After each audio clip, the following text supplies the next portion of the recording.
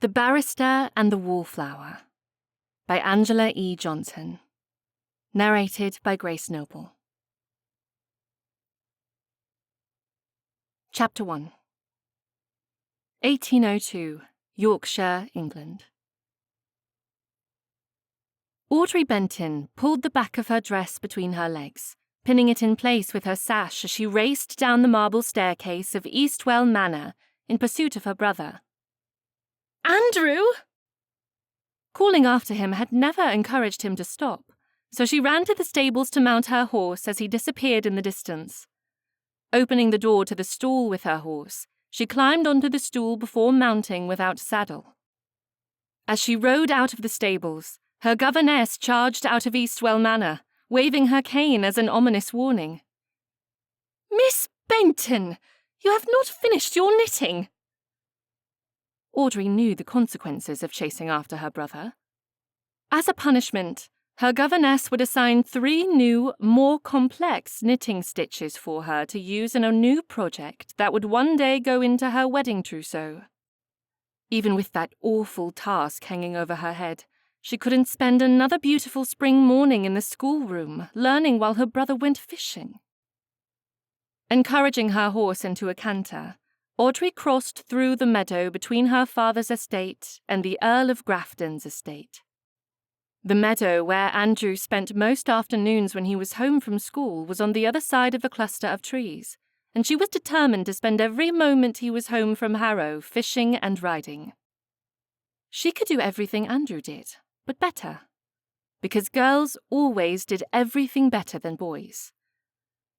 Having forgotten her bonnet, the ribbons holding her hair in a plait loosened, and her hair unravelled in the wind, flying wildly in her wake. By the time she dismounted and tied her horse next to Andrew's, Audrey's snarled hair resembled that of the children in the foundling home. "Andrew, why did you not wait for me?" Audrey planned to berate him further, but found he was sitting on the edge of the river next to Fletcher Fernley and Viscount Primrose. Her heart nearly stopped as Fletcher turned toward her.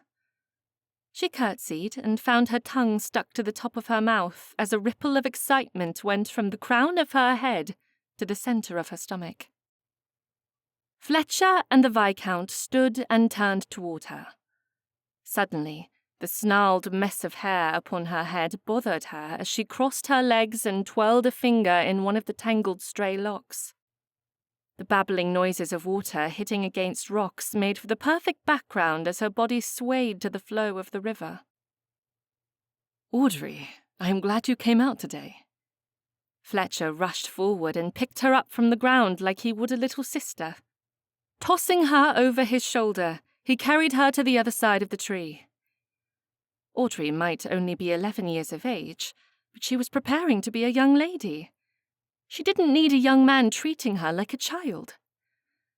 "Put me down, sir." "Sir?" Fletcher instantly released her and then proceeded to tug on one of her wild ringlets. "Baxter, it seems we have a little lady on our hands." "I most certainly am a lady. I will be 12 in less than a month." "Then you must forgive me, for I built a swing for the little neighbour girl. I suppose I will have to give it to Maria." "A swing?" Audrey peered around Fletcher to find a beautiful swing hanging from one of the highest branches in the old oak tree. Turning back to Fletcher, she held her hands behind her back and twisted her body as she shyly met his gaze. "May I use it?" "I climbed that tree and hung the swing for you. It would injure my feelings if you did not. Would you like me to assist you?" Audrey ran to the swing. As she positioned herself on the board, she noticed her skirt was still pulled up and tied under the sash to look like breeches. Quickly pulling it loose, she smoothed the skirt. "I am ready." Moving her legs back and forth as Fletcher pushed against her back, Audrey soared through the air, increasing in speed as her entire world suddenly came to an overwhelmingly wonderful halt. Before that moment, she'd fancied Fletcher Fernley because he treated her with kindness. But as the swing he'd created and hung for her brought her safely back to the earth, she secretly gave him her heart. As the 4 children sat along the river's edge, Audrey turned to Lord Primrose. He was Fletcher's elder brother, and would one day become the next Earl Grafton. "Lord Primrose?" "Have I not told you to use my Christian name?" Audrey blushed. "My governess tells me that it is improper for a lady to use the Christian name of anyone who is set to be a lord in the peerage. Since you will one day be the Earl, I must address you with formality." Lord Primrose leaned toward her. "Perhaps, then, you can call me Baxter when your governess is not nearby." Audrey considered his request and decided that if she was already breaking rules to spend the summer with her brother and his friends, then one more indiscretion of this sort could be managed. "Very well, Baxter." "What is it you wish to ask?" Heat rose in her cheeks as she leaned closer and whispered her question. She had to know if she had given her heart to the right man. "Did Fletcher truly hang the swing for me?" "He did." "Without any assistance?" "Solely by himself. Of course, I did watch from below to ensure that if he fell from the branch, I could drag him home and send for a surgeon." Audrey giggled. "You were worried about his safety?" "I was." Audrey turned to look at Fletcher, who was sitting on the opposite side of her brother. The danger he'd faced for her enjoyment meant more than the swing itself. Would he ever know how much she appreciated his efforts on her behalf? Turning back to Baxter, she smiled up at him and knew that it wouldn't hurt to confide in him. He was like an elder brother to her. "If I share something with you, do you promise not to laugh?" "I promise." "And you must keep my confidence." Baxter seemed to consider her for a moment before he finally nodded in agreement. She knew she could trust a future Earl. Audrey bit her bottom lip and boldly whispered the greatest wish of her heart. "One day, I will be Mrs. Fletcher Fernley." Baxter put his arm around her and pulled her a little closer. "Then we will truly be brother and sister." "Would Lord and Lady Grafton want me as a daughter?" She was on friendly terms with each of Fletcher's brothers, but one day she would have to win over his parents as well. Not being in society, she'd only seen the Earl and Countess from a distance. She'd never actually been inside Primrose Hall. Never received an introduction. But they must be good people, because they had raised the man she planned to marry. "They only need to meet you to realize he would be the perfect addition to our family." Baxter's acceptance and confirming words let Audrey's hopes and dreams of one day becoming Mrs. Fletcher Fernley flourish.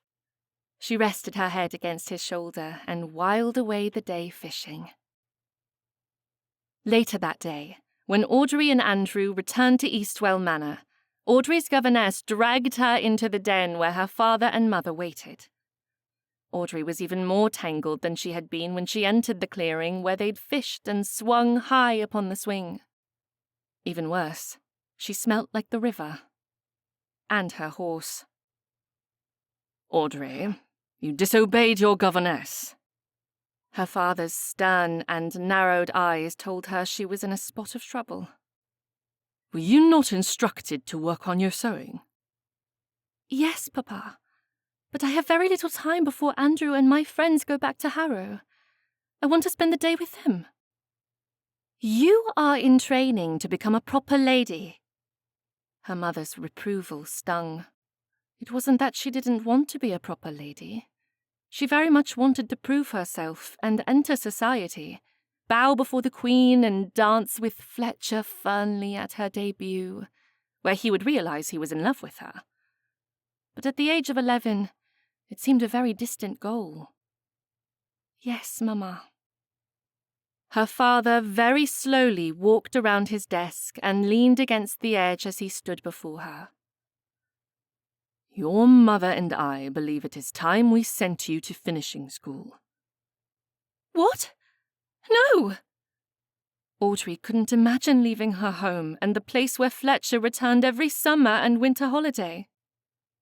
I will do better. Please do not send me away. You will be 12 in 3 weeks. It is time for you to spend a few months away from home. Andrew is away at Harrow.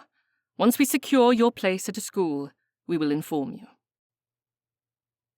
Audrey left the den and made her way to the nursery, where she shared a bedchamber with her younger sister, Moriah. She didn't want to leave the comfort of her home. But even more, as she sat in the window seat that looked out to the east, her eyes fell upon Primrose Hall, and tears stained her wind-swept cheeks. It was quite possible that if she also went away to school, she might never see Fletcher Fernley again. Chapter 2. 1810, Yorkshire, England.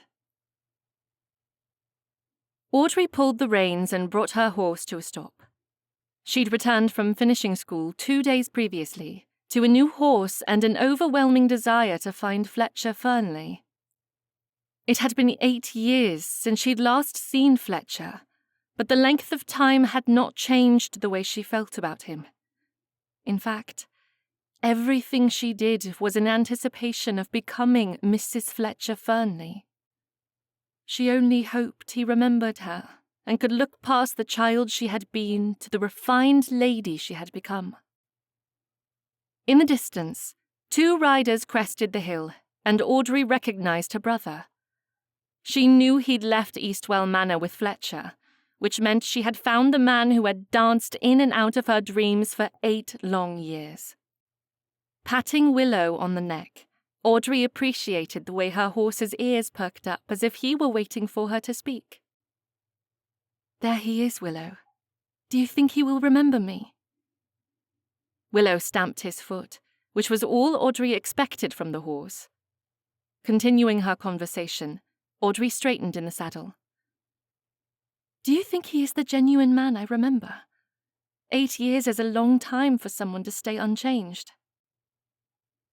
She'd returned to Eastwell Manor each summer since her parents had sent her away, but her visits had never coincided with Fletcher's return to Primrose Hall. She'd spent years planning a chance meeting, and now that it was moments away, her throat constricted and her entire body went weak. As Fletcher and Andrew drew nearer, the pounding of the horse hooves matched the beating of her nervous heart.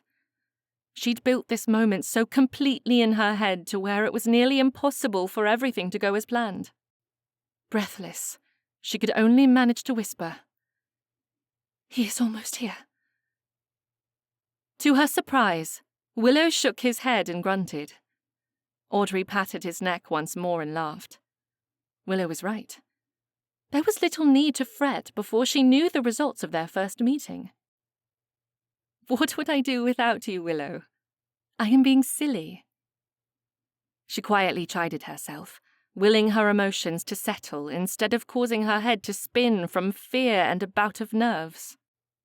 She might be a lady refined and ready to bow before the Queen, but she was a puddle of nerves as Fletcher and Andrew pulled to a stop in front of her.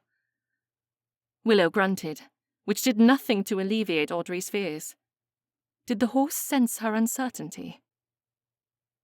Audrey nodded to Fletcher, 8 years of training taking over as she gazed at his dark brown windswept hair and his chiseled features. He looked exactly as she remembered him, albeit older and with an air of unmatched intelligence. Instead of greeting him as a friend on the grassy knoll between their estates, she behaved as though she were at a garden party. "Mr. Fernley, how lovely to see you." "Miss Benton, your brother tells me you are no longer banned from Eastwell Manor and have been allowed home." Fletcher winked as he had when she was but a little girl. "How does it feel to know you will never have to attend school again?" My parents were very generous in providing me with an education. I cannot fault them for their desire to see me as a lady and not an unruly child. This small bit was taken from the longer speech she had presented to her parents upon her arrival home. In truth, she'd begrudged the years spent away from Eastwell Manor. There was nothing she had learned at finishing school that a governess couldn't have taught. To make matters worse, her younger sister had never been sent away, which meant her parents had thought her a hopeless case in need of a stern hand all those years ago. You are generous in your comments, Audrey. Andrew had been her greatest champion through the last 8 years. He'd written every week and had tirelessly pled with their parents to allow her to return home. Although he hadn't been successful, she still felt indebted to her brother for his efforts. Audrey wanted the conversation to centre around her growth, allowing Fletcher to see she was of marrying age instead of reliving a past that could not be changed. Focusing on him, she asked one of the most important questions she had planned to ask for their first meeting. "Will you spend the season in London, Mr. Fernley?" "I keep an office in town. Perhaps Andrew has not told you, but I have a profession." Fletcher sat a little taller in his saddle. "I am a barrister." "My brother mentioned as much. Do you find it fulfilling?" "I do love a good debate." Since he hadn't asked about her plans for the social season, Audrey offered the information without any coaxing. "I bow before the Queen in 2 months' time." "You hardly seem old enough for a debut. What are you now, 4 and 10? Instant disappointment shrouded the entire conversation. She'd been gone 8 years. Had he not thought of her even once? "I am 9 and 10. She decided not to warn him of her upcoming birthday. Fletcher turned to Andrew, his features showing far too much humour for the serious nature of their conversation. At least she thought it was an important meeting. Somehow Fletcher found her growth amusing. "When did the little girl who loved to soar through the heavens on a swing turn into a young lady?" "It was while she was away in Sussex." Andrew's reminder of where she had spent the last 8 years put a damper on the entire conversation. Audrey pulled her reins to the side, bidding Willow to move around the 2 men. Although Sussex was lovely, it was nothing in comparison to Yorkshire. "Sussex?" Fletcher asked. "Was there not a school nearby?" Her heart did an involuntary dance as Fletcher gazed upon her with concern. Had he not been privy to her situation? Audrey locked eyes with him, wondering if this would be the moment his heart saw her as more than his best friend's younger sister. But disappointment inevitably came as Fletcher turned to Andrew.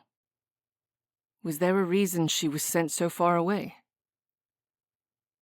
This was a question that had plagued her heart for many years. They could have found a school nearby. There was no reason to send her to the southern regions of England. The only thing she would miss about Sussex was that the sun peeked its head around the clouds a bit more often than it did in the north. Audrey chose to answer before her brother. She didn't know what he would say for the purpose of her extremely long education. She decided it was best to give the response her parents had offered every time she'd asked. "It is the school our mother attended, although she was only there for 2 years, not 8. "I suppose it takes some females longer to turn into a proper lady." Fletcher laughed as he made the comment. She knew he was teasing, and that was the problem. As she excused herself and set Willow into a canter, she debated on if it was wise to continue her pursuit of the witless man. It was clear that Fletcher still saw her as a little girl, and if she were to have any success, he would have to see her as a lady. Audrey rode toward the ruins overlooking Primrose Hall. The quiet stillness of wildflowers amid the crumbling stones would give her time to think about her situation. She had never considered any man other than Fletcher Fernley. He was the man who set her heart racing. He was the center of all her dreams. Every second of her life from the moment he'd gifted her the swing in the meadow had been focused upon winning his heart. She could not give up so easily. Her heart had taken a beating as she'd seen that brotherly affection remained the only emotion on Fletcher's face. Her hands felt weak as she tried to clutch the reins, but the disappointment she'd experienced left her in tears and gasping for air. Releasing one hand from the reins, she wiped at the tears blurring her vision. As her hand swept across her cheek, her body rocked forward. She caught herself before falling by pressing her foot firmly in the stirrup, but she let out a cry and grasped for the reins in an attempt to steady her seating. A dip in the terrain led her horse through a stream and toward a fallen tree trunk. As Willow jumped, Audrey was no longer thinking about the betrayal her insensible heart had perpetrated against her. Instead, she had enough time to let out a strangled scream as she realized her horse was no longer beneath her. Her arms flailed through the air as she tried to grab hold of the tree above her or the saddle that should have been beneath her body. She found neither. And then, as though the grace of God lifted her body and extended her arms, Audrey grabbed hold of a branch and clung to it with both hands. While sobbing for help, she attempted to pull her body upward, but it was no use. Chapter 3. Fletcher watched the young lady who had once felt like a little sister ride away. She was different, changed in a way that made him take notice of the bright pink hue in her cheeks and the sapphire sparkle in her eyes. He entertained riding after her to reacquaint himself a little more when he noticed Andrew was still with him. Audrey isn't changed. He wanted to say enchanting, but altered his wording at the last minute and went for a word that was less revealing. My father has a great many plans for her. Andrew's gaze followed his sister, a worry line forming in between his eyes and running up into his forehead. Plans of the marrying sort? Andrew nodded. He would not have gone to the expense of 8 years at that finishing school if he didn't expect her to marry well. No younger sons allowed. Fletcher's remark was made as a jest, but Andrew saw through him far too easily. He is seeking a title. My cousin, Viscount Darling, will inherit my uncle's earldom. They have been in discussions for 6 years over the arrangement. Fletcher scoffed. What marriage contract has ever taken 6 years to negotiate? I bet not even a king takes that long.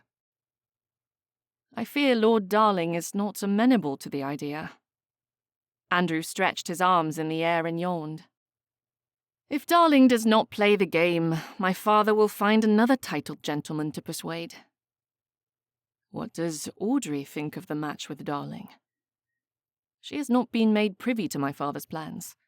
She believes he sent her away as punishment because she would not stay in the schoolroom and work on her sewing and penmanship.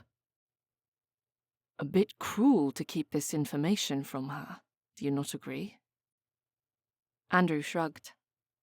My father believes marriages are for improving your social status. Love is for the lower class. Pulling back on his reins, Andrew yawned. These early morning rides are not my forte, Fletcher. Perhaps on the morrow we could start a little later in the day. Fletcher laughed. If you think that will make a difference. I do. I won't be so blasted exhausted. Perhaps you should go home and spend the day resting. Build your strength. Fletcher mocked before setting off toward Primrose Hall. Fletcher was only a short distance from the road when he heard a desperate cry for help that sounded much like a lamb stuck in a ditch. He couldn't be certain, but he thought the familiar voice belonged to Audrey. Increasing his speed, Fletcher was certain he would never find the lady in distress until he saw the horse Audrey had ridden calmly grazing in the distance. Willow, you must come over and help me down! Audrey's shrieks pulled Fletcher's attention away from the horse as he searched the landscape. Most of what he saw was fields dotted with sheep grazing in the distance. There were trees and a stream, but Audrey was not immediately visible. The pretense of formality gone, Fletcher called out as he would have when she was a child and seeking their position at a fishing hole. Audrey, where are you? Fletcher! Audrey's panicked cries made his search more desperate. Fletcher, I am in the tree! Standing in his stirrups, Fletcher examined the trees running adjacent the river. When he spotted Audrey dangling from a branch in her emerald riding habit, he rushed into action, guiding his horse over the small stream directly toward the tree. Pulling his horse, Kit, to a stop, Fletcher calmed himself before speaking. He didn't want to cause Audrey more distress than she already had, given she was hanging high above the ground. Putting his hands on his hips, Fletcher examined her situation. Audrey Benton, how did you get yourself into such a scrape of trouble? Now is not the time for such questions. Help me down from here. I thought you were supposed to be a refined lady, and yet I have discovered the instructors at your school were overpaid for their services. Audrey yelled, her jaw tight and her words strained. Fletcher, now is not the time to behave like a little boy. Sitting on his horse, he reached up to determine if he could convince her to let go and land on his horse, but he knew it would not work when he realized she would either land on Kit's neck or injure herself on the saddle. Can you pull yourself up to sit upon the branch? Do you not suppose I already tried that? I am not strong enough. Fletcher examined the situation once again. I will have to climb up the tree to help you down. My hands are slipping out of my gloves. The desperation of the moment had Fletcher scrambling out of his saddle and sending Kit to graze with Willow. Then you will have to let go and fall into my arms. You promised to catch me. Yes, of course. I will not allow you to be injured. Fletcher positioned himself so he could look up at her and watch as she fell, but far enough to the side so that he didn't have a view beneath her skirt. On the count of 3, you must let go, and I will come to your aid. Should I count? As soon as she asked the question, he saw her body slip a little, so he quickly called out, 3! Audrey's scream pierced the air as she fell into his outstretched arms. As he caught her, his legs gave out and they both tumbled to the earth. Fletcher, are you injured? Groaning, he lay flat on the ground, wondering if they had chosen the wisest path. He was a bit sore and would possibly find a few bruises on his backside by morning, but nothing was broken. No, I do not believe I am. Are you? Audrey crawled away from him and then stood unsteadily on her feet. I am perfectly well, Mr. Fernley. Fletcher went up on his knees, brushing the dirt off his clothing before standing at his full height. Now, tell me how you managed to find yourself dangling from a tree branch. My wretched horse thought we were jumping over fallen tree trunks. Unfortunately, I was not prepared for the exercise. I see. Fletcher shook his head and then looked at Willow casually grazing as though nothing out of the ordinary had happened. Actually, I cannot imagine it. He is perfectly calm. Audrey walked forward and placed her hand on Fletcher's chest. With the sassiest tone he'd ever heard a lady use, Audrey set his head in a whirl. Well, Mr. Fernley, not everyone is as graceful a rider as you. Pardon me? Fletcher ran after her as she skipped away to reclaim her horse. He assisted her as she mounted. Tell me once more how you ended up in the tree. Thank you for your assistance, Mr. Fernley. I must hurry home, otherwise I will not be dressed in time for supper this evening. Audrey didn't wait for him to respond. She set off in the direction of Eastwell Manor, leaving him standing in the dust staring after her. As she rode away, Fletcher called out, At this hour? Be reasonable, Audrey. People are still breakfasting. When she didn't return, he mounted his horse and set out for Primrose Hall. He realized in that moment that he would never understand the newly refined Audrey Benton. It would be for the best if she married for a title, as her father expected. Fletcher was far too sensible for a woman like that. In less than 1 hour, she had shown herself to be as vexing as she was admirable. Chapter 4. 1814, Yorkshire, England. Audrey Benton slowly walked her horse, Willow, back into his stall as she heard a squeal of excitement echoing from the open windows of Eastwell Manor. Patting Willow on the neck, she softly spoke to her horse. Maria must have convinced father to let her attend supper at Primrose Hall this evening. Willow lowered his head into the bucket of oats, much like he had for the last 4 years as she had brought him back from morning exercise. Gathering her tools for grooming, Audrey started the soothing process of brushing out Willow's coat. She had barely stroked his coat twice when Maria burst into the stable and ran up to the stall where Audrey stood. "Did you hear the most wonderful news?" Maria put a hand over her heart and gulped down a few deep breaths as she waited in anticipation for Audrey to guess at her fever of happiness. "You will attend supper at Primrose Hall this evening?" Audrey nodded in acceptance. "You are nearly 18. It is time father allowed you to enter local society." "Primrose Hall is only the beginning." "What?" Audrey stopped brushing the horse as she focused on her sister. "What do you mean?" "Father has agreed that I will travel to London for the season. I will make my debut."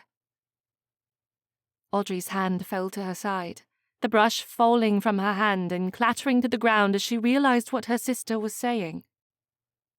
It wasn't that she didn't want the company while in London. Maria was a dear girl, and she loved her little sister. The problem Audrey had with the entire situation was that this was the start of positioning her as a spinster in society. A younger sister rarely entered society before the elder was married. I did not realize we were at that point.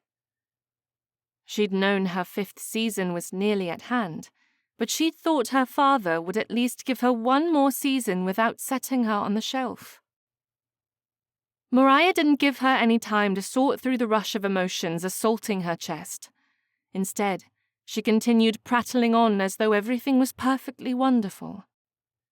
"Mother said we can go to the modiste for the start of my wardrobe, but we will have to finish everything, like ball gowns and dresses for the theatre, once we arrive in London. Can you imagine all the fabric and ribbon that will be available when we are in London? They must have more than our little village." Audrey tried to pull herself out of the disappointment of her situation so she could be happy for her sister. Maria deserved a lovely debut, even if it did mean the end of Audrey's marriage prospects. With forced excitement, Audrey stepped out from the horse stall and took Maria's arm in hers.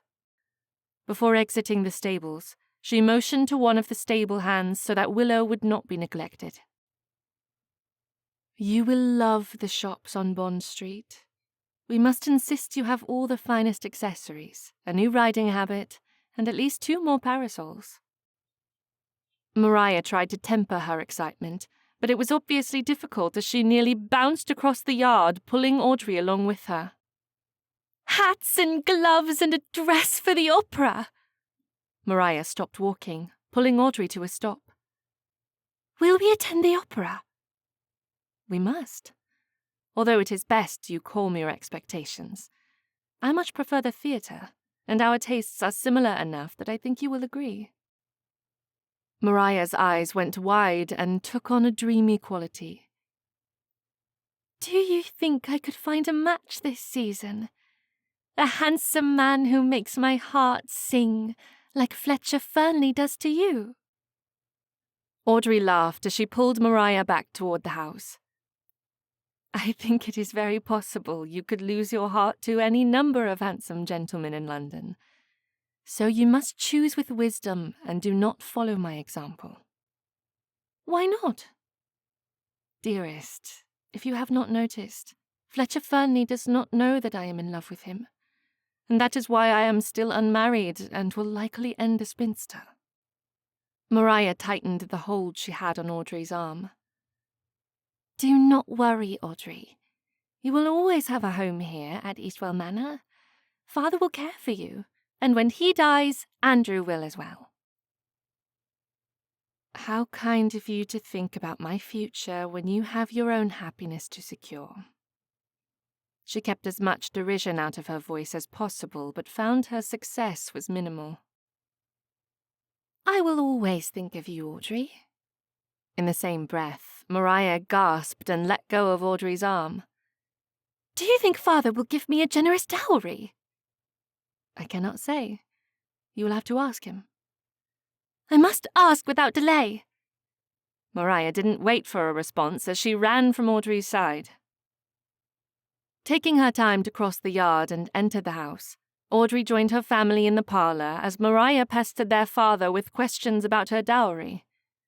Locking eyes with her brother, Audrey gracefully sat next to him on settee. Andrew gently placed his hand on her arm and leaned toward her. Mother asked Father to give you one last solo season. She could not persuade him. There is no reason to hold Maria back. She should be allowed to try for a husband. I wish I believed your resolve. You must be dying inside. A part of her did feel like death had snuck up and taken hold of her faculties, especially when she blurted out a question that had plagued her for the last 4 seasons. Andrew, what sort of lady does Fletcher claim to want for a wife? Audrey had never asked such a pointed question to her brother. She hadn't wanted to put him in a difficult situation, as he was friends with Fletcher Fernley. But with her younger sister entering society, she needed to know what she was doing wrong, so she could make it right. Clearing his throat, Andrew pulled at the knot on his cravat and adjusted his position on the settee before he shrugged his shoulders. I cannot say. Audrey bit her bottom lip.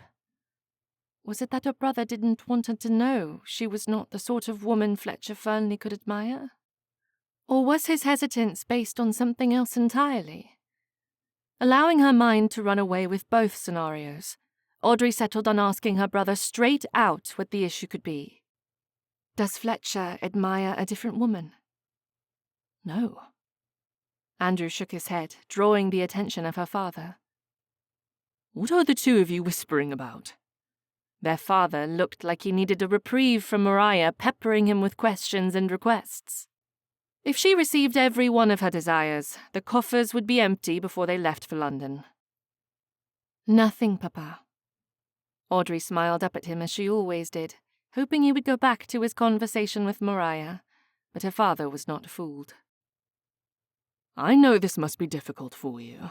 Your 5th season is on the horizon, and it must shatter your confidence a little to see your younger sister entering her debut year. Audrey shook her head and then slowly considered her father's words. He had described her exact feelings when Maria had announced her happy news. She was shattered at the prospect of Maria finding a husband and moving on to a different part of life while leaving her behind. Instead of acknowledging those thoughts, she again pushed her emotions down. I will survive. If anything, I have you and Mamma to care for me. I have considered your situation in depth. You have refused every man with whom I expected to negotiate a wedding contract. Viscount Darling has proved to be an unreliable associate in this matter. Audrey's head came up at the mention of her cousin. What does Lord Darling have to do with my marriage prospects? Her father puffed out his chest, his jaw set and his eyes focused upon her as though he were revealing a great secret. I had hoped to negotiate a marriage contract with him. That was until he took up with that ladybird in London. I was unaware of your designs on Lord Darling. I detest my cousin. Why ever would you want me to marry him? Audrey turned to Andrew, hoping to exchange a glance of exasperation at their ridiculous father, but she found he was avoiding her gaze, which meant he knew about the arrangement. How long have you had designs on Darling's title? It is not Darling's title I want. It is my elder brother's earldom that I want for my grandchildren. Is that too much to ask?" Her father's disappointment in the situation had been hidden well until that moment. "Rutherford's title and estate will be ruined with that wastrel of a son." "How long?" Andrew spoke, his face wrought in sincere apology.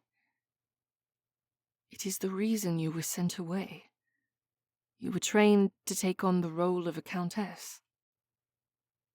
Audrey laughed. "Me? A countess? Oh dear, I do think Rutherford's earldom should stay safe from me. I still wake with knots in my curls, and my poor maid is generally beside herself each morning as she combs them out." Her father took a long inhale of breath that was much louder than the situation called for. "As I said previously, you have rejected every man I set before you.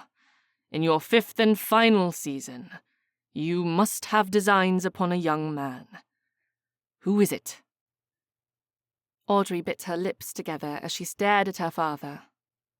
Was it possible he'd never paid attention when she'd spoken of Fletcher? "I would very much like to marry Fletcher Fernley." "It is true you spend an inordinate amount of time in his presence."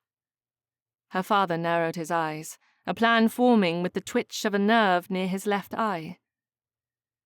"If it is Fletcher Fernley you want to marry, then I will speak with Lord Grafton this evening and discover when he plans to ask for your hand.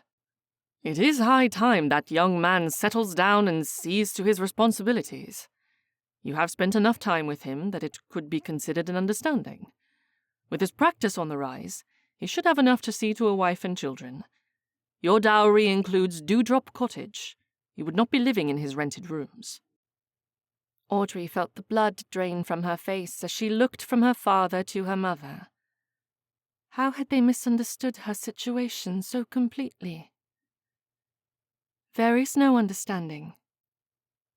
"Not an official understanding," her father said. "But I do not believe any daughter of mine would have waited through the expense of 4 London seasons for a man who had not declared his intentions. Nor would she have refused every offer I placed before her, if a man had not already made his claim." Tongue-tied, Audrey shook her head a little as she tried to decide how best to describe why she had waited so long. Her mind fell on her father's reminder of the expense of each season. New gowns in the latest fashions and a diverse schedule of activities had cost them dearly. Her parents had taken on this expense without complaint for 4 years. They had every right to expect she would marry and make their sacrifices for her clothing, food, and activities meaningful. Yet the only confession she could allot the situation was that of a wallflower. For she had hidden amongst the wallpaper each evening, waiting for Fletcher to claim the supper dance. "I wish it were so, but I am the fool you describe. Fletcher has not made any promises. He is my friend, and that is all." "Your mother and I feared as much. You are entering your 5th season without any prospects. How could 8 years of finishing school have failed us so completely?" Her father walked to the window. His silence made her wonder if the conversation would end there. She hoped it would. Searching the room, Audrey found her sewing project on the side table. She quietly slipped away from her seat to retrieve it and spend the rest of her morning in silent reflection while embroidering tulips on the hem of her wrapper. Threading her needle with a long string of mustard yellow, Audrey tied it off and slipped the needle through the back of the white cotton fabric. She took the needle 3 times through the fabric before her father spoke once more. "Audrey, I have come to a decision. You have 2 choices. I will respect whichever you choose." Her father stepped away from the window and stood once more behind the chair where her mother was comfortably seated and working on a sewing project. "The first option is that you will forget about Fletcher Fernley and spend this season in earnest pursuit of another man. You have had many suitors vying for your hand over the years. Now it seems you have turned them away in anticipation of Fernley coming to his senses. That ends this very moment." Audrey glared at her father, every happiness within her soul shattering at the thought of marrying someone other than Fletcher. What is my other option? There is no 5th season. We accept that you are a spinster, and your dowry will be given to you for your future living, making you less of a burden upon your brother. With that statement, Andrew stood and crossed the room, stopping at the sideboard. He held the decanter of brandy out to their father. "Should I pour? Is it not a bit early in the day for spirits?" Andrew chuckled and looked down to focus as he poured 2 glasses. "Not for this conversation." "Not helpful, Andrew." Her mother's displeasure toward Andrew gave Audrey a moment to compose her thoughts. Tuning out the lecture her mother continued to give to Andrew, she wondered if there was a different option. As the room went silent, Audrey sat a bit more confidently. "Can I not have a third option?" "What do you propose?" "Give me 1 more season to win Fletcher's heart. If I fail, you can bestow my dowry on me and I will stay out of society so my living will not be considered an expense for you or Andrew. I will maintain a small staff and see to the repairs of Dewdrop Cottage with my stipend." "As though you were ruined!" Mariah cried out before slapping a hand over her mouth. Andrew stepped forward, 2 glasses in hand. "I would never consider Audrey a burden." As he pushed the drink into their father's hand, he locked eyes with the elder man. "I resent the suggestion." Andrew's forthrightness and sincerity did nothing to persuade their father. Her father might have claimed it was too early in the day for spirits, but he drank the contents in 1 gulp. "My offer of bestowing you your dowry only extends to skipping your 5th season." Her mother tossed her sewing aside and threw her spectacles onto the table. The clanking of glass against the wood stopped her father from speaking, as he had only stopped for an intake of breath. "Have you no soul? Audrey is our daughter. She is not a burden, and she is not a disgrace to be put away." "A soul? Yes, I do." Her father turned to Audrey and made his final offer.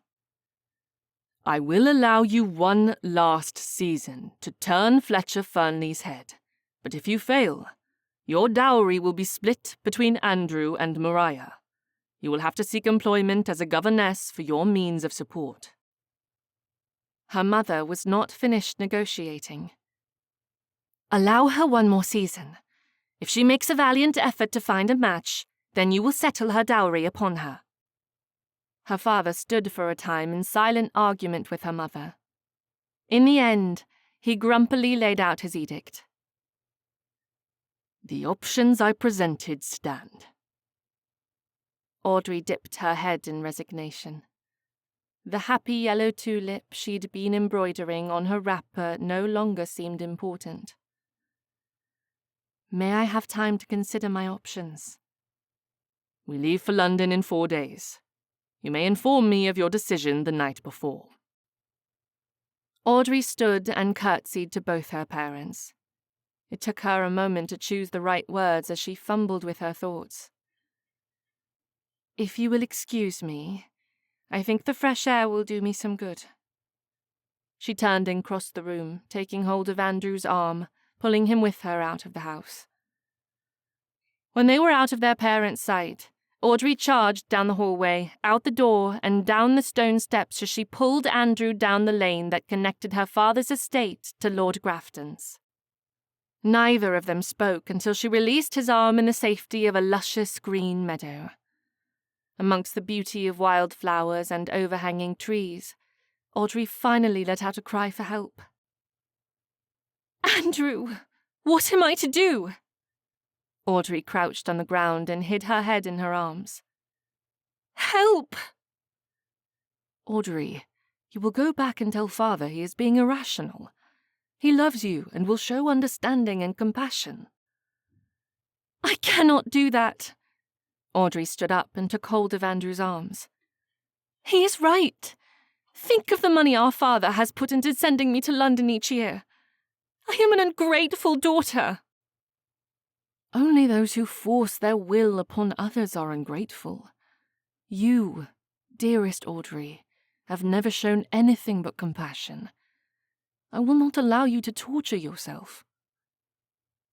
Audrey started pacing, smashing down the wildflowers and grass in her way. "Which option do you think I should choose?" "I could not say." Andrew was right. She alone had to make the decision that would alter the course she was on. "I need time alone." "I understand." Before Andrew left, he tugged on one of her loose curls, much like Fletcher Fernley did every time he saw her. "Take the option that will make you happiest." Although he no longer tugged on her curl, the heaviness of the pull stayed with her long after Andrew had left. Over the course of 4 seasons, she had dressed especially well to catch Fletcher's attention, but it had never worked. Was it possible he truly considered her as a little sister? Sitting in the meadow, Audrey pulled the wildflowers around her out of the ground as the fading summer sun reddened her uncovered cheeks and nose. She'd left the house so quickly, she'd all but forgotten to take her bonnet along. She arrived home long after her family had left for Primrose Hall. It was best she not visit Fletcher Fernley's family while on the cusp of making this poignant decision. By the time she was ready for bed and tucked under the covers, Audrey had made up her mind. She would have to give up on love. If Fletcher could not love her, she would have to find happiness with another man. Audrey was nearly asleep when an inkling of doubt crept into her thoughts. Happiness was entirely dependent upon one's ability to see the good in every situation. What if she married a man who treated her well in public but was a different person entirely when alone? With this thought, she decided another season chasing after Fletcher Fernley would be necessary. If she failed, she would gladly spend her life as a governess. Settling her mind once more, she fell into a fitful slumber with Dewdrop Cottage and Fletcher nestled in the Yorkshire countryside. She didn't know how long she had slept when her mind refocused, and an idea overwhelmed her so completely she came fully awake. Sitting up, Audrey knew she could not accomplish her goal alone. Stumbling out of bed, she pulled her wrapper on before rushing across the hall into Mariah's bedchamber. She gently tapped on Mariah's shoulder until she woke. "I need your help. Come to Andrew's room with me." Mariah was still half asleep as she leaned against Audrey's shoulder, allowing her to be a guide down the darkened hall. Not bothering to knock on Andrew's door, Audrey entered to find he was sitting near the fire with a book in his hand. "Make yourselves at home." Andrew chuckled as he pointed to the chairs, but Audrey led the still sleepy Mariah to the bed. Without an introduction to the topic, Audrey blurted out the first thing she could think to say. "I need your help to convince Fletcher to fall in love with me." Andrew shut his bedchamber door before giving her a response.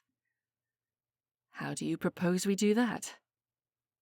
Mariah yawned and slurred the response that Audrey was thinking.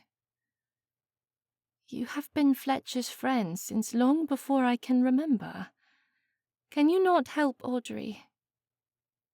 Audrey pointed to her sister and nodded her head. "Exactly. Why have you not assisted me in this conquest long before now?" "Fletcher is a man who knows his own mind. He is not easily swayed." "Help me. Guide me by telling me what to say and how to act when in his presence. Give me the insight into gaining his affections, and I will never ask anything of you again." "What would you like me to do? Hide in the hydrangea while you speak with him and whisper responses to make his heart beat wildly?" Andrew thumped his fist against his chest and chuckled. "It will not work." "It will. It has to. The other alternatives are far too ghastly to consider. Then you have made your decision? Audrey nodded her head and then tapped Mariah on the cheek. But, Mariah, this is where I will need your help. Father cannot know that I am seeking Fletcher's admiration. He must believe I have taken the first option. Mariah yawned and stretched on the bed. How am I supposed to help with that? You must make excuses for where I have gone. When I am riding in Hyde Park with Fletcher and Andrew, you can tell Father I am out for a stroll with a Mr. Lockwood. Who is Mr. Lockwood? I do hope he is dashing. Mariah curled up on the bed, her eyes closed. He does not exist. Lockwood will be our code for Fernley. Mariah laughed. I have a better idea. We do not need a fake gentleman.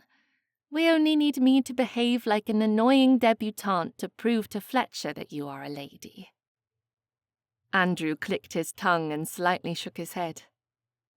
It will not work. None of it. Yes, it will. Father will believe I am earnestly seeking a husband. He will only discover it is Fletcher if I am successful. If I fail, and I end my 5th season without a proposal of marriage, he will not send me away for an honest effort. What will you do when he asks to meet with Mr. Lockwood? Any gentleman of worth would ask Father for a blessing on courtship. I will figure it all out when the time comes. For now, will you both help me? Mariah pushed herself up from the bed and embraced Audrey. Let us forget about the fake gentleman. I do not want to sit home while you enjoy the season without me. I cannot imagine London on my own. I will do everything I can to persuade Fletcher to favour you. Audrey looked to Andrew. This would only work if he was on her side. What do you think? My first thought is that you have lost your mind. Well, no one was questioning that. Audrey laughed to show she completely agreed with him. And yet... Yes, I will help you. We will forget about the fake gentleman and go with Mariah's plan. Audrey immediately agreed. It was better not to tell a falsehood to their father. She could imagine all the ways in which they would be punished if he found out. Very well. Mr. Lockwood is not an option. Andrew continued. I will coach you on what to say and how to act. Offer guidance before each encounter and suddenly duck out of sight when appropriate, allowing for more intimate conversations. Do you think we will be successful? No, but I cannot imagine you making any other decision. Andrew's honesty did little to curb her fears, but he was right. They were completely mad to attempt to fool Fletcher into falling in love with her. He'd had her entire life to take notice, and yet he still did not love her. With the plan in place, Audrey led Mariah back to her bedchamber. Once she was back in her own room, Audrey went over the plan once more before allowing her nerves to settle. She would enjoy the last vestiges of summer, knowing that the truest attempt at winning Fletcher's heart would start in less than a week. Chapter 5. Fletcher Fernley, barrister by trade and a dedicated soul to his profession, sat at a small wooden desk with the latest response from the Duke of Hensley. It seemed his services would be needed in a property dispute between the Duke and his ill-tempered neighbour, Mr. Panzer. Running a hand through his hair, Fletcher squinted down at the small, scribbled writing, trying to decipher each word without pulling out his quizzing glass. Fletcher refused to use the item, unless it was absolutely necessary, for he was not a dandy. Unfortunately for him, there were moments like this that needed the extra strength of a magnifying lens. Giving up the fight, he opened the drawer to his left, and without looking at the contents, he blindly searched the drawer for the item. His hand slid underneath a pile of letters, and his fingers closed around the lens in seconds. Now that he could properly read the tiny handwriting, Fletcher searched through the missive for the second time, underlining each point of importance so he could prepare for the hearing in 3 days' time. He'd previously hoped for a different solution. Although he loved debating the finer points of property law, there were some problems that couldn't be resolved in a courtroom. Neighborly relationships were one of those items. With a knock on the door, Fletcher lowered the quizzing glass and lifted his head. Enter. The gangly young man he'd hired the previous month to work as an apprentice poked his head through the door, his pointed nose appearing first. What is it, George? A Mr. Benton and Miss Benton to see you, sir. Show them in. Fletcher gathered the papers he was working on and pushed them to the side, tucking them away with the quizzing glass under a book. He didn't worry about Andrew and Audrey when it came to the privacy of his clients, but he owed his clients the courtesy of his professional confidence. He stood as his friends entered the office. Andrew entered first. Fletch, what are you doing indoors on a beautiful autumn day such as this? Fletcher walked around the desk and shook hands with his friend. When did your family arrive in town? Yesterday, Andrew responded. We have already been out for a morning ride in Hyde Park, and we will visit the theatre tomorrow evening. You must pull yourself away from work to join us. That would be nice. Fletcher reached out and took Audrey's hand in friendship. Audrey, you are a vision in pink. Audrey laughed and playfully teased him with a witty smile. Such flattery is wasted in the office of a barrister. You should get out of this darkened room more often. Darkened? Fletcher looked around his office and had to agree it was a bit dark. He had only 2 candles lit. Audrey took his question as a challenge. With a few steps toward the window, she pushed back the drapes and allowed the sun to shine through, making his candles unnecessary. I do not understand why you insist on keeping the shades drawn. She opened the drapes on 2 more windows, exposing the entire office to those walking outside enjoying the beauty of the day. I suppose I prefer to work in the privacy of a den, much like a pale, wrinkled old man. It is the end of summer. Before long it will be cold and dreary. You must get out of this office and allow what little sun we get in London to brighten your complexion. Fletcher teased at the strings on her bonnet. I see your cheeks and nose have been kissed by the sun. Did you spend your entire summer riding through the fields of Yorkshire? I most certainly did. It is a pity you did not spare us a visit these last months. You could have joined me. Did you miss me? Audrey laughed and looked to her brother, ignoring his pointed question. Poor Andrew had to settle for the company of his 2 sisters. Not a single friend came home to Yorkshire. Andrew nodded his head in agreement.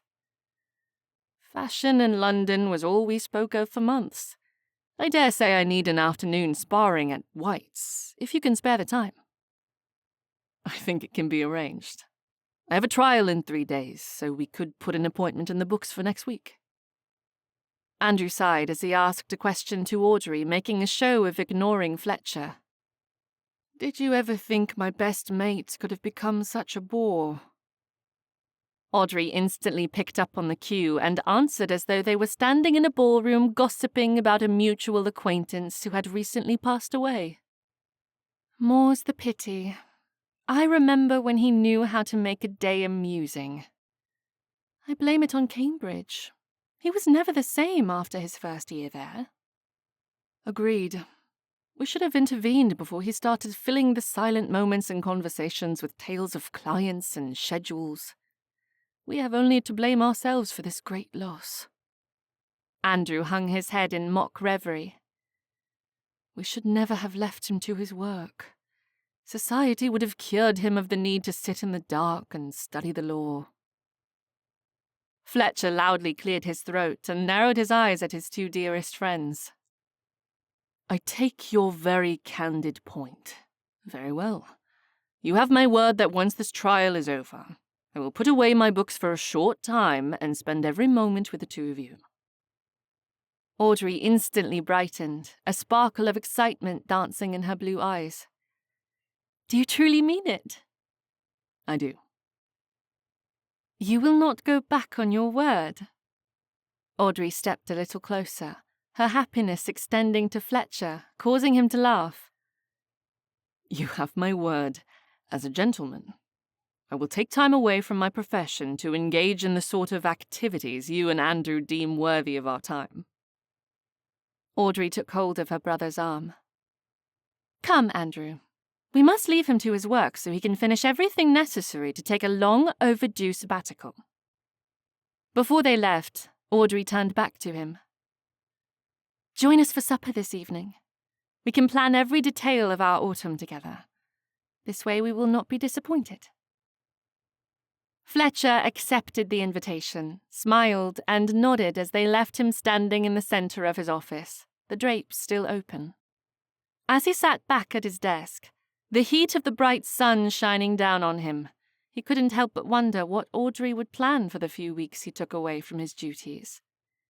He pondered the joy of riding horses in Hyde Park, nights at the theatre, and evening soirees, and then after a few moments of light-hearted thoughts, he went back to his work. He had far too much to accomplish in a short time if he was to take a sabbatical. After a few more hours of searching books, preparing his arguments, and looking over land agreements and estate records, he cleared everything away from his desk and put it in its proper place as he left for the day. Passing by George's desk, Fletcher stopped and turned toward the young man. Thank you for the work you did today. My pleasure, sir. George smiled up at him, his cheerful countenance making Fletcher wonder once more if the boy was suited for the work of an apprentice in law. This sort of work made a man jaded toward society over time. Are you enjoying the work? Most certainly, Mr. Fernley. I cannot thank you enough for taking me on. Fletcher put his hat on as he prepared to leave the office. Will you shut the curtains in my office before you leave? Also, I have a trial on Thursday. See to it that my wig is powdered and my robes are presentable. George sat up, his eyes wide with excitement. Yes, sir. Do I get to attend the trial with you? Fletcher couldn't help but smile at the boy. He remembered his first time in a courtroom, and he envied the young man for the first-time adventure he would have that week. Yes, I will need you to organize the documents and to work with the court runners as the trial proceeds. I will do my best not to disappoint. I know you will. Fletcher nodded to the boy and then stepped to the door. Before he left, he remembered what his friends had said. Turning back to the boy, he imparted the wisdom of Andrew and Audrey onto his young apprentice. Do not stay too late, George. In everything you do, make time for amusement with friends and family. George nodded his understanding.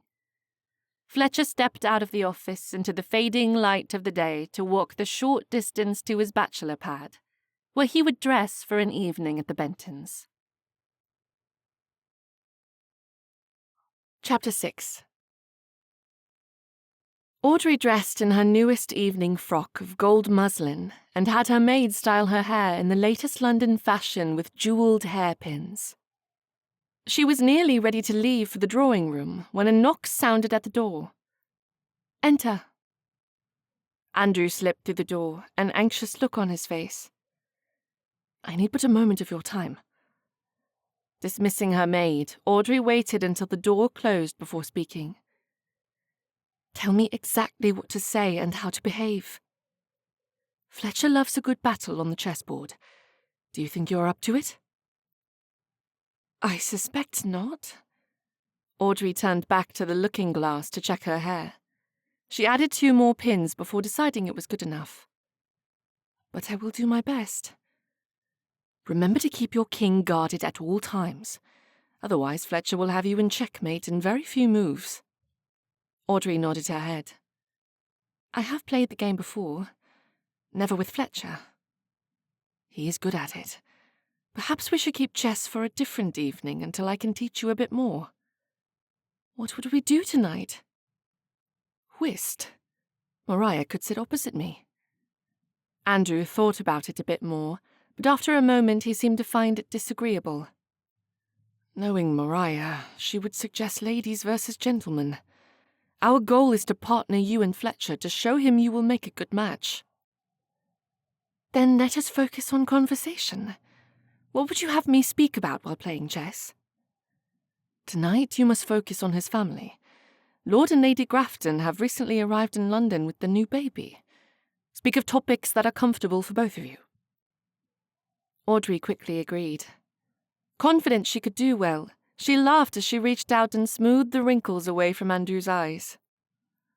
Why are you so worried? You look like an old man. Lest you forget, I am perpetrating a falsehood with you. If Fletcher realizes we are forcing a courtship on him, we will both suffer the consequences. He might never speak to either of us again. What have you told him about tonight? I have not spoken to him since we left his office together. Audrey nodded. We must keep our heads. Do not drink too much port during after-supper conversation. Otherwise you might slip. I promise. Audrey closed her eyes and bit her lips together. She took a deep inhale through her nose and then released it. Opening her eyes, she confidently continued speaking. Chess and a conversation about the Fernleys. What could go wrong? Andrew stood and pointed toward the door. Fletcher arrived 20 minutes ago. No! Audrey stood and pressed her hands against her stomach. Father could have pulled him into the 10 by now. What do you think he will say? Do you think he will allude to the understanding our parents thought I had? Stay calm. I asked Maria to keep Fletcher occupied with mindless chatter about fashion. Father will steer clear. You know he cannot abide Maria when she speaks of lace and fabric. And what of Fletcher? His eyes will likely glaze over and he might leave. Andrew put a calming hand on her shoulder. By the time we arrive, Fletcher will be primed and ready for more personalized conversation. Running toward the door, Audrey took hold of Andrew's arm and dragged him through the hallway, down a flight of stairs and to the drawing-room door, where she stopped, gathered herself, calmed her heavy breathing, straightened her dress, and entered with feigned quiet dignity 2 steps in front of her brother. Audrey nodded to her parents and then curtsied to Fletcher as she stepped up next to Maria. Miss Benton, I am happy you have arrived. Fletcher locked eyes with her as though he were pleading to be freed from the current conversation. Audrey can vouch for what I have told you. She was with me when I found the sweetest lace with embroidered roses to go with my new opera dress. Maria turned toward her expectantly. It is very sweet lace. Audrey tried not to show her pleasure at the situation as Fletcher stepped a little closer to her. How is your mother, Mr. Fernley? Gigi is well.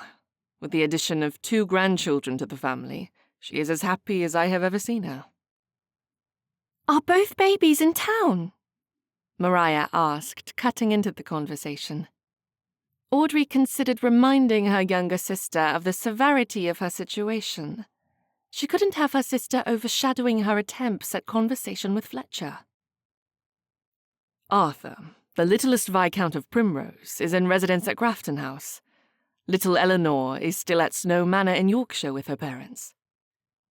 Fletcher's excitement over his nephew and Denise told her that the conversation about his family was the right course of action. Have you spent much time with either of them? A second question from Maria caused Audrey more concern than it should have. If she wasn't careful, her younger sister would take Fletcher's arm and walk into supper with him. None at all. I only know what my mother has written. Fletcher locked his hands behind his back and turned to Audrey. I am told you have spent time with my nephew and niece. Audrey perked up a little, then calmed herself before speaking. Andrew had warned her not to behave overly excited. She was to be witty and charming. A little. They are darling little babes. You should take time to get to know them. I hoped you would include it in our autumn plans." Instead of bubbling up and speaking quickly like she normally did when Fletcher took the time to let her know he'd remembered something she'd said, Audrey playfully chided. "Are you attempting to add items to the list of activities, Mr. Fernley?" One of us must make time for sensible activities. If I know anything about you, we will spend our mornings riding Rotten Row on horseback and climbing trees in the afternoon." "Climb trees? Oh, Fletcher." Audrey feigned disappointment, which widened Fletcher's smile. She was ready to argue and tell him she hadn't climbed a tree for at least 10 years when supper was announced. She feared Mariah would reach for Fletcher's arm and wondered if she should be so forward, until her father announced the order in which they would proceed. "Mr. Fernley, you will take Audrey through. Andrew, see to Mariah." Her parents led the way through to the dining room while Audrey tugged on Fletcher's arm. "If you must know, I did not plan on climbing any trees this autumn, but exceptions can be made." Fletcher pulled a chair out for her and leaned close to her ear as he assisted her with the seat. His breath against her skin sent a shiver from that point to her belly, causing havoc with her emotions. He had no idea how greatly his presence affected her, and possibly never would. "I would wager you could not make it to the first branch with your slippers and dress in the way." "Climbing a tree is as natural as riding a horse." Audrey had never been one to cower when a wager was placed, at least when Fletcher Fernley made such an offering. She waited until he was seated before turning on him. "How much do you wager?" "If you win, you may name the prize. If I win—" Audrey cut him off before he could finish his statement. "Not a chance. I will be the victor." "In for a penny." Fletcher winked at her. If she didn't know Fletcher as well as she did, she would have confused friendship with flirting. But the conversation they were currently having was an extension of how they'd interacted since she was a little girl. And that needed to change. Chapter 7. Fletcher accepted a glass of port before taking a seat on the sofa next to Andrew. He'd spent enough evenings at Benton House to make him a part of the family. With the same comfort he'd always found, he crossed his legs and sat back, expecting this part of the evening to be exactly as it had always been. Mr. Benton usually took his port with a cigar, which he smoked on the veranda. He and Andrew would plan an afternoon of cards and fencing at White's while they nursed their port until heading off to the parlour to be entertained by Mrs. Benton and Audrey. Now, that part of the evening would include the vivacious Mariah Benton, who spoke far too much about notions, lace, and fabric. "Duke Hensley tells me he is pleased with the work you have done on his land dispute." Mr. Benton stood in front of Fletcher, towering over his seated position. Fletcher straightened his posture. It was unnerving to find Mr. Benton had chosen to forego his nightly routine. "I was unaware of your connection to Duke Hensley." Mr. Benton lifted his glass to his lips and took a sip while he narrowed his eyes.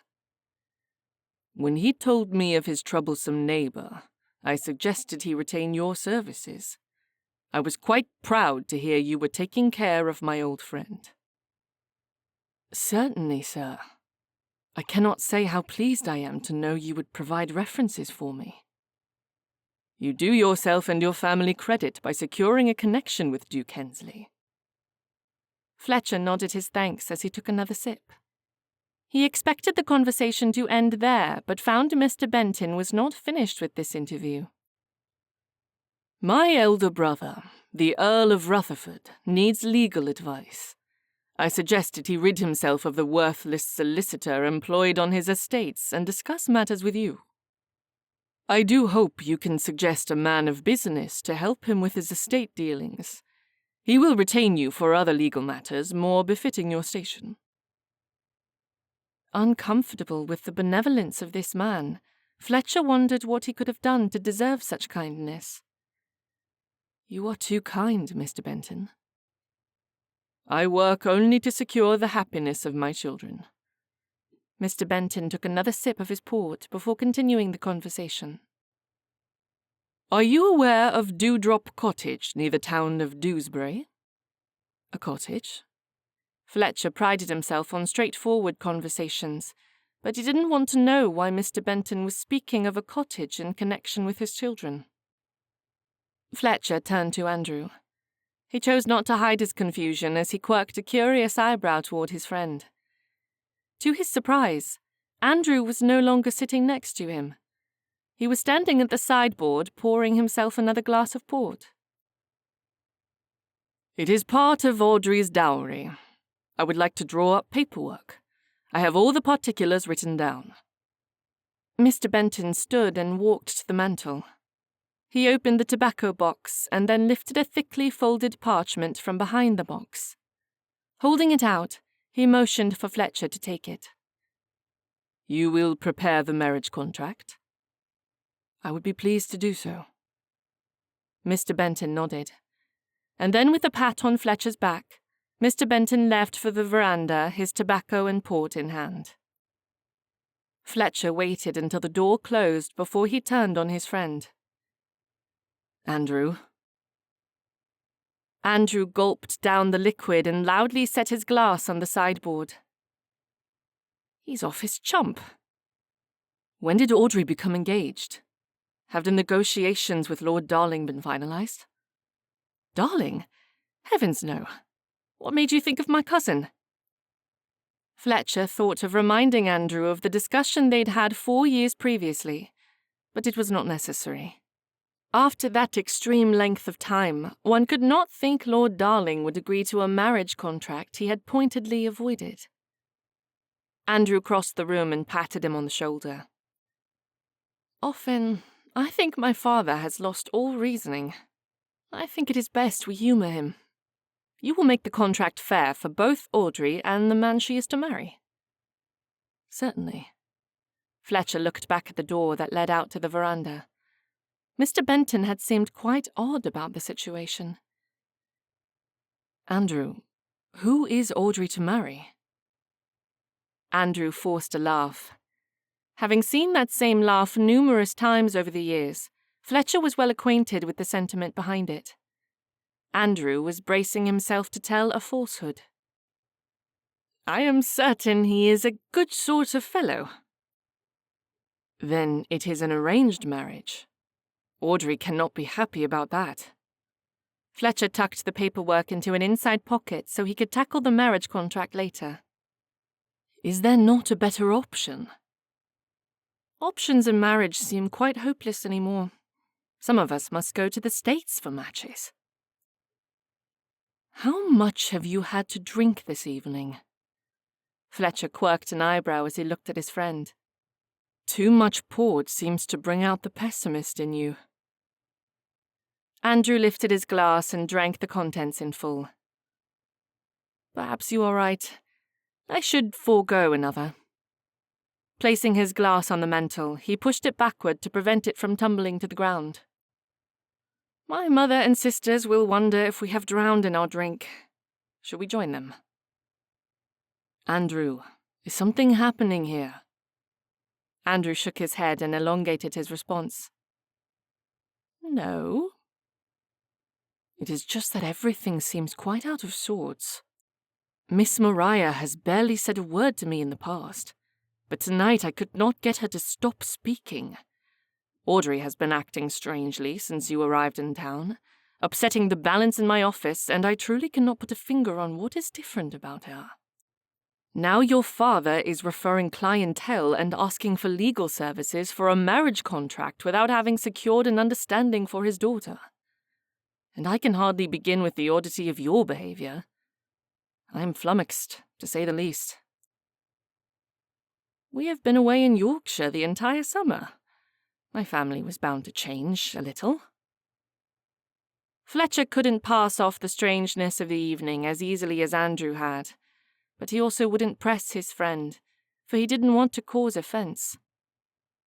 Perhaps you are right. It will take a little more time to renew the balance of our friendship. Exactly! Andrew was far too excited that he had acquiesced, making Fletcher further suspicious. Do you want to play a game of chess? I would not mind. Wonderful. Audrey has begged me to play chess with her for over a week now, and I simply have not the patience for it. She will happily join you. Fletcher didn't mind joining Audrey for the game, but he added the peculiarity of the entire situation to his list of growing concerns for the evening. There was something amiss at Benton House. As he followed Andrew toward the drawing room, he braced himself for the surprises that would come next. Chapter 8. Chess was a simple game if you didn't care to win, and Audrey didn't. That was, the checkmate she planned to celebrate was turning her dearest friend into her lifelong mate. Staring down at the black and white checkered board, she had to feign a desire to win, if only to keep Fletcher from realizing she had ulterior motives. Moving her rook to a new square, Audrey kept her finger upon the piece as she surveyed her position. This spot would keep her king safe a bit longer. When she finally released the piece, she sat back in her chair awaiting Fletcher's next move. I have not seen Rosalind since the end of last season. Are she and Archie planning to spend any time in London this year? She and Rosalind had been friends since their youth. To Audrey's credit, she had been the one to introduce Rosalind and Archie, although she never bragged about it. For if she did, she would have to admit the resulting scandal that had forced their marriage was also her fault.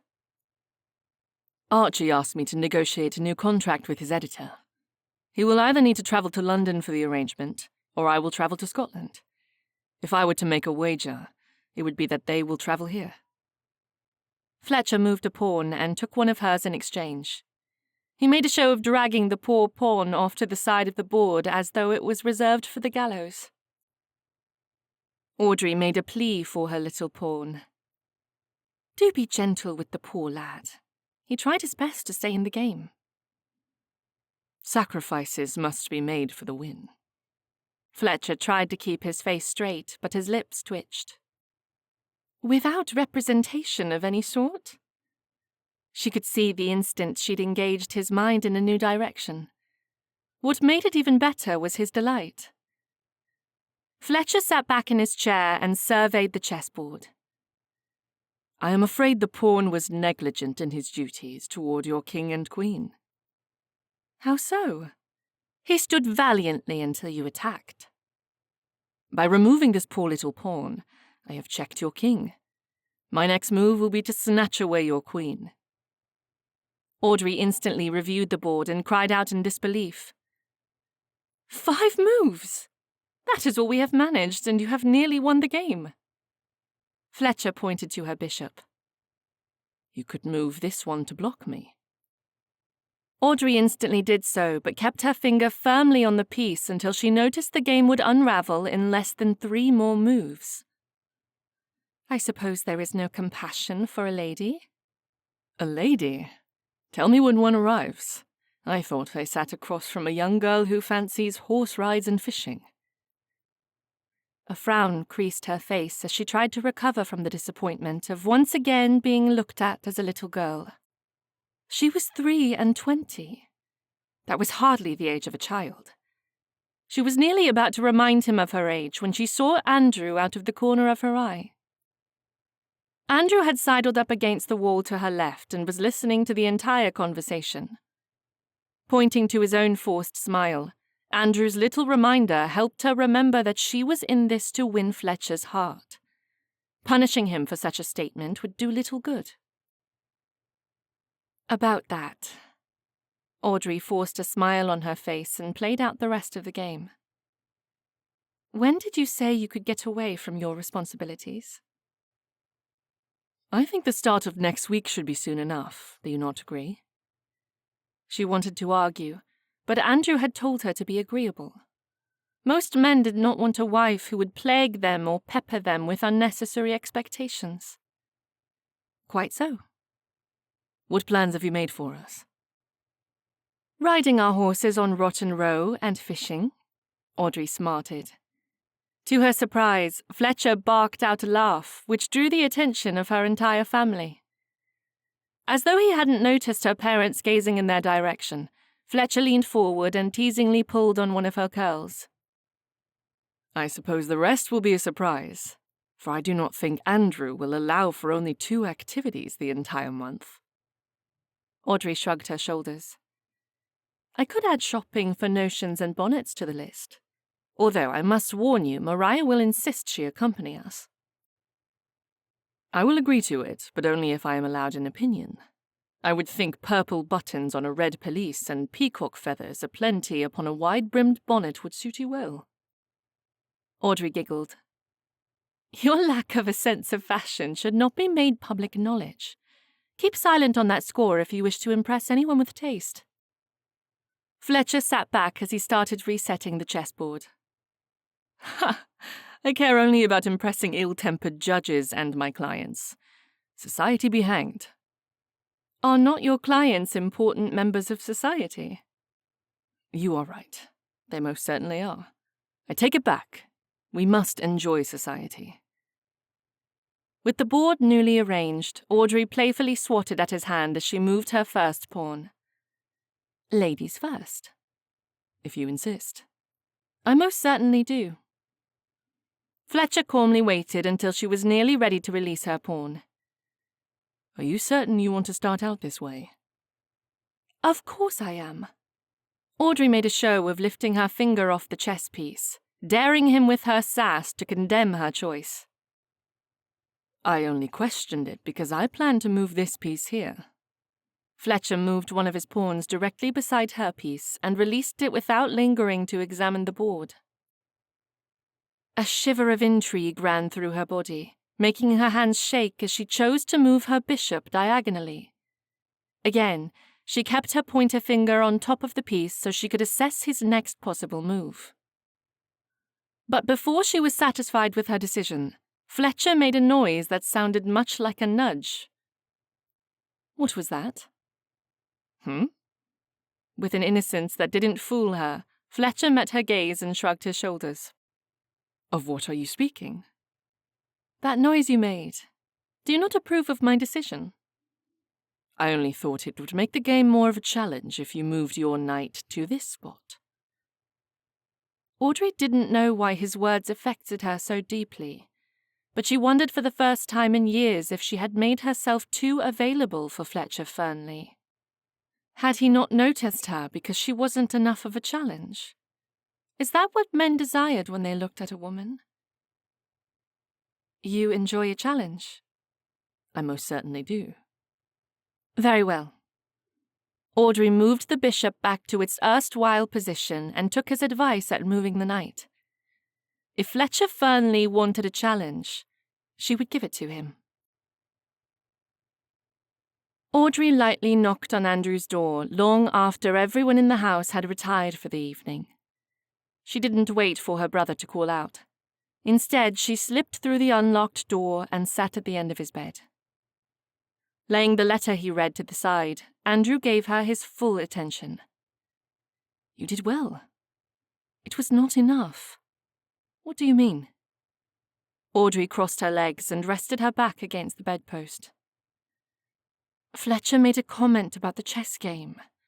It lacked satisfaction for him because I was not providing a challenge. No one likes to win an easy game. Exactly. Audrey was thankful Andrew didn't try to argue or attempt to placate her with platitudes that meant absolutely nothing. I have made myself too accessible to Fletcher. He truly sees me as a little sister. I'm failing to see your epiphany, if ever there was one. Audrey laughed and threw a pillow at her brother. He needs a chase to fall in love. Andrew yawned. I have told you this many times. No, you have not. Audrey couldn't remember Andrew saying anything of the sort. How many times have I suggested you make him work at gaining your attention? Dipping her head in shame, She knew he'd reminded her of this before every evening event. Let us calculate the number of years I have been in society and multiply it by the number of events we have attended and then subtract the soirees where Fletcher was not in attendance, and we can then multiply that number by 5 to satisfy the question. That seems about right. How have I been so blind? Andrew left his bed and gathered his candle as he led her back to her bedchamber. Now that your eyes are a little more opened, we will tackle this together. But we must go to sleep and discuss it further on the morrow. Andrew? She leaned her head against his shoulder as he led her down the hall. I do not think I have properly thanked you for agreeing to be my guide in this debacle. I do not know what I would do without you. Andrew scoffed. You have the ability to do this on your own. The problem is the time frame. If Father had not put a rush on a marriage, you could slowly win Fletcher's affections over time. I might need you to remind me of this often, and I will be here to do so. Audrey let go of his arm as he left her at her door.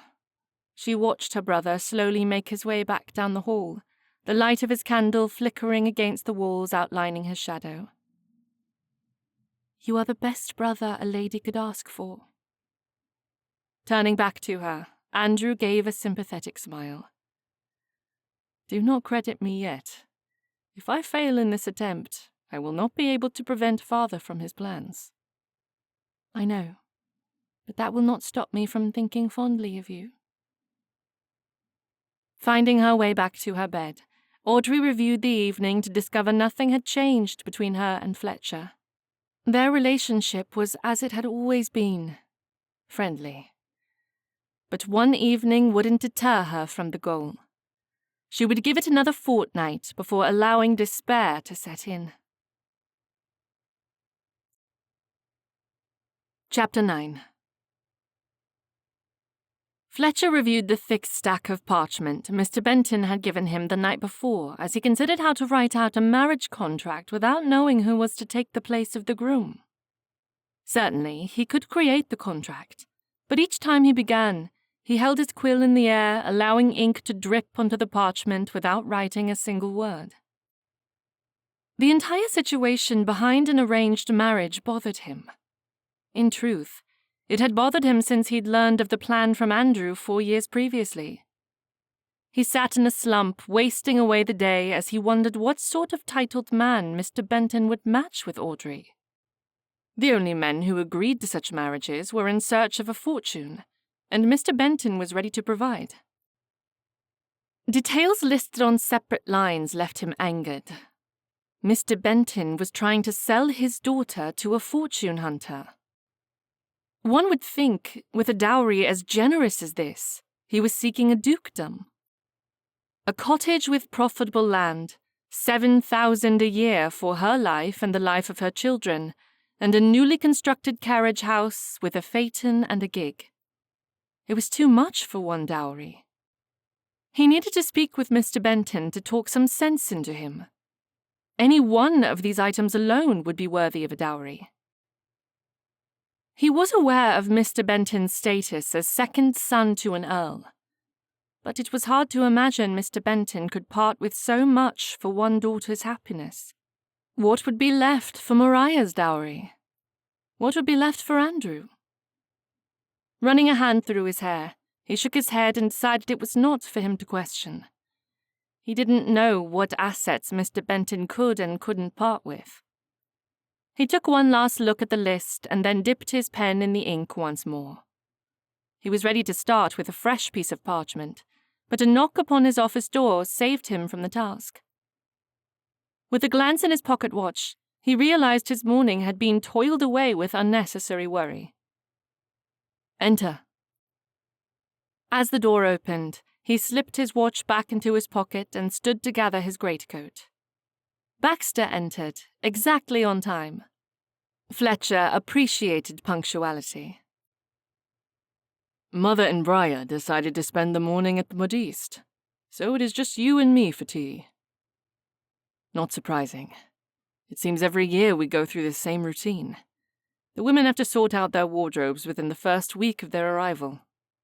Fletcher secured the buttons of his coat and grabbed his hat. Baxter's eyes visibly strayed to the parchment on the desk.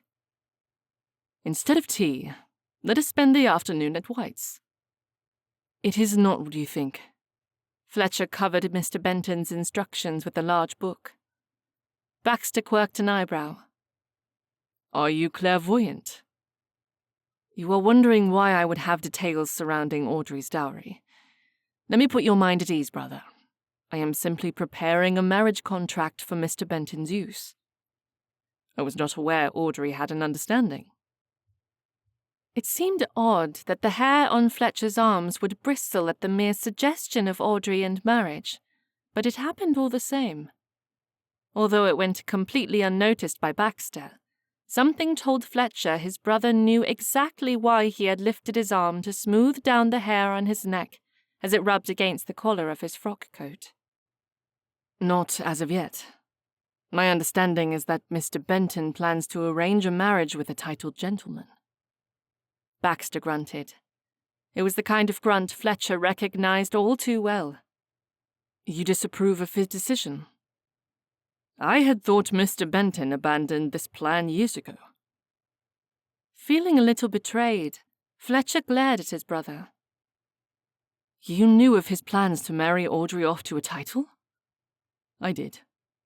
"How?" Fletcher needed details for reasons he didn't care to examine. "Let us settle in at White's. Then we can speak of this nonsense." Fletcher and Baxter rode in silence toward White's. It was an uncomfortable quarter of an hour, as Baxter obviously had something to say, yet chose to keep his mouth tightly shut. Fletcher was well versed in the art of silence. He was, after all, a barrister. He could wait out a client or an uncooperative witness as well as anyone in his profession. Yet, in this instance, his patience was wearing thin.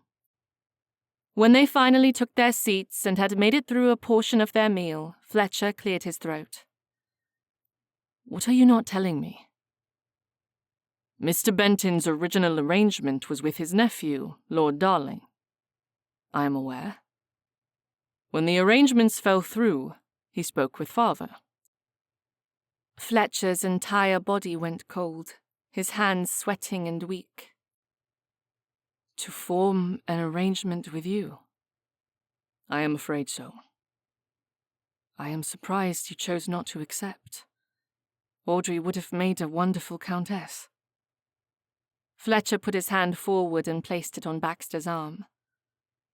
"I am not speaking ill of Briar. She is your match in every way. But you had not met her at that time."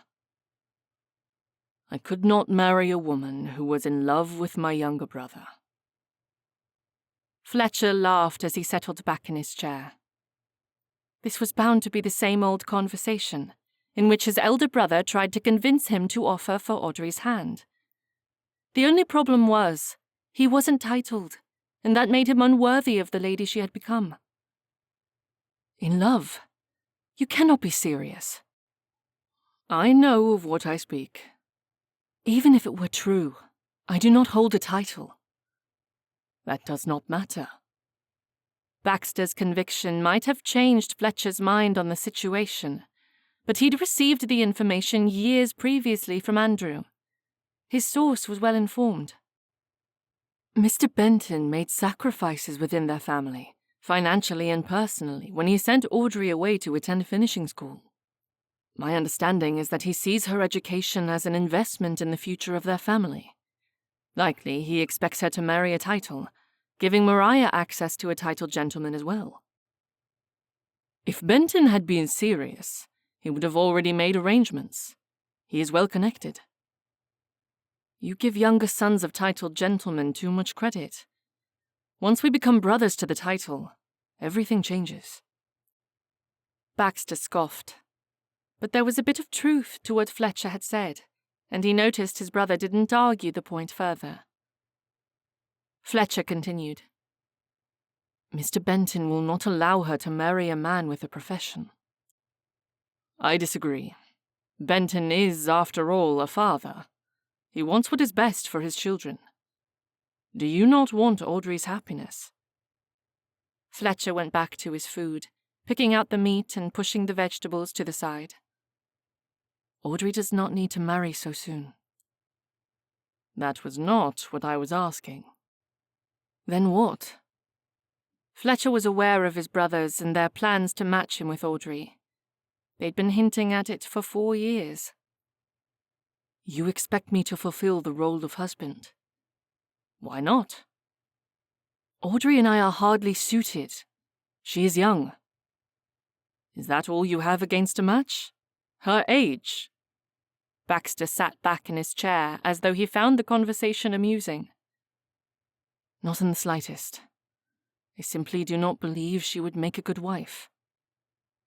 As soon as the words exited his mouth, Fletcher wanted to take them back. I meant to say for me. She will make another man happy, I am sure. Not you, though. I do not think there will be any woman for me. At least not for another 10 years. 10 years? You would be an old man by that time. Baxter offered a placating smile as though he thought Fletcher was simply making excuses. Not in the slightest. Men in their late 30s have a good span of life yet to be lived. Consider our family history. Father died in his early 50s. He did not live long enough to see you make a name for yourself. Thankfully, he did not share your convictions. He and Mother married young. If not for that, we might not have known him so well. Fletcher dipped his head. Everything Baxter said made sense. Picking at the food on his plate, he tried to make another excuse, yet he had none. If it means anything to you, marriage was the best decision I ever made. Briar challenges me. Our little Arthur has already wiggled his way into my heart, and I cannot remember life without the little Viscount. Fletcher smiled and nodded his head. You were meant to be a father and husband. What do you mean by that? You were born to take on the mantle of Earl, find a wife, populate Primrose Hall with enough children that if tragedy befalls you and your wife, there will be an heir to carry on the title and responsibilities. The rest of us are simply here. I do not like the way you are expressing this. Fletcher chuckled and shook his head. Nor will you ever find it easy to hear. Archie inherited his estate in Scotland from our uncle. The only reason Phineas is settled is because he sought out a fortune. Gilbert married the daughter of a tradesman and will never go without, given his father-in-law's ability to turn rocks into gold. And you have a thriving profession as a barrister. I have worked hard for all I have. Of course, I do have my yearly sum from father's estate, which is nothing to shy away from, but I will have to keep my profession for many years yet. Could you not speak with Mr. Davenport and ask him to invest your yearly annuity? If you trust what he has set up for Gilbert, surely he could do the same for you. I have considered it, but we have moved away from the original topic. I only meant to say, some men are born to have marital happiness and heirs. Others receive the leftovers. You consider yourself amongst the latter group? I do. What of Miss Benton? What group does she belong in? Fletcher could have stopped himself, but he chose not to. He spoke from his heart and regretted it immediately afterward. She deserves a life filled with tulips and the enchantment of love. Daughters with sapphire eyes and curly brown hair who love to ride horses and run through meadows. Much more than I deserve. You are too hard on yourself, Fletcher. One day soon, before it is too late, I hope you come to that realization. If Mr. Benton is successful in arranging a marriage for Audrey, you will lose the opportunity to have that happiness. There are other women. Yes, but none as well matched to you as Audrey.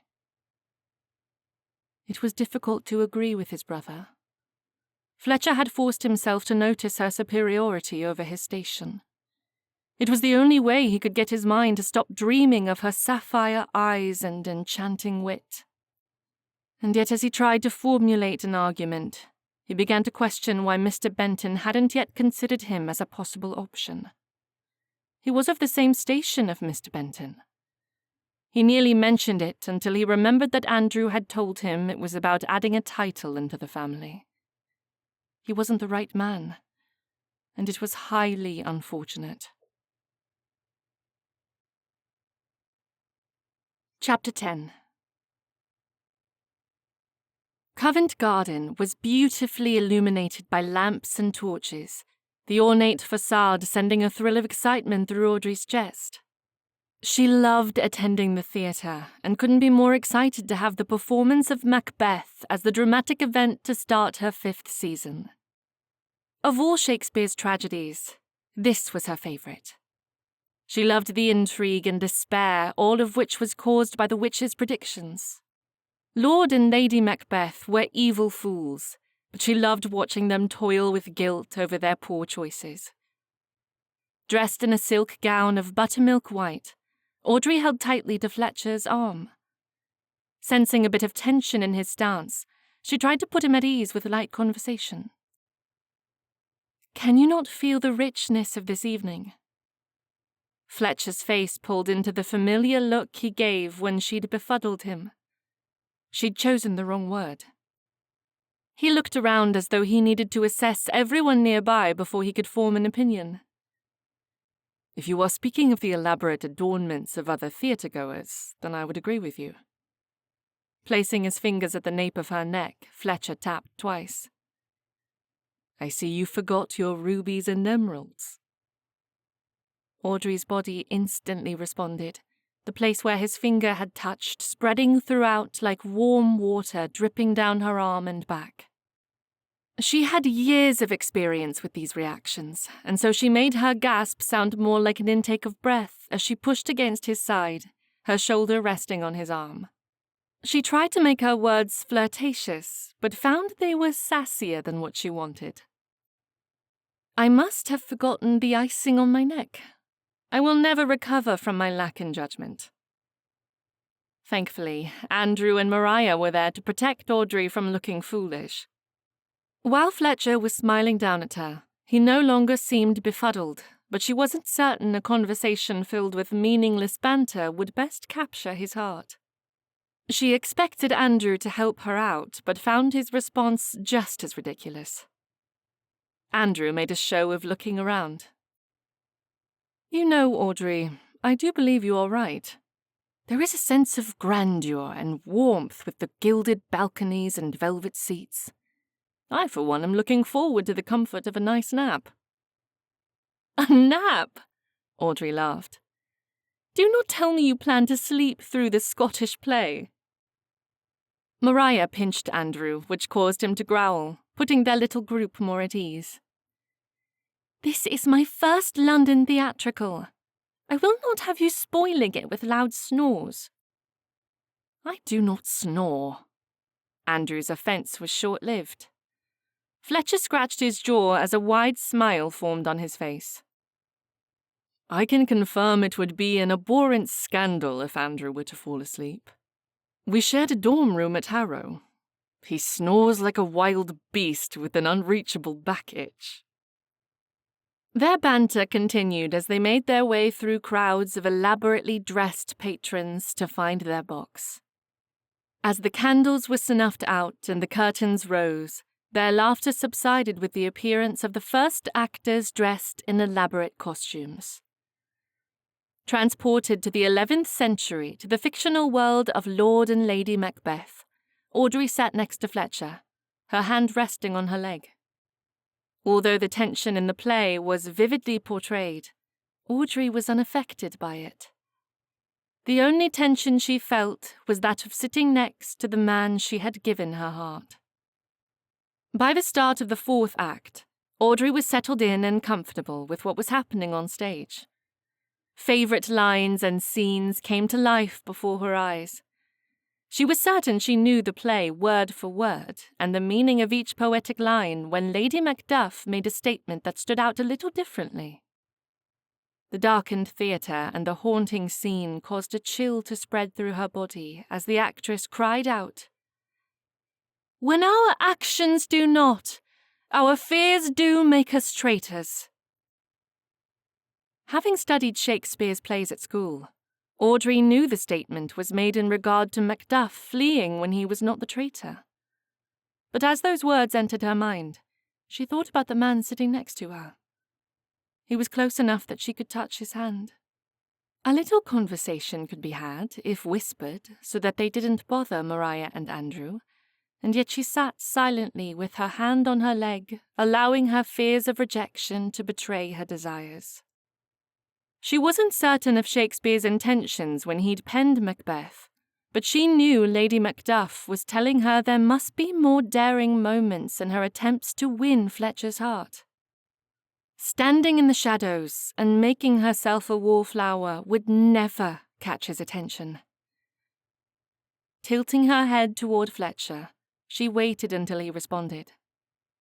When he leaned closer, their shoulders touched, so she asked the only question she could think to say. "What do you think of the actors?" "One of the best performances I have seen." Fletcher's eyes were wide, expressing exactly what had come out of his mouth. "A tribute to the bard." Audrey turned her head so she was looking directly at his face. To her surprise, Fletcher did the same. Their eyes locked, causing her entire body to go weak. Heat rose in her cheeks as she wondered if the swoony softness of Fletcher's eyes meant he was experiencing the same clamminess in his skin. She wanted to move closer, to touch his face and lean in for what she was certain would be a wonderful kiss, but instead found her body tensing as Fletcher spoke. "The actress portraying Lady Macbeth is quite accomplished. It hardly seems decent to have such a beauty playing the evil character." Audrey's voice caught in her throat as she slightly moved away from him. "She is magnificent." How could she have thought the sparkle of admiration was for her? Fletcher continued to whisper about the performance, causing Audrey to push aside her disappointment. Would he ever notice her? Turning back to watch the stage, Audrey nodded in silent agreement to everything Fletcher said, from the superiority of the costuming to the well-built stage. He was right in all his observations. For a man who noticed so much, it was odd to find he was oblivious to her feelings. When the performance had finally come to an end, Audrey stood with the rest of the audience and applauded her appreciation. It had been a superior performance. Yet, she was left wanting. Fletcher offered his arm as they exited the box. She took it, but only because she didn't want anyone to know she'd suffered a severe disappointment of her own making. She couldn't expect Fletcher to fall in love during a theatrical performance about murder. It was more likely that a person leaving the theatre that night would be planning their own coup for power. "The witches were terrifying," Maria said. Her need to discuss their evening allowed the tension battling within Audrey to ebb a little. "I would not want to meet those women on a darkened highway." "Nor would I," Audrey replied with false bravado. She tried to stop her eyes from watering, but was unsuccessful. To keep Fletcher from noticing, she turned away as they waited for their carriage to arrive. The conversation continued once they entered the carriage, but Audrey heard very little. She collapsed against the bench and rested her head on Maria's shoulder in an attempt to forget her heart was dripping with regret. Why did she have to have fallen in love with Fletcher? She could have loved any one of the Fernley men, and yet it was the man sitting across from her who had stolen her every thought, and that would never change. Audrey loved the way one side of his mouth scrunched up when he was pondering. She thought he always took the right side of an argument and had enough sense to argue intelligently. He carried himself with dignity. As Audrey closed her eyes to quietly listen to the conversation on the performance they'd just watched, Audrey admitted to herself that she truly loved Fletcher, because he had always made her feel special. Chapter 11. Fletcher wasn't overjoyed by the wigs he had to wear in the courtroom. It was an antiquated tradition, one he wished they'd abolished as he scratched his forehead before repositioning the horsehair wig and setting it straight. The powder tax alone was reason to forego the blasted itchy item, but he was only one man amongst the many, and most held tightly to century-old traditions. Therefore, he scratched one last time and then entered the courtroom in a dignified manner. As he approached his side of the bench, Fletcher greeted Duke Hensley and then set about preparing himself for the opening argument. The property had been part of Hensley's estate for generations. At least it was understood to be entailed with the property. It had only been recently discovered in a pile of old papers that in the 17th century, the first Duke of Hensley had sold off that portion to pay debts. One would think it was a clear case of neglect on the part of Mr. Panzer and his ancestors and award the property to the purchaser's progeny. It would have been a clear decision if the current Duke of Hensley hadn't cultivated the land and spent a near fortune taking it from unusable property to a thriving and lucrative business.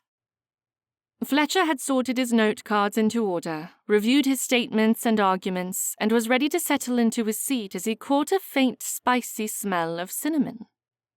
The smell was out of place amongst the ancient, polished wood and musty scent of parchment and books. With a quick glance over his shoulder, he found Audrey Benton comfortably seated in the gallery next to Andrew Benton. Looking around the room, Fletcher sought out the source of scent, but there was nothing to indicate where it had come from. He mused over the smell, wondering if one of the other attendees had brought spice cake for a morning snack. When he didn't see anything at all, Fletcher turned back to his task of reviewing his notes. His mouth watered as he tasted the scent wafting in and out of his body with each breath. It was pleasurable. Coming back to himself, he shrugged his shoulders. It was of little consequence to him as to how the spicy aroma had come to be in the courtroom. Turning back to his friends, he dipped his head in acknowledgement and then laughed as Audrey waved. It seemed she was too happy to be in a courtroom. He'd never seen anyone so exquisitely comfortable on the hard wooden benches. But he had to admit, Audrey always exuded beauty wherever she went. As he turned back to the table, Duke Hensley tilted his head in amusement. "Are you and Miss Benton courting?" Fletcher straightened his already perfect straight documents to avoid the Duke's prying gaze. "Her brother has been my friend for as long as I can remember, which naturally made Miss Benton part of our little group." The Duke was not deterred. "My wife chose not to come to the proceedings today. She is at the modiste, renewing her wardrobe for the 3rd time since we arrived in London." "I am sorry to hear she is otherwise engaged, but I am certain the Duchess—" Fletcher stopped speaking as the Duke waved the apologies away. "That is not at all what I am saying, Mr. Fernley. I merely thought it worthy of mentioning that Miss Benton is the only lady attending the court proceedings today, which means she is either a very good friend or hoping to catch the eye of a certain young barrister." "As I said before, she is a very good friend, Duke." "Perhaps you should choose the other side to err upon. After all, you must have a balance in life. A profession cannot keep you warm at night." The Duke took his seat once more. Fletcher knew he should take another look at his notes, but instead he found himself looking back at Audrey. Was it possible, after 4 unsuccessful seasons, that Mr. Benton had given up on matching her with a title? If so, would he allow someone who had been a friend to Audrey the opportunity? Inwardly chiding himself for even thinking about Audrey outside of friendship, Fletcher cursed that ridiculous finishing school for the 2nd time in his life. If her parents had kept her home and allowed a governess to guide her, Mr. Benton might not think a man with a profession was a step down from the training she'd received. It was possible that if Fletcher had gone home to Primrose Hall more often, he might have seen her during holidays, and they could have formed an attachment in their youth. To his utmost shame, he hadn't thought of Audrey while she'd been away at school, and he'd missed any chance to dissuade Mr. Benton away from matching her with a title. Cinnamon oil. Fletcher decided the smell distracting him must be an oil of some kind. Spice cake could not produce the scent that had touched his tongue and permeated his senses. Fletcher closed his eyes as he thought back on his youth. He remembered Audrey had smelt like grass and horses when she was a child. Could she be the source of the spice in the air? She had never smelt like cinnamon, at least he didn't think she had. Thinking of her, placing a dab of the oil on her neck, reminded him that she was no longer the girl who fit in with boyish activities. He couldn't imagine her sitting along the bank of the river with a fishing pole in hand, not in her fancy bonnets and stylish silk frocks. His thoughts took him back to the bank of the pond and the swing he'd hung all those years ago. He wondered if she'd used the swing at all since he'd gifted it to her. It was likely best if she hadn't. The wind, snow, and rain would have made the swing unsafe. Fletcher realized he needed to set a time to leave for Primrose Hall and remove the swing for fear of anyone using it after all these years. Turning back to his notes, he tried to ignore thoughts of Audrey and her intoxicating cinnamon oil as he had less than 2 minutes to refresh his memory of his arguments before the judge entered the courtroom and the proceedings began. Fletcher shook the Duke's hand and said farewell before turning to greet Andrew and Audrey. "Very well. Give me your critiques." "A fine greeting for your only friends." Andrew feigned incense, putting a hand over his chest and exaggerating a scoff. While Andrew made a show of finding insult with Fletcher's question, Audrey examined him with the eye of a woman critiquing fashion. "Is the wig comfortable?" "Not at all. My head will itch for the rest of the day." The scent of cinnamon touched his tongue once more, confirming he had guessed correctly. It was Audrey who had thoroughly distracted him before court had begun. He was truly fortunate he hadn't blundered the entire proceedings. "I am thankful society did away with powdered wigs and hair powder. It looks dreadful upon you." Audrey looked up at him with the innocence he'd always associated with her. Fletcher laughed. He knew Audrey was being honest, which was one of her finer qualities. Jutting his chin out as though he was allowing an appraisal of his features, he argued in defense of the wig. "I am told it makes a man look dignified." Audrey reached forward and flipped the queue held back with the ribbon. "I prefer your natural style without this pigtail of hair. But if you must wear it for your profession, then you chose the right length." "Thank you for the approval." Fletcher turned to his apprentice and motioned him over. "George, will you find the folder in my bag labelled Benton?" "Yes, sir." George ran back to the bench and instantly started his search. "What have you brought for us?" Audrey squinted her eyes and quirked her head just enough to be playful. It put him a little off balance as the cinnamon oil made another appearance. It must be on her neck. Fletcher's eyes landed on her soft skin, and he was momentarily lost in thought as his mind conjured torturous possibilities of a courtship. Andrew pushed Fletcher's shoulder. "What is in the folder?" Closing his eyes to center his thoughts, Fletcher decided he needed to bridle his passions. Audrey would never be his. "Your father asked me to draw up a contract. I have completed an initial draft, but must get his opinion on certain matters before I can proceed." As his apprentice handed him the folder, Fletcher pulled out the sealed letter. "Will you see that your father receives this?" Andrew nodded. "I will." Audrey turned on Andrew. "What is the contract about?" "Now is not the time, Audrey." Andrew spoke a little more harshly than Fletcher expected. It was, After all, a contract regarding her future. Gone was the flirtatious Audrey of moments before. Instead, her mouth was tight, and she looked ready to challenge her brother to a duel. Fletcher looked between his two friends, wanting to stop the silent war raging between them. When she turned back to him, her once gentle blue eyes that were now smouldering with smoke caused Fletcher to spill everything he knew. Mr. Benton asked me to draw up a marriage contract after supper the other night. I should not have mentioned it. Audrey's cheeks were stained with a blush, the tinge of pink a little darker than normal. Excuse me, I will wait in the carriage. Audrey turned away and swiftly left the gallery before Fletcher could call her back. Is she aware of the arrangements Mr. Benton is setting in motion? Fletcher turned to Andrew, curious, but not truly wanting an answer to his question. Andrew seemed to debate his response before sighing and pointing to the benches.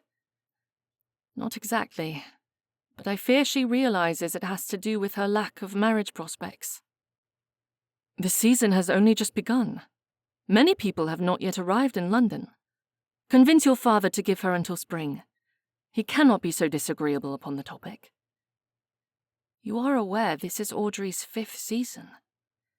Yes, it has been mentioned a few times. Fletcher failed to disclose that his mother reminded him of this very fact every time she saw him of late.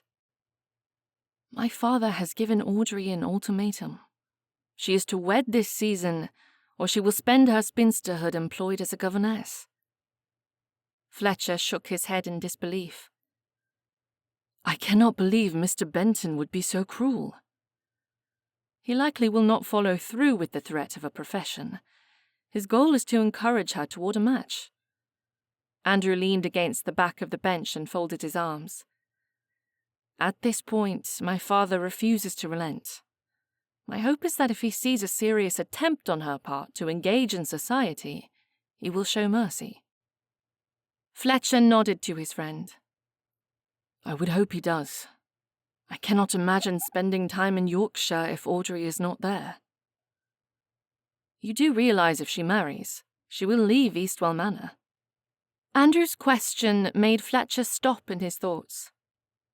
It was true. Audrey would inevitably leave their small corner of the earth as she had when she had attended school. Home would never feel so pleasant again. Yes, of course I do. I misspoke.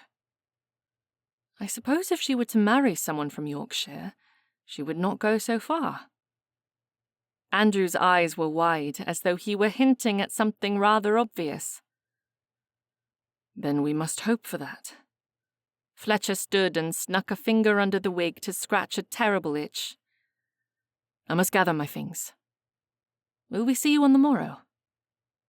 Fletcher agreed and then watched as Andrew left. His concern for Audrey increased as he considered her situation. She was a lady, not a governess, and although it was a profession worthy of gently bred women, he didn't think Audrey belonged in the role. Again, his mind drifted to unbidden territories, and his stomach gave a flutter of something unrecognizable. Placing a hand over his middle, he walked back to the bench and gathered his belongings. Perhaps he was suffering from overwork and fatigue. A little time alone, in the library at Grafton House, would help him regain his balance.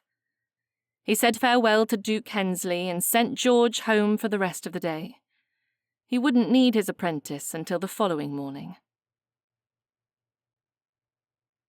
Chapter 12. Audrey waited inside the carriage for her brother. She bent her head forward and pressed it tightly into her hands as she let out a gut-wrenching scream. What is he thinking? Was it possible her father was certain she would fail at finding a husband, and so he had prepared for the eventuality by reassigning her dowry to Maria and Andrew? As the carriage door opened and the conveyance rocked to the side, she removed her head from her hands to find out everything Andrew knew about the situation. Before he was able to take a seat, Audrey was peppering him with questions. What do you know? Is father serious about forcing me to take a position as governess?" "At this moment he is very serious. I tried speaking reason to him, but he will not budge." "Then I have no choice. I must marry or spend the rest of my life alone." "Governesses are not always alone. They have little charges within their care. If you do accept that path, choose wisely and find a family that has well-behaved children. You might end up with a child as unruly as you were." Audrey laughed, but there was little pleasure in the sound. "Can you imagine me standing in a schoolroom teaching French and Latin?" "No. Nor can I imagine you catching Fletcher's admiration with the display you put on today." "I was not horrible." Andrew knocked on the top of the carriage, alerting the driver that they were ready to leave. "Your flirting could use a bit of work." "You are the one who agreed to whisper directions in my ears. I have not heard a single hint of guidance this day." "Then we will continue your studies, starting with the modiste. Mother and Maria will meet us. I will stay and assist in choosing the patterns of your dresses." Audrey laughed. This time it was more of a giggle. "You will choose my fashions? Fletcher may not appreciate discussions on topics of female frippery, but he does know how to appreciate a woman who is dressed well.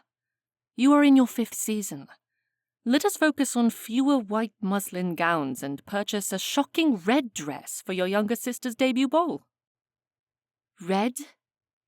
"It is not every day that a woman of 23 who is still single celebrates a younger sister's debut in society. You are older, wiser, and now you will be alluring." Andrew tipped his hat over his eyes and folded his arms as he rested against the back of the seat. "My dear Audrey, you will go from Wallflower to the rage of the season." Does Fletcher ever notice the rage of the season? He seems far too practical to care. Every man notices the woman society dubs the most enviable. Audrey wasn't certain she cared to be the rage of the season. But then again, she cared very much about winning a certain man's affections. Instead of arguing with her brother, she chose to follow his lead. One last look in the mirror, and Audrey was determined to get the red satin. It made her eyes prettier, and her sun-stained cheeks looked like a natural blush when set against the fabric. Turning toward Maria, she noticed the pretty white muslin that marked virtue and youth. The mark of the perfect debutante was how well she wore 20 different styles and varying fabrics, all of which were white. Replacing the red fabric, Audrey ran her hand along the smooth satin, careful not to let it snag against her fingers as she shook her head at Andrew. Maria had been waiting for her entrance into society for far too many years to be upstaged by her elder sister. It was cruel. Poor Maria. "Why did you say that?" Maria turned toward her, the happiness of the moment evident on her face. The effect of fashion and fabrics hadn't yet worn off, and Maria was in her element. Andrew stepped forward and picked up the red satin fabric. "Maria, help me convince Audrey to have a gown made from this fabric. Would she not look stunning in it?"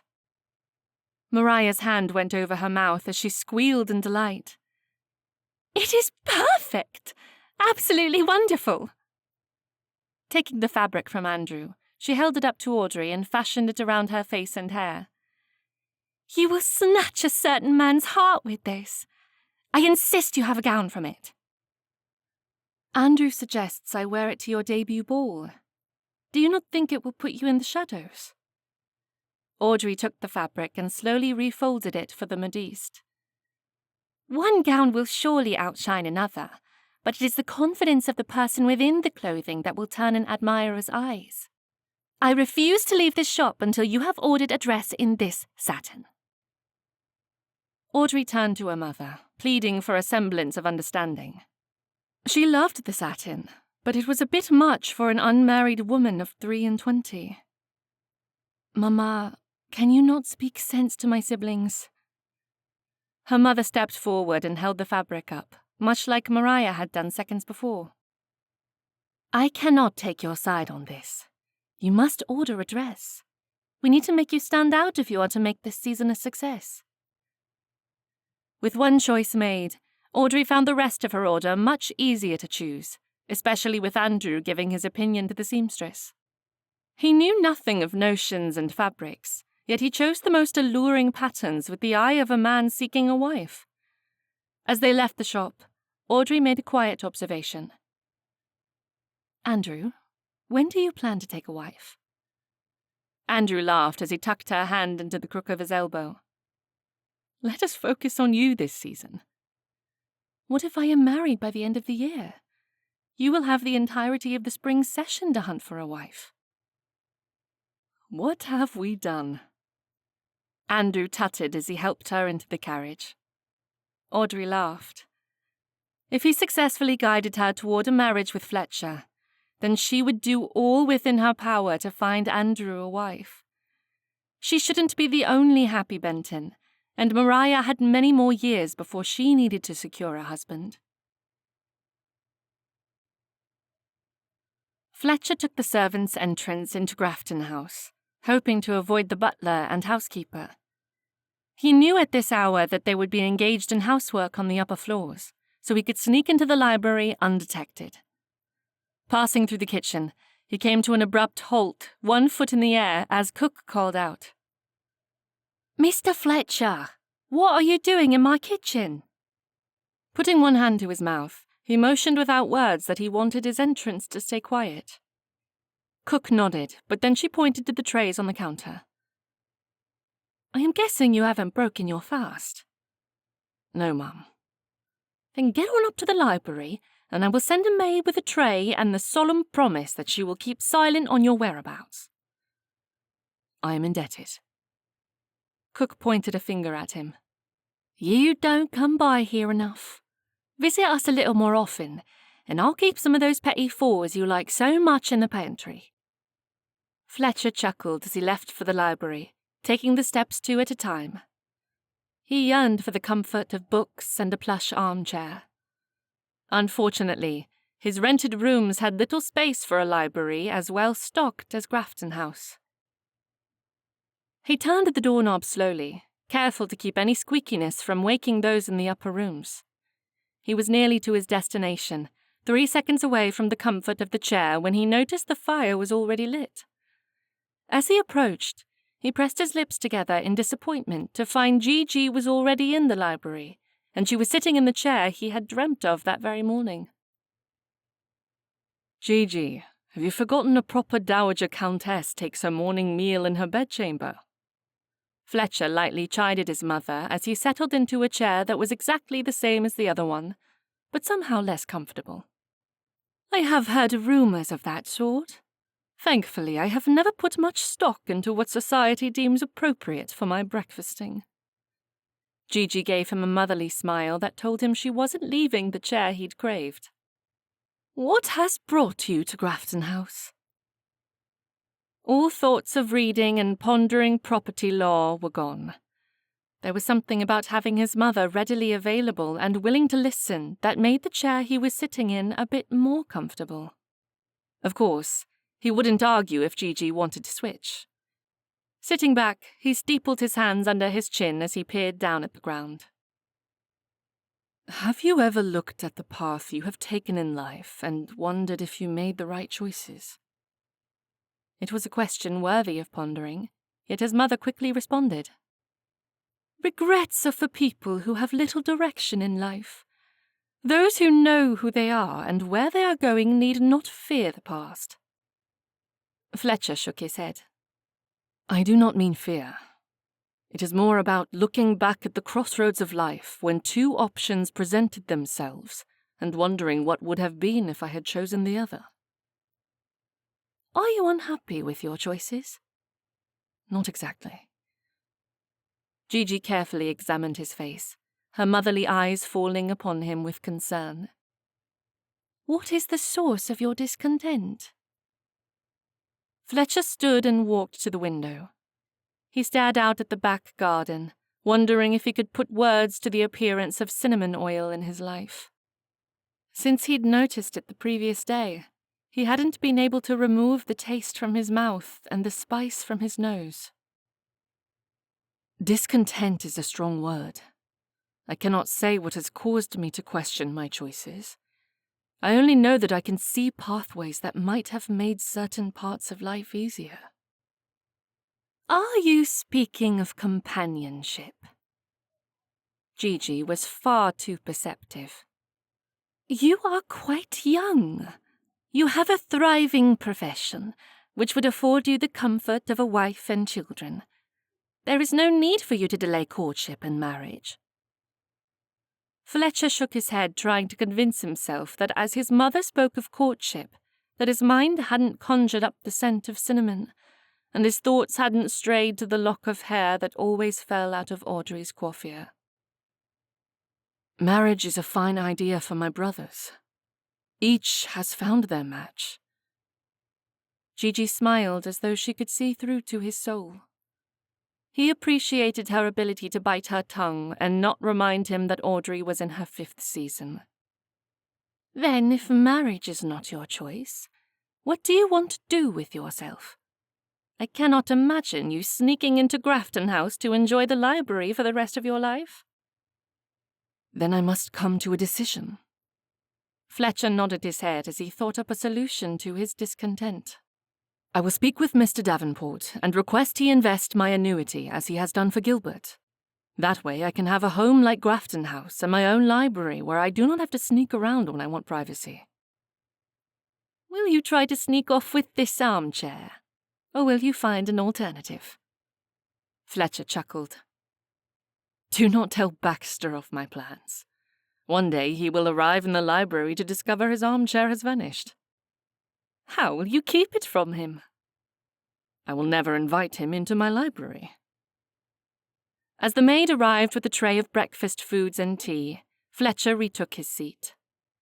He waited for the conversation to go back to the more serious matter of the decisions he'd made in life. It was true. He'd chosen a path that involved long hours in the office, and he had found it fulfilling for many years. So why did everything have to change? When they were alone once more, Fletcher turned to his mother. You asked about the source of my discontentment. In truth, I do not know. Up until yesterday, I was perfectly happy. Perfectly? Gigi tactfully offered another solution. I believe you were blissfully unaware that there was more you could have in life than your profession. He wanted to argue, but she held her hand up and continued speaking. Baxter was content with life until he met Briar. They were quite happy together and thought their marriage was fulfilling until Arthur was born. Before long, they will miss having a newborn babe and will bring another child into the family. Do you understand what I am saying? He did. But acknowledging the change that had brought an imbalance into his life was exactly opposite of what he had hoped to accomplish by sitting in the library. You were telling me to review the last 24 hours and discover what has changed. Gigi tried not to smile, her face alight with humour. If you need assistance, I suggest you look no farther than with whom you have spent your time. I will consider what you have said. Fletcher was surprised when Gigi stood and kissed him on the cheek. Gigi stifled a yawn. I think I will go back to bed. It is awfully early, and I was out late last night with Briar and Baxter at Covent Garden. Did you see the performance of Macbeth? Fletcher asked as he spread butter on a slice of toast.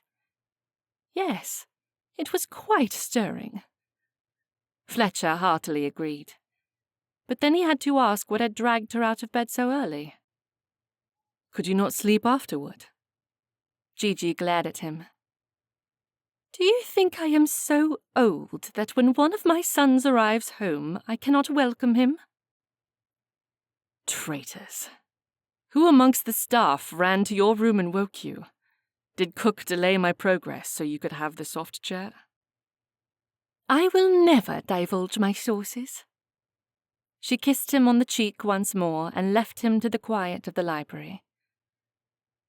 Although Fletcher pulled a book from the shelves and sat in the coveted soft chair, he did not crack open the spine. Instead, he rested his head against the plush cushion and allowed his mind to review the last 3 days. From the moment Audrey and Andrew had burst into his office, his life had altered. He would allow it to continue for the duration of their autumn plans, but afterward, he would have to go back to the reality of his life. He was a barrister, and he enjoyed his profession. There was no reason to change his path in life. He was quite content, or he would be once more when everything settled and his commitment to a sabbatical was completed. Chapter 14. Fletcher arrived at the Tower of London 20 minutes before the specified hour. The missive from Andrew stated he should meet at the middle tower entrance no later than 10:30. Since he was early, he rested against the tower wall and dipped his hat low over his eyes while he waited. There was far too much he needed to do back at his office for him to spend the day exploring London, but he'd promised his friends, and he was a man of his word. A nervous twitch started in his toes, and soon he found his foot tapping as he listed out each and every task he'd left undone. "What do you think of this first activity?" Audrey's question pulled him out of his thoughts and brought him back to the beauty of friendship. He truly appreciated and loved his friends. "It has been years since I last visited the tower." Fletcher noticed that Maria held tightly to Andrew's arm, and so he offered his to Audrey. "Shall we see if they have any new stories to tell us about the ghost of Anne Boleyn or the missing princes?" "Ghosts?" Maria asked, her face wrought with concern as she tugged on Andrew's arm. "You did not say anything about a ghost." Andrew nodded. "I am sorry not to have warned you. If you would like to turn tail, we could visit a museum instead." "Not to worry, Miss Maria." Fletcher smiled broadly. The only female he'd ever teased was Audrey, and she didn't fall for his antics any longer. It would make the day much more pleasurable to know he could possibly convince Maria that there were ghosts roaming around in central London. "Anne Boleyn never comes out during the day. If we wanted to see her headless corpse roaming around the White Tower, we would have to stay until nightfall. Then the white trail of her mystical presence would unfold before our very eyes." Maria's eyes went wide with what Fletcher could only describe as terror. Had she believed his silly statement? Audrey reached forward and took hold of Maria's hand. "Do not listen to either one of these so-called gentlemen. There are no ghosts in the tower. It is all folklore." Fletcher pulled Audrey toward the walkway between the walls. The scent of aged stone and moss, mingled with cinnamon oil, filled his senses as history towered over them, with the stone walls, fortified battlements, and watchtowers looming above. Fletcher leaned toward Audrey and loudly whispered so Andrew and Maria could hear as well. "No need for concern. I'll stand as your protector." Audrey playfully pinched his arm. "A gentleman indeed." Fletcher laughed as he led the way up the stone steps to the entrance of the Bloody Tower. As they entered the open room, his need to tease the ladies subsided in the sombre and eerie air that seemed to hold the lingering spirit of past tragedies. Audrey surprised him when she spoke as though she'd spent quite a bit of time developing historical knowledge. "It is possible Edward V and Richard of Shrewsbury met their fate in this tower." "Is it not awful?" Maria asked. Andrew leaned in and whispered so only their little group could hear. "Can you not hear that?" "What?" Maria asked, her voice rising in pitch. "The walls are whispering long-forgotten secrets to anyone who is willing to listen." Andrew kept his face straight, which only caused Maria to believe he truly thought there was something to hear. "Press your ear right here." When Maria gave a skeptical look at her brother, Fletcher followed Andrew's lead and leaned against the wall, pressing his ear against the cold stone. He closed his eyes, feigning concentration. With as much intrigue as he could muster without bursting into laughter, he tried to make it look like the tower wall was speaking. After a moment, he straightened and looked to Audrey and then Maria. "This is the very room where Edward V and Richard of Shrewsbury disappeared. Their souls remain within the walls, judging each patron as they pass by to decide if they are worthy to tread upon this hallowed ground." As Maria squealed and visibly shivered, Audrey shook her head. Her lips twitched as though she thought the entire situation amusing, but she stood her ground as the only one amongst their group with the sense to behave properly. "Shame on you, Andrew. And you too, Fletcher." Audrey pulled Maria away from the men. "Do not listen to them. They are behaving badly." Maria looked to her elder sister, all her innocence showing in her childlike expression. "Then you do not think this tower is haunted?" "Not in the least. I like to believe Richard escaped and found a life away from court. Would it not be wonderful to discover proof of his life?" Audrey looked to Fletcher as she mused.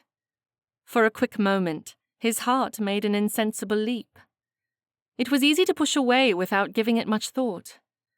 Even easier to ignore if he continued to pursue the line of intrigue, murder, and mystery they were currently entertaining. Fletcher considered her question and then shook his head. "Study of our history proves that when two families, such as the Yorks and the Tudors, have a claim upon the throne, there is unrest within our borders. I much prefer our current situation." "An ailing king and the Prince Regent ruling our country?" Audrey challenged. "Well, no one is perfect," Fletcher quipped, "although I have no complaints with the current monarchy." "Nor do I," Audrey said. "But it does not mean compassion for the missing princes is not warranted. It would be lovely to know that Richard grew up, married, and had children." "It would be devastating to our current way of life if a York descendant laid claim to the throne. Do you not understand that?" Fletcher exchanged an amused glance with Andrew. This was the first time Audrey had ever instigated a true debate with him. He'd noticed a slight alteration in her behavior before, but never had it been as stark as it was in that moment. Audrey removed her arm from Maria's and stood before him with her hands on her hips. "I understand perfectly. Would you rather think of those poor little princes being murdered by their uncle? And if not Richard III, then did Henry VII or the Duke of Buckingham arrange their deaths? Is it not nicer to hope they escape to the countryside?" Andrew laughed. "You believe Perkin Warbeck, the pretender to the throne, was truly the prince? Or perhaps you side with Lambert Simnel?" Audrey shook her head. "We all know Lambert Simnel wasn't the prince, especially since his supporters changed tactics and claimed he was Edward of Warwick. Whether Perkin Warbeck was truly the prince, he met a horrible fate for his claims." Fletcher narrowed his eyes at her. "What rubbish! You are aware the remains of two children that appear to be the age of the princes were found under the staircase near where we currently stand." "Dreadful deed, that. But there is no way of knowing if they were the princes." "Next you will tell me Mary Queen of Scots was the rightful heir to the throne." Audrey visibly dug in her heels, which caused Fletcher's chest to burn with something quite unintelligible. He wanted this argument to end, and yet, if it did, he would miss every moment of it. Audrey continued speaking. "Why should she not have made her claim? Everyone else did at that time. Most of them were considered illegitimate due to the king's sordid affairs. If Richard III could claim Edward V was illegitimate and take the throne, why not Mary?" Audrey turned to Maria. "Men and their escapades, am I correct?" "Very much so." Maria instantly nodded her head. She extracted her arm from Andrew and moved to stand next to Audrey, locking arms with her in a show of support. Fletcher smiled down at the two unreasonable women. A part of him wanted to argue, if only so he could see if Audrey had more fire within. But the sensible side of his mind told him he must tread carefully. He didn't yet know what these stirrings in his chest and the pit of his stomach would amount to if he continued entertaining them. I will concede. Flummoxed by Audrey's behaviour, Fletcher walked a short distance behind the ladies as they exited the tower. He allowed Audrey to lead them around the massive edifice while he mused over what could have come over her. The gentle, sweet little friend he'd had since his youth had never argued with him to such an extent. She'd always been the most agreeable female of his acquaintance. It was unnerving, and yet delightful. Catching up to Andrew, Fletcher glared at the man while keeping an eye on the back of the skirts walking in front of them. With her strange behaviour, she would likely turn around and start a new argument before they reached the White Tower. Fletcher growled, keeping his voice low. What has come over your sister? She has a mind of her own. I certainly never realized it. Fletcher kicked at a rock, sending it off in a direction away from the ladies in front of them. He didn't know how to express his thoughts, other than to think that Audrey Benton had suddenly gone from agreeable to sassy, and it was as though a deeper spark of admiration he'd never experienced for any lady of his acquaintance had come to life. It could be momentary, and so he decided to let it sit while he considered what it was he was actually experiencing. Chapter 15. Audrey tapped on Mariah's arm 3 times before releasing her hold. They'd planned a few hand gestures to silently guide them through the day. 3 taps meant that Mariah would distract Fletcher while Audrey checked with Andrew to decide if she should continue her current course or change her behaviour. Separating from her sister, she feigned interest in a large gold spoon used during the coronation of the king while she twirled her finger in the loose hair on her left side. Andrew stepped up to her side, while Mariah took Fletcher in the opposite direction. How did he respond to the argument? She wasn't certain if her reasoning had been sound. There had been no way to know which stance Fletcher would take on the missing princes, so she'd had to prepare her thoughts for both arguments. Truthfully, after reading a few chapters in a book about British royal history, she was certain King Richard III had killed the 2 boys.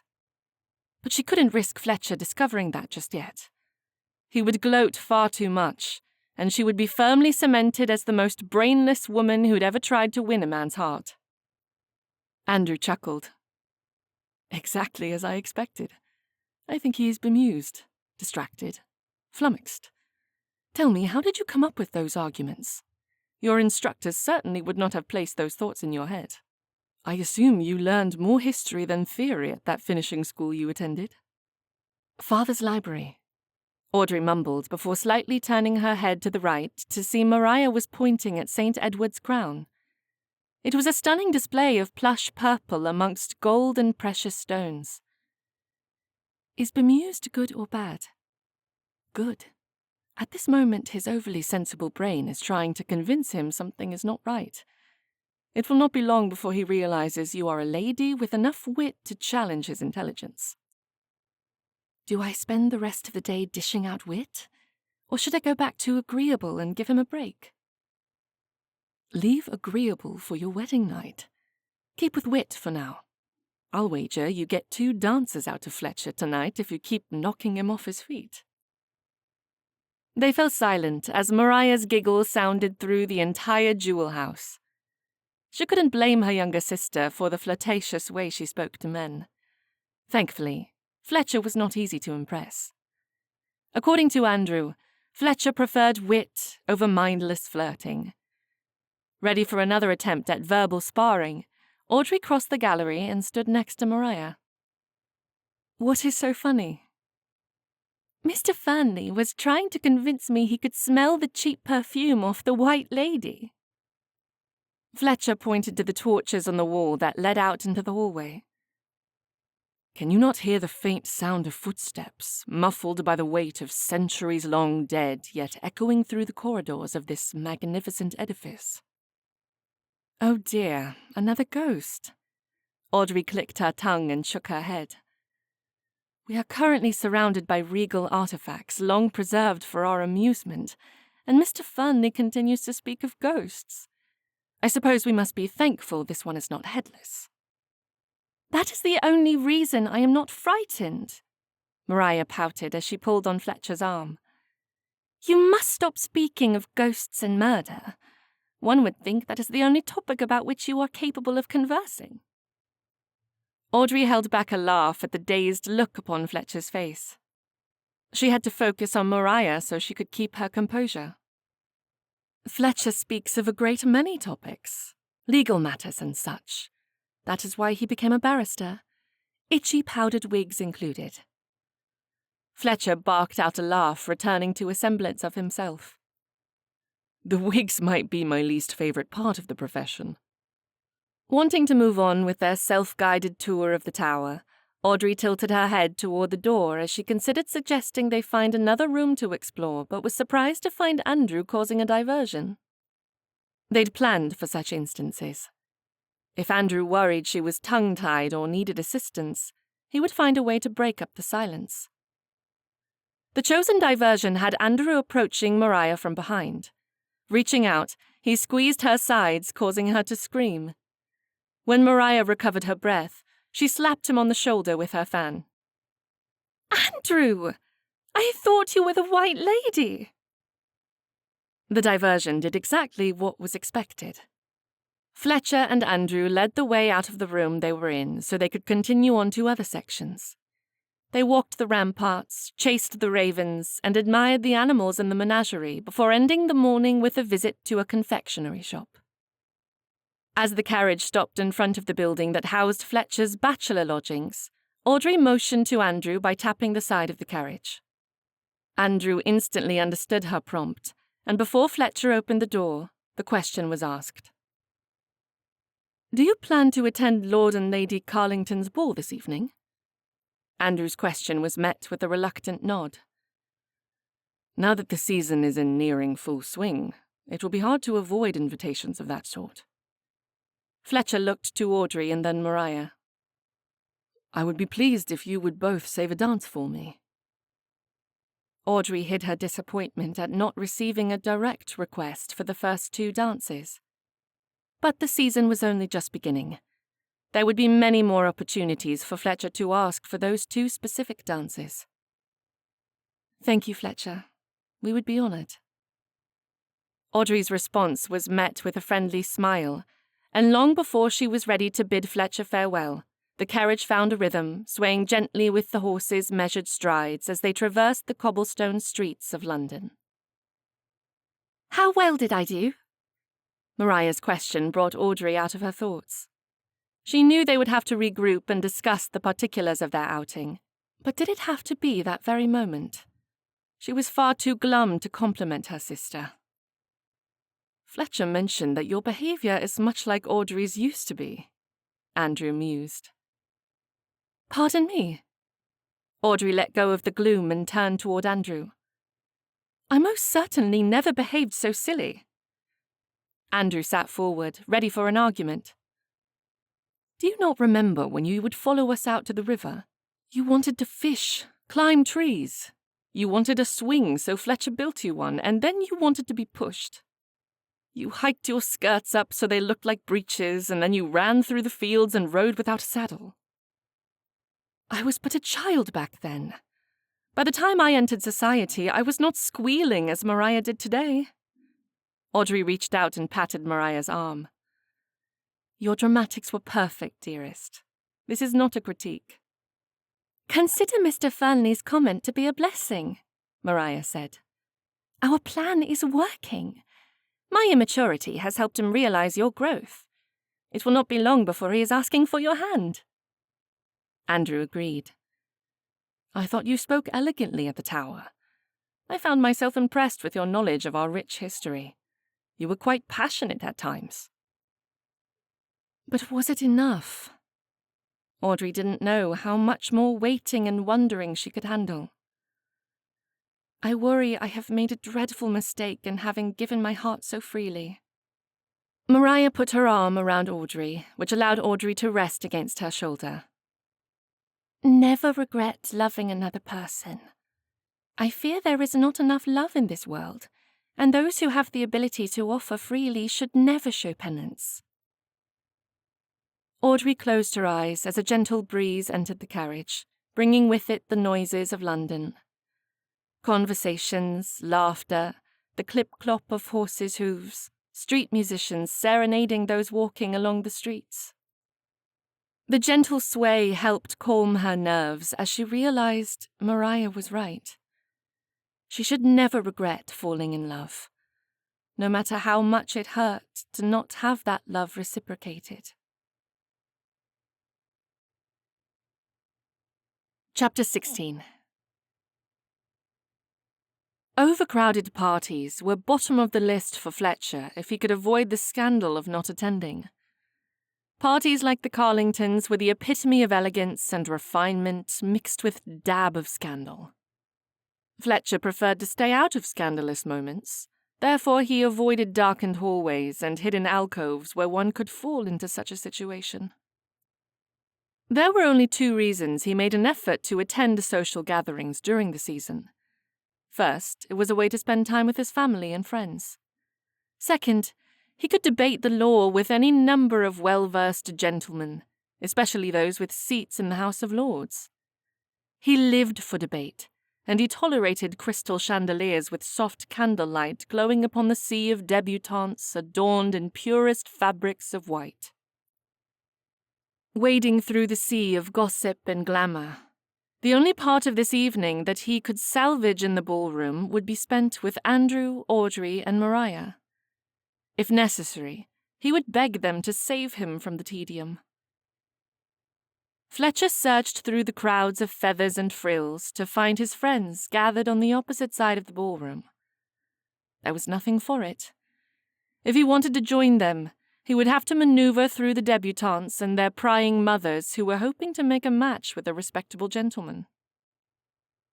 Any man with a small amount of sense would run from the onslaught of eligible women, but there he was, walking past the crowd with a smile on his face and a nod of his head to each of the women looking to introduce their newly presented daughters. He hadn't realized he was holding his breath until he reached the edge of the crowd, when he was safe to inhale once more. Approaching his friends, he tried to keep his voice low so only Andrew could hear. I would think Lord Carlington could rein in the guest list at least once a year. It will only get worse as everyone arrives in town for the opening of Parliament. Andrew's realistic view of the situation left little to the imagination. There would come a time when crossing the room would not be achieved so easily as he had just done. I suppose we are stuck with our lot in life. Fletcher turned to Audrey. What do you think about this crowd? Audrey gave him an unsympathetic frown. The only way to escape the throng of anxious mothers and their daughters is to take a wife. Fletcher quirked an eyebrow. Or gain the reputation of a rake. Not a mother amongst the ton would allow her daughter to dance with me then.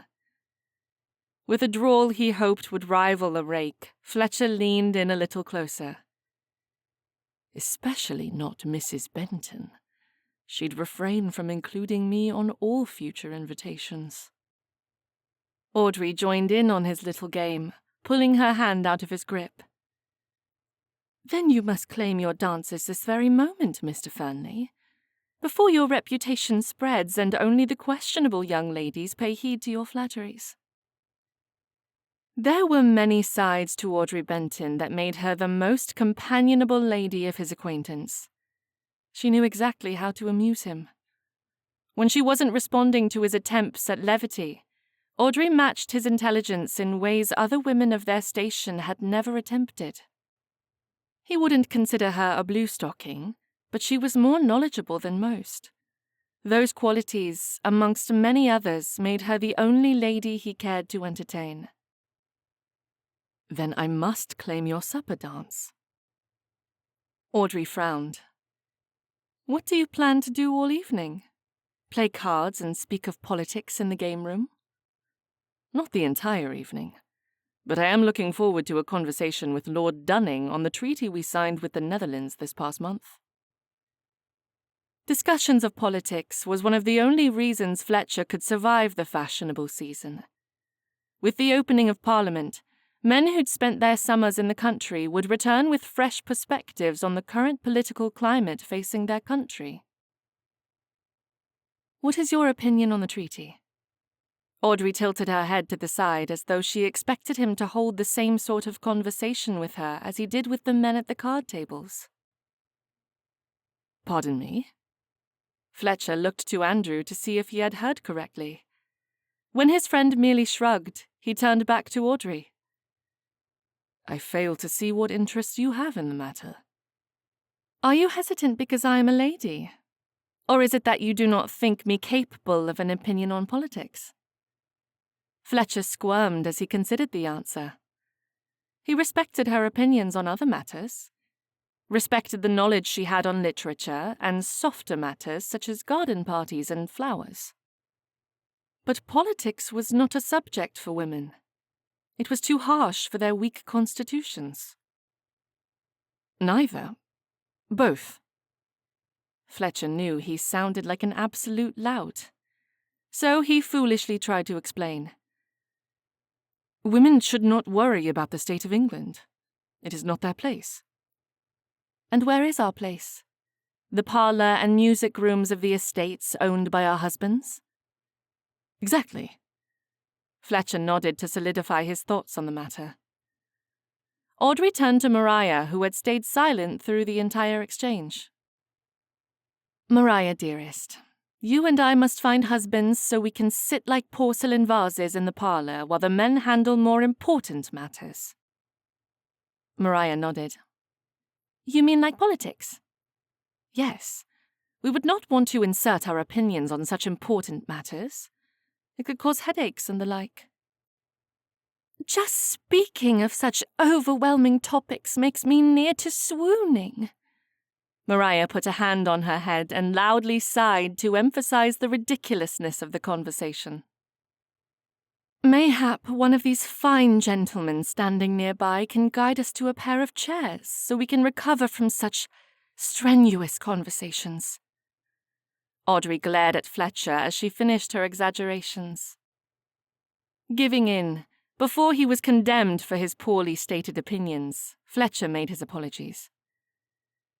Do forgive my ill-spoken insult. Dearest Miss Benton, please enlighten me on your thoughts of the treaty with the Netherlands. The land was seized during the wars with Napoleon. It cannot be wrong for the occupier to return what was taken, much like making amends when one sins against another. Although the treaty failed to be inclusive in returning all the land. Britain has retained some settlements which rightfully allow for trade and the reduction of tariffs. As for the Netherlands, restoring them to a sovereign nation can only increase our economic stability. Do you not agree? Agree? Of course he agreed with her. But that was not the purpose of debate. Someone always had to argue for the opposition. Fletcher was well versed in the art of debate. It was one of the qualities that made him a profitable barrister. He smiled down at her, expecting to give his best argument, but found he was unsettled by her wide blue eyes peering up at him, eagerly awaiting his response. It took him a bit longer to find his voice than he expected. Certainly. Audrey laughed. And it did not injure your pride to hear a lady share her opinion? Not at all.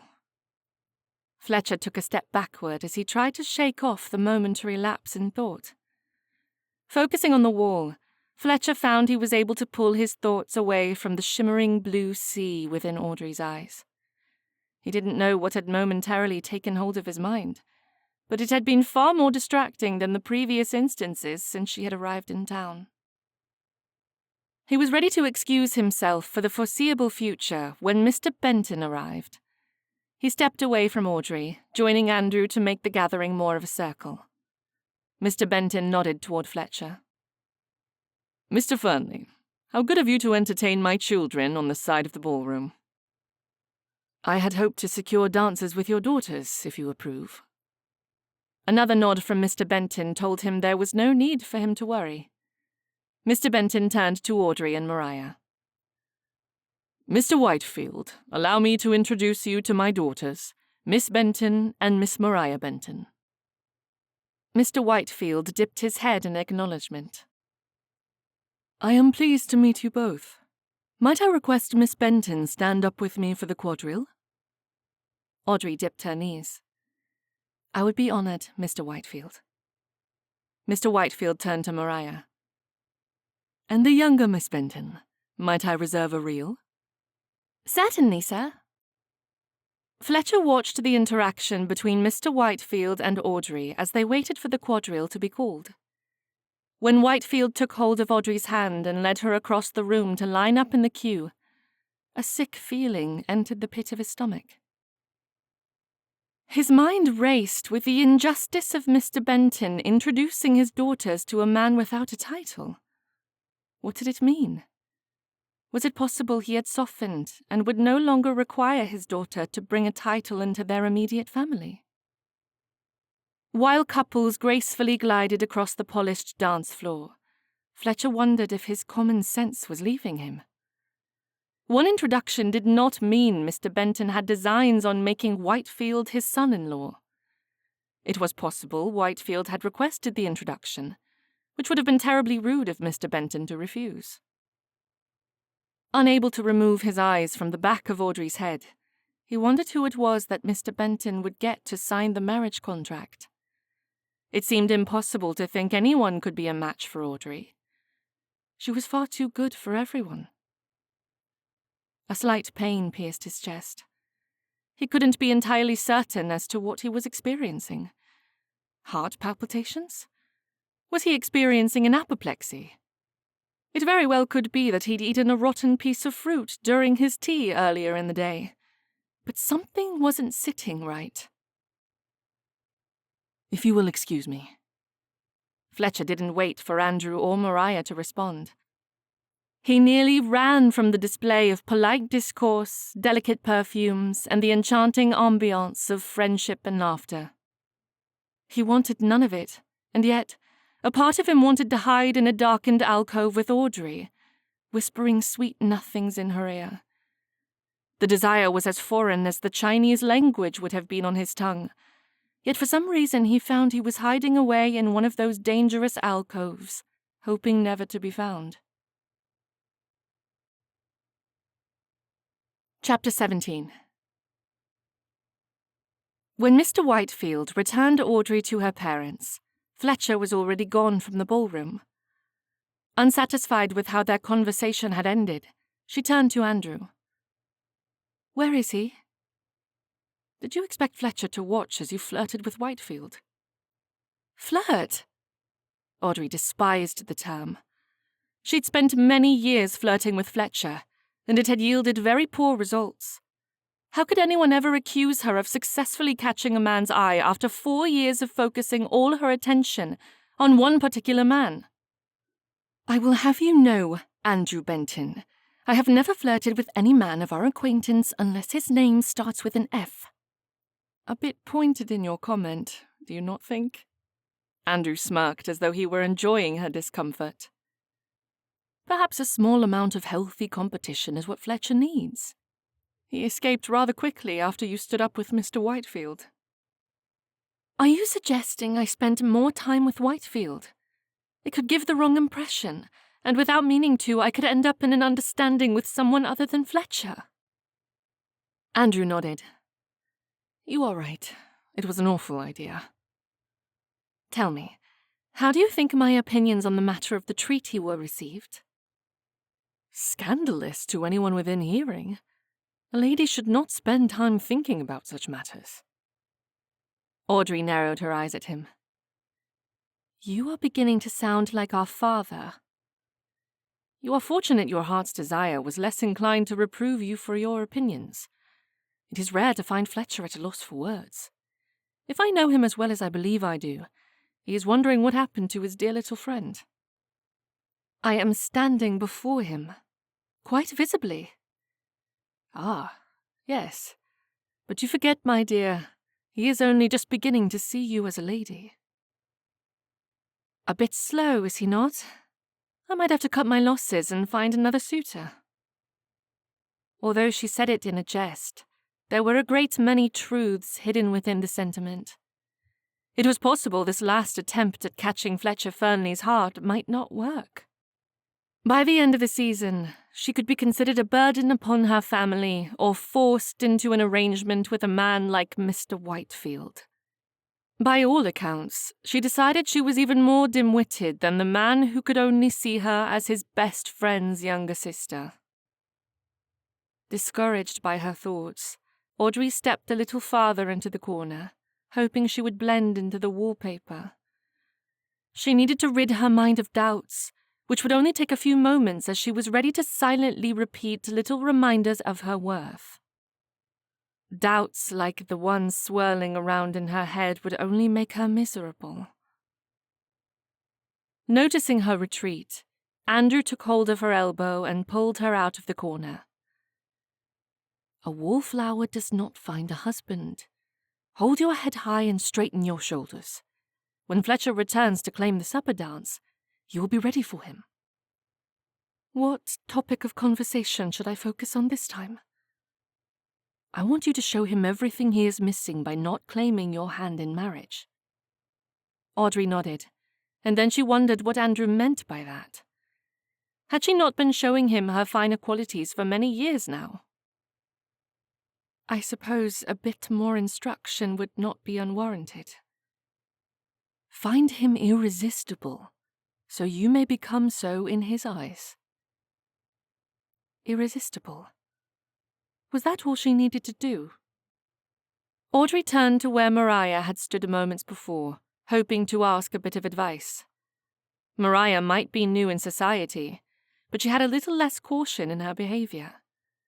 Audrey was discouraged not to find her sister standing near their mother until she noticed Maria was conversing with 3 gentlemen. 3! It was hardly appropriate, and yet Maria held each of them spellbound as she batted her eyes and smiled pleasingly. She nodded and demurred without hesitation, which was something Audrey had never done with Fletcher. Was Maria the type of woman all men wanted? She turned back to Andrew but found him shaking his head.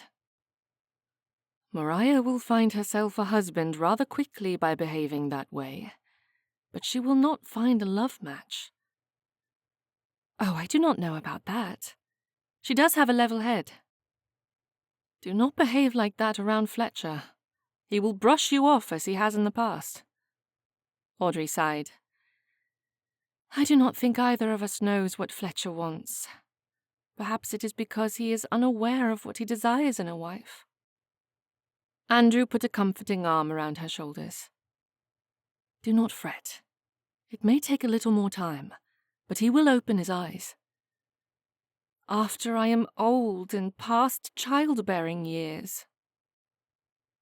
Andrew let out a hearty laugh. When he finally composed himself, he pulled her closer. You will have your chance at motherhood. If we cannot convince Fletcher to recognize his feelings for you, then all is not lost. Father has a string of gentlemen lined up and ready to sign the marriage contract he paid Fletcher to prepare. No! Audrey cried out a little louder than was necessary. It cannot be possible. I would never fabricate such a tale. Then you must convince him otherwise. I must speak with him. He cannot want me in a loveless marriage.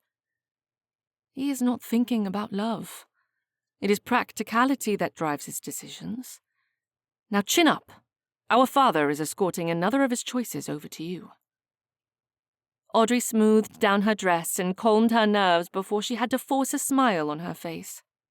If finding Fletcher Fernley irresistible was the key to the male heart, then he would leave this night without any question as to her preference.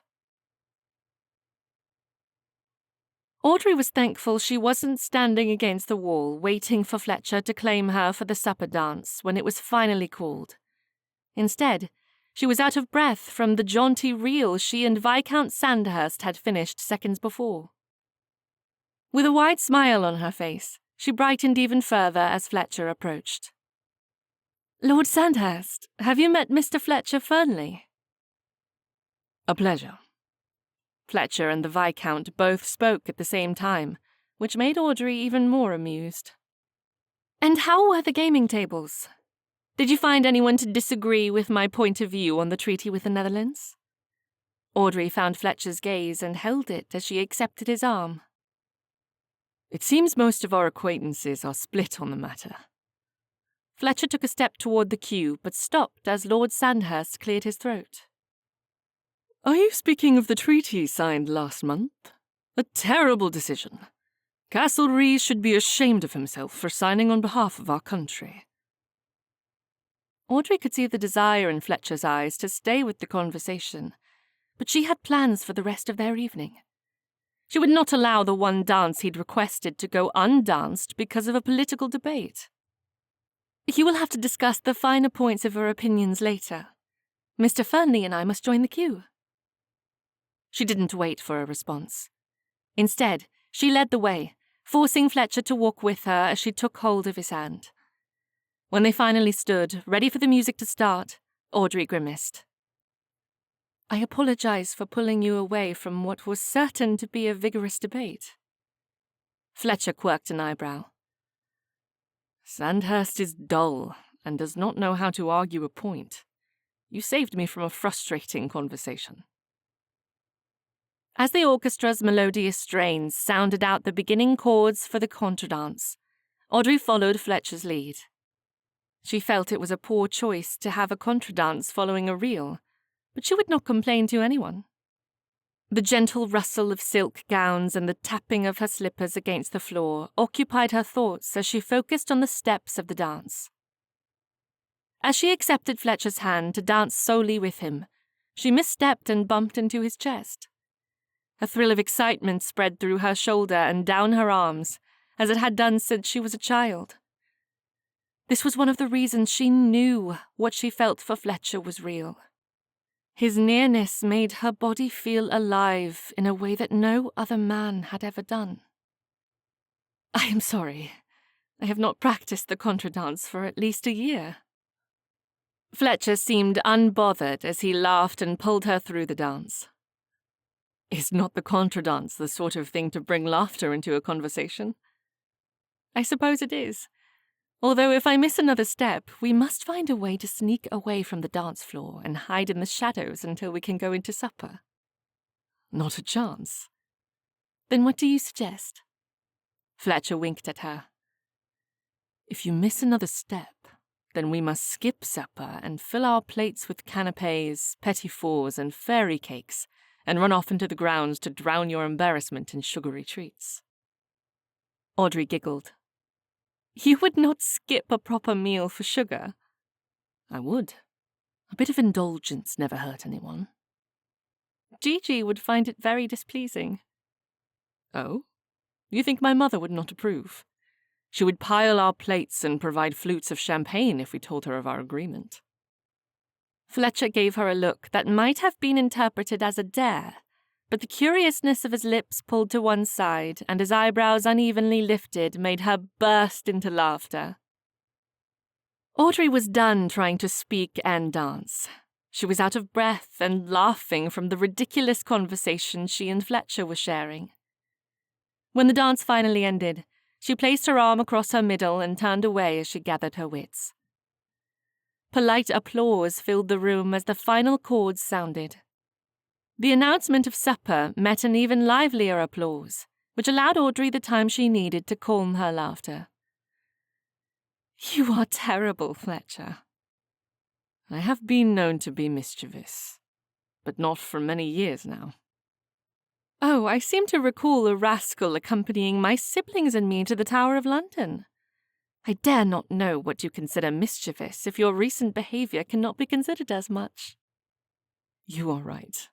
It must be spending time with you that makes me behave so strangely. I must stop before I ruin my reputation as a serious gentleman." "Never say so."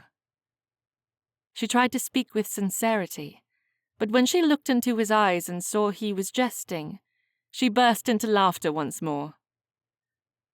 "Fletcher Fernley, you are teasing me." "I most certainly am not. I pride myself on acute mental exercises pertaining to debate and the study of law." His eyes filled with mirth, which put a smile on her face. "If it is the law and large, dusty books you desire, then we must make time to visit a museum." "Tomorrow, then?" Audrey shook her head. "I have other plans for us, and I refuse to change any of them."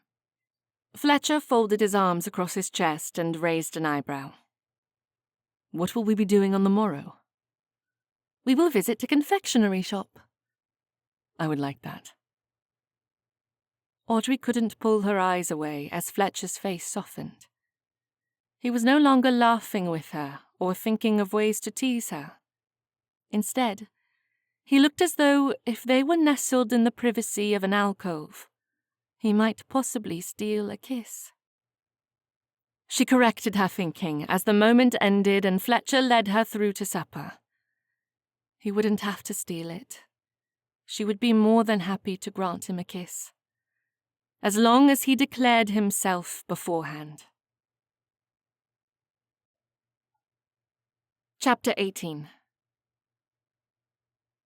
A symphony of colours met Fletcher's eyes as he entered the confectionery shop, Fortnum and Mason, behind Audrey and Maria. Displays of chocolate bonbons, petits fours and tarts were spread across the marble counter next to a variation of sweetbreads and icing-filled delights. Fletcher stood back, allowing Audrey and Maria to make their choices. But he knew exactly what he wanted. The delectable almond and chocolate petit four had caught his eyes above all other items behind the glass case. It took the ladies far too long to settle on one item, but when it was his turn to step up to the counter, he pointed toward the spot that had held the item he wanted to find it was no longer resting on the plate. "Have you any more almond and chocolate petit fours?" "I am afraid not, sir. We just sold the last one." The elderly man looked apologetic, but there was nothing he could do outside of taking the dessert back from the person who had claimed it. Fletcher turned to see who the lucky patron was, to find Audrey was holding the treat his mouth had craved for the last 10 minutes. Resigning himself to a different option, Fletcher chose the spiced gingerbread. It would do for now. But when he visited Grafton House the following evening, he would beg cook to make a dozen petit fours to settle his craving. Nestled in the corner of the shop, next to the fireplace, Fletcher relaxed in his chair as though he had hours to spare for his friends. The clinking of porcelain teacups and light chatter brought back memories of previous seasons, when he'd been far too busy with his duties to spare the time. He'd wasted so many years rushing to eat and then leaving to go back to his books, while others enjoyed the tantalizing scents of the bakery and good conversation.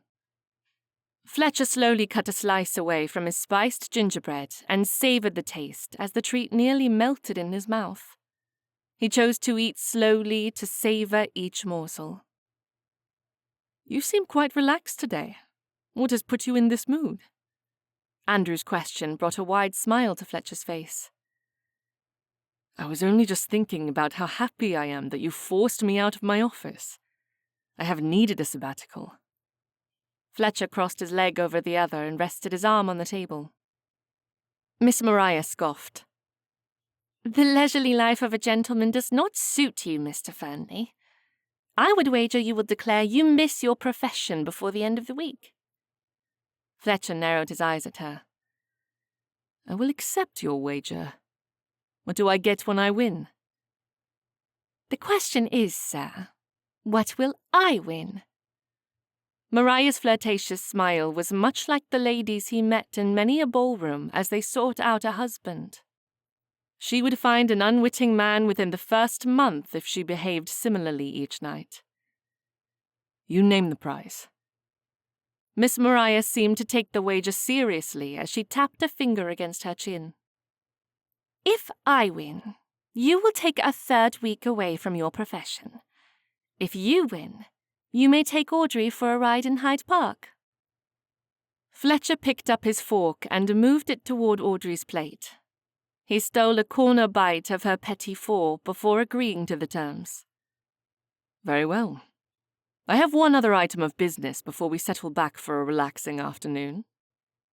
Fletcher smiled as he watched Audrey reach toward him and catch a slice of his spiced gingerbread with her fork. If we are to spend our days exploring the city, would it not be nicer if we were less formal by using our Christian names? I suppose, although I have never called an elderly gentleman who is not my brother by his first name. Maria giggled and then looked as though she would challenge him if he denied his age. Audrey was the first to respond. Elderly? How old do you think he is?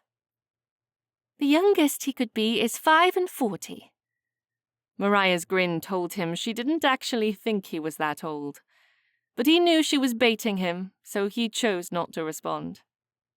Andrew placed his teacup on the saucer and glared at his youngest sister. You wound both me and my friend by considering us that old. We are 7 and 20. I will have you know.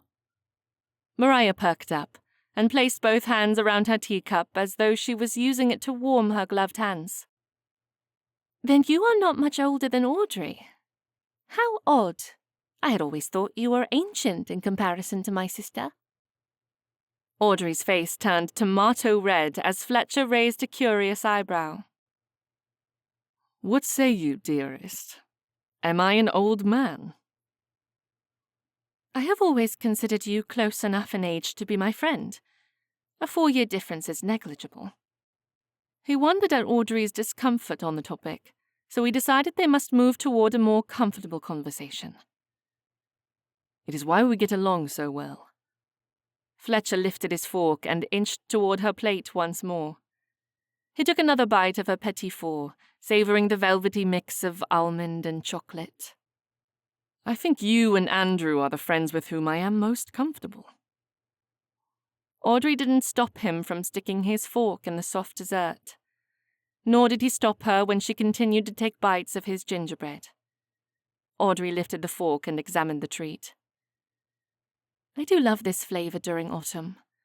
It leaves a burst of spice in my mouth that makes me think of leaves turning orange and red before softly gliding to the earth. Fletcher took another bite of her dessert before placing his fork on the table once more. The slow pace of their afternoon carried a sense of content with delightful conversation. As Audrey leaned over to take another bite of his gingerbread, the scent of cinnamon hit his nose, and he closed his eyes to savor the happiness it brought him. He would forever associate Audrey with cinnamon and spice. It seemed fitting. Is autumn your favorite season? Fletcher took a sip of his tea as he waited for Audrey to answer. Any time I am in London is my favorite time of year. Fletcher was surprised to hear this. Most people do not care for town. They would prefer to stay at their country estates. I do like Yorkshire, some of the time.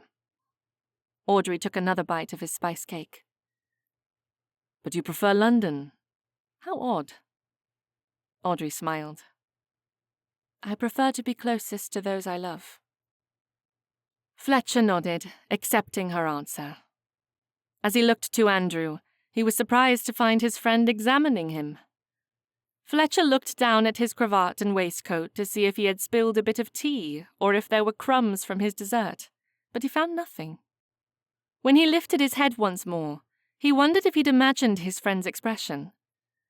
Andrew was relaxed once more and slowly eating a handful of caramelized nuts. Instead of dwelling on the moment, Fletcher leaned toward Audrey and took another bite of her petit four. Chapter 19. Audrey wasn't certain how the afternoon at the confectionery shop would end. They'd pulled Fletcher away from his work twice now, and she worried he would find an excuse to step into the office to check messages or to look after his apprentice. But when he held his arm out and offered to walk with her and her siblings back to Benton House, Audrey's entire day brightened. Everything seemed to be going to plan as she and Fletcher became separated from Andrew and Mariah, who had slowed their pace to create distance. What other plans do you have for us over the next week? Fletcher smiled down at her as though he was genuinely curious. My mother has already accepted 4 invitations for debut balls. We will not be able to avoid them. Audrey tried to smile apologetically, but she hoped he would have accepted the ones he was invited to as well. Mariah's success depends on our support of other debutantes entering society. Fletcher nodded. I believe I have received the same invitations. I did not want to accept without checking with you first. Audrey stopped walking as she looked up at him. She needed to look at his face when she asked this question. Why would you want my opinion? Fletcher's face lit up with amusement. Did I not promise to put my social calendar in your capable hands for the next fortnight? I would not want to attend Miss Adams' debut when you were planning to attend Miss Sanford's. It would defeat the purpose of spending time together. Letting out a sigh, Audrey laughed at her silly reaction. You are right. I do not know what I was thinking. I expect you will want me to bring the invitations I received to you so you can instruct me on which to accept. That would be helpful. She watched as Fletcher reached into his waistcoat and extracted a pile of finely folded letters, handing them to her. Audrey turned each over to find none of the seals had been broken. You have not even looked at them? I trust you will do that for me. It is one part of the season I usually delegate to my man of all work. When I told him he could take a sabbatical from my social calendar for 2 weeks, he sang your praises quite loudly. Audrey playfully slapped his hand. You are jesting. I most certainly am not. I do believe Mr. Carter thinks you are an angel. Then I should control your life more often. Is that what you are telling me? Fletcher laughed. Not at all, Miss Benton. Audrey tucked the letters into her reticule before glaring at Fletcher. You ask my sister to use your Christian name when we are spending time together, and then you refer to me so formally. Fletcher turned toward her with his hand over his heart. I do apologize, Audrey. What was I thinking? A lady can only guess at what goes on within a man's mind. It is a frightening place to be. Best you stay in your own thoughts, my dear. It is easy to guess at what happens in your mind. I trust it is filled with arguments. Audrey's comment was in reference to his profession, but she found the lack of connection within his expression amusing. I can only imagine what you were thinking. I meant debates that you would make while standing before a judge. Amused, Fletcher smiled.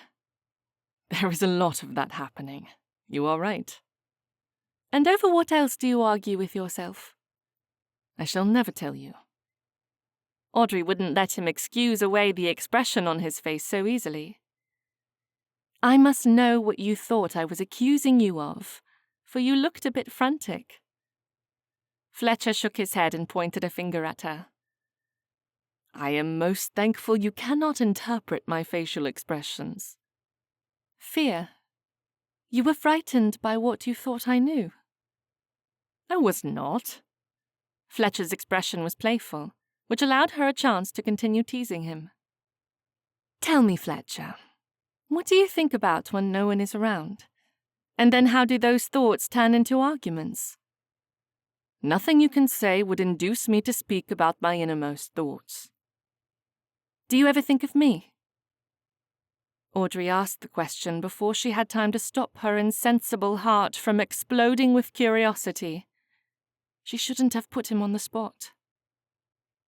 Fletcher fumbled with the answer as a flock of birds flew overhead. She was ready to take back her question by asking something else when one of the birds dropped something white.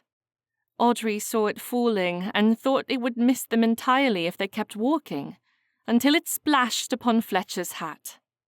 The black of his hat against the white excrement made Audrey's feet freeze to the cobblestones beneath her slippers. A myriad of responses went through her. She wanted to find something to wash the mess off his hat, but had nothing suitable that would help the situation. She wanted to apologize for not suggesting they step to the side, but that seemed a bit like a confession, and she wasn't at fault for what the bird had done. In the end, Audrey put a hand over her mouth as she burst into uncontrollable giggles. Her laughter was not subdued as Fletcher slowly removed his hat and frowned at the offending substance before replacing it on his head and holding his arm out for her to take. Audrey couldn't bring herself to accept his arm, especially as slimy bits of excrement dripped from his hat like muddy water. Fletcher nodded. "I do not blame you. I would not accept my arm either." They walked back to Benton House at a faster pace than the leisurely one they'd taken, arriving before Andrew and Maria. As Fletcher handed his hat and cutaway coat to the butler, Audrey tried not to laugh as she instructed Welby to have them cleaned. Her face hurt from laughing as they stepped through the vestibule to find her father waiting. "Mr. Fernley, was there something wrong with your clothing?"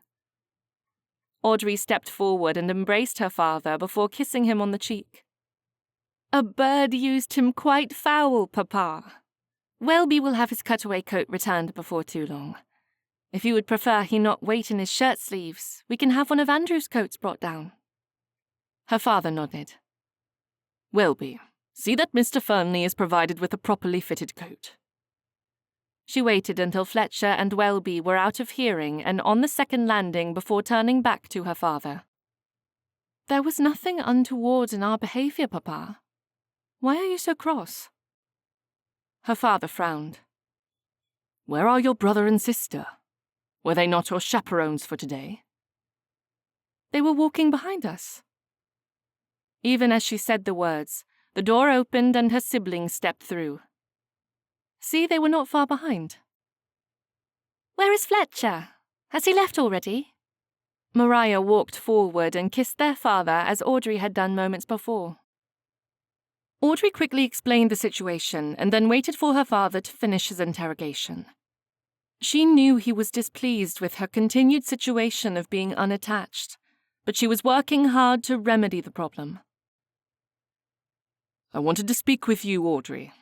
Meet me in the den in 5 minutes' time." "Yes, Papa." Audrey waited outside her father's den until she was certain 5 minutes had passed. Had he decided that less than a week in London would have already been enough time for her to secure a match? Knocking on the door, she tried to calm her breathing by slowly counting while taking a long breath in and purposefully releasing it. "Come in, Audrey." Her father's voice sounded far too stern for it to be anything other than a discussion about her prospects. Audrey didn't allow the door to fully open before she squeezed through and approached her father's desk. "Have I done something wrong?" "Sit down." Her father shuffled a pile of papers on his desk before pulling out a worn black book that was twice the size of one of the books of fiction she would find in their library. "This is a financial ledger." "Oh?"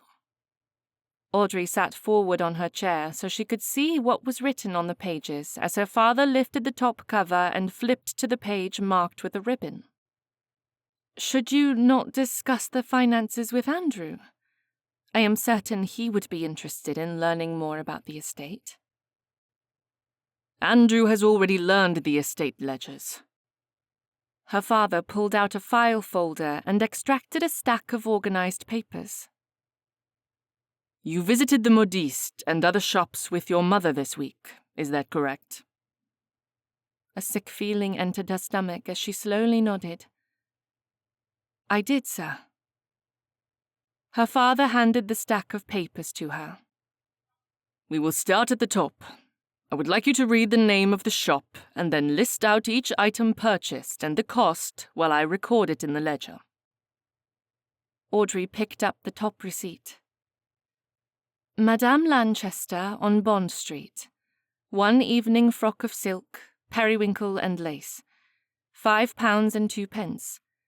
1 riding habit of dark blue cotton, tailored with a hat, gloves and boots. £13 and 5p. There was no guilt in her mind until she came to the line item that had been the pinnacle of her shopping excursion. Audrey couldn't lift her head as she read the line. 1 evening frock of red satin, slippers, elbow-length gloves, £6 and 20 and 5p. Her father grunted after each item. She didn't know if he did it as a way to let her know he was ready for the next line on the bill, or if it was a way to show his disapproval. But each item listed out only proved to show exactly what he had said before they had arrived in London. The fashionable season was done at great cost to the estate finances. Chapter 20. Audrey wasn't in the mood for socializing. The expense this season had already put upon her father weighed heavily on her mind, and for the 100th time since arriving in London, she wondered if all her efforts to win Fletcher's heart would amount to nothing. Yet, even with these doubts, she couldn't give up. She had to believe that love would win out. Therefore, she had sent a notice to Fletcher, letting him know she and her siblings would be waiting at 6:30 at a park right outside the city. She wanted to ride with open fields, away from the bustle of London. What had she been thinking? She regretted the invitation, for she was not in the right mindset for flirting. Why are you frowning? Andrew, her dear brother, would not give up. He had championed her cause and would not allow her to spoil any of the ground they had gained. You must make Fletcher believe life with you will be pleasurable. Frowns speak of arguments and days on end of avoiding each other just so you do not end up in an uncomfortable row. Audrey smirked. Are you speaking from experience? When Andrew didn't immediately respond, she continued. Andrew, I do wonder at your insistence not to pursue a courtship this season. Usually by now you have more than one lady vying for your attention. I am focused on your future. Andrew straightened in the saddle and pulled at his riding coat. One would think you would be a little more grateful. Audrey and Mariah exchanged doubtful glances. At the same time, they agreed he wasn't being truthful. Mariah spoke first. What are you not telling us? I would prefer we focus on our immediate problem of capturing a husband for Audrey. Andrew pointed toward a small dot in the distance. He is late. How strange. He is usually so punctual. Andrew, Audrey focused on her brother. What has father done? Andrew let out a long-suffering sigh. If I tell you, can we forget about it and make ourselves less emotional? She knew he was speaking of her attitude that morning. Audrey had nearly begged off with a feigned headache. Very well. I will make myself joyful. Father spoke with Lady Grafton's grandfather, Mr. Kensington, about his connections in the States. There is a very wealthy gentleman there who has bestowed a generous dowry on his daughter. They are to arrive in the spring. Audrey narrowed his eyes at her brother. Does father expect you to court this young lady? The arrangements are already made. When she arrives, we will be wed. Andrew refused to look at either of his sisters, his eyes focused upon a tree in the distance. I have exchanged letters with Miss Lavinia Wells, and she seems lovely. Is Lady Grafton acquainted with her? Audrey wanted to know everything she could about the woman who would be her sister-in-law. They know of each other, but they are not friends. Is she someone you think you could love? Mariah's question was more important than the one Audrey had asked. I think very highly of her. She is intelligent and well-spoken. Her penmanship is quite lovely. Her accomplishments are many. She is well-versed in music, French, German, Italian, and she can sing. Lady Grafton said my intended's voice has long been compared to a bird in springtime. I have been informed that she is charitable and gives willingly to others. I could not be more fortunate if I had chosen myself. Mariah frowned. You did not answer my question. I do not have an answer. Andrew didn't give them any time to discuss the situation as he turned away and rode out to meet Fletcher. Audrey followed his progress while lowering her voice so only Mariah could hear. It seems you and I do not know much of anything that goes on in our family. I agree.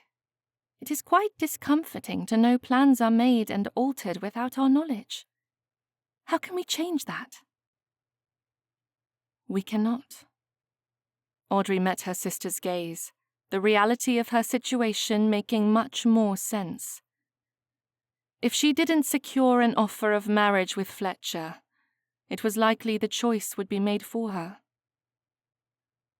Women are rarely allowed to choose their own paths. Except for you. Mariah's comment brought Audrey's full attention to her. I most certainly disagree. Mariah smiled. Father has tried to match you with a number of men over the years, has he not? Yes, but I refused them all. Exactly. Mariah laughed. I think if Andrew did not want to marry Miss Wells, he would not have allowed Father to make arrangements. Audrey loved that her younger sister thought life was as simple as stating your choices. But she knew there was a big difference in how their father viewed his children. Andrew was the dutiful son. Audrey was the ungrateful daughter. Mariah would prove which type of daughter she would be as she learned to navigate society. Audrey pulled back on the reins, bringing Willow to a stop as she noticed Fletcher was no longer beside her. She turned Willow back the way they had ridden to find Fletcher was standing next to his horse instead of riding him.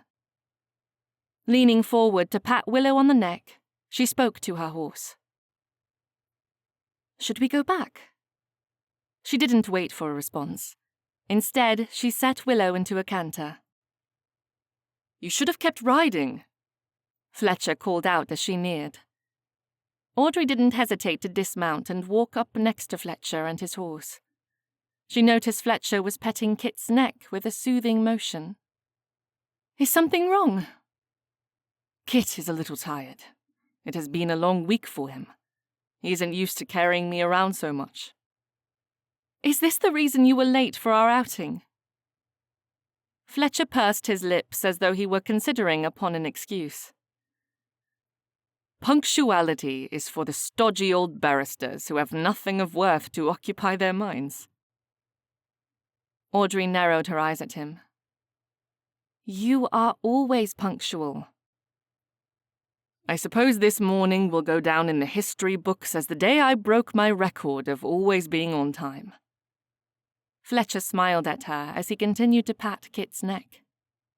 "He needs more breaks than the young horses do." "Should we walk, then?"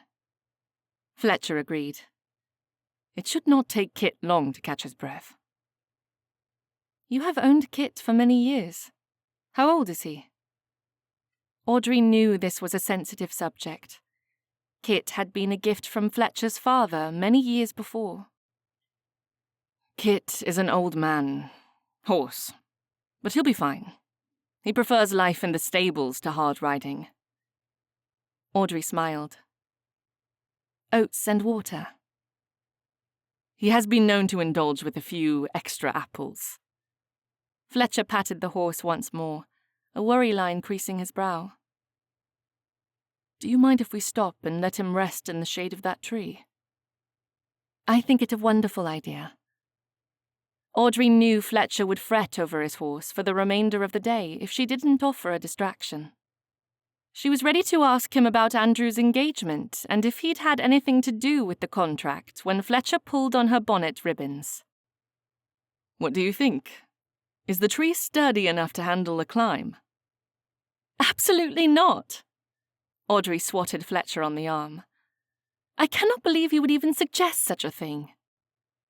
"Are you not the young miss who claimed climbing a tree was as natural as riding a horse?" Audrey put her hands on her hips while biting her bottom lip to stop a smile from spreading across her face. She had made that claim and he had repeated her words exactly as she'd phrased them. That alone made her want to climb up the tree. The question was, did she dare tack up her dress to make it look like breeches? Or did she dare try to scale the tree with her skirt loose? Thankful her riding habit had a functional belt, Audrey bent down and pulled the back of her dress through her legs. "I will reach the highest branch before you." "Only if I am very unlucky." Fletcher stood under the tree, waiting for her to finish preparing her dress. "I will boost you to the first branch." "Who says I need your assistance, Mr. Fernley?" Fletcher laughed. "I did not want you to claim my height was an unfair advantage." It was true. Fletcher stood more than a head taller than she. But she had seen a knot on the side of the tree, and she planned to use it to climb up to the first branch. "Thank you for your gentlemanly offer, but I will find my own way up the tree." Audrey made her way to the side and waited until Fletcher counted to 3. By the time she'd made it to the first branch, Audrey was certain she would have to admit that climbing trees was nothing like riding a horse. But she was not prepared to allow Fletcher to win, so she found her next foothold and climbed farther into the tree. Her gloves snagged against the rough bark, ripping a tiny hole into the palm. She would have to try to repair it.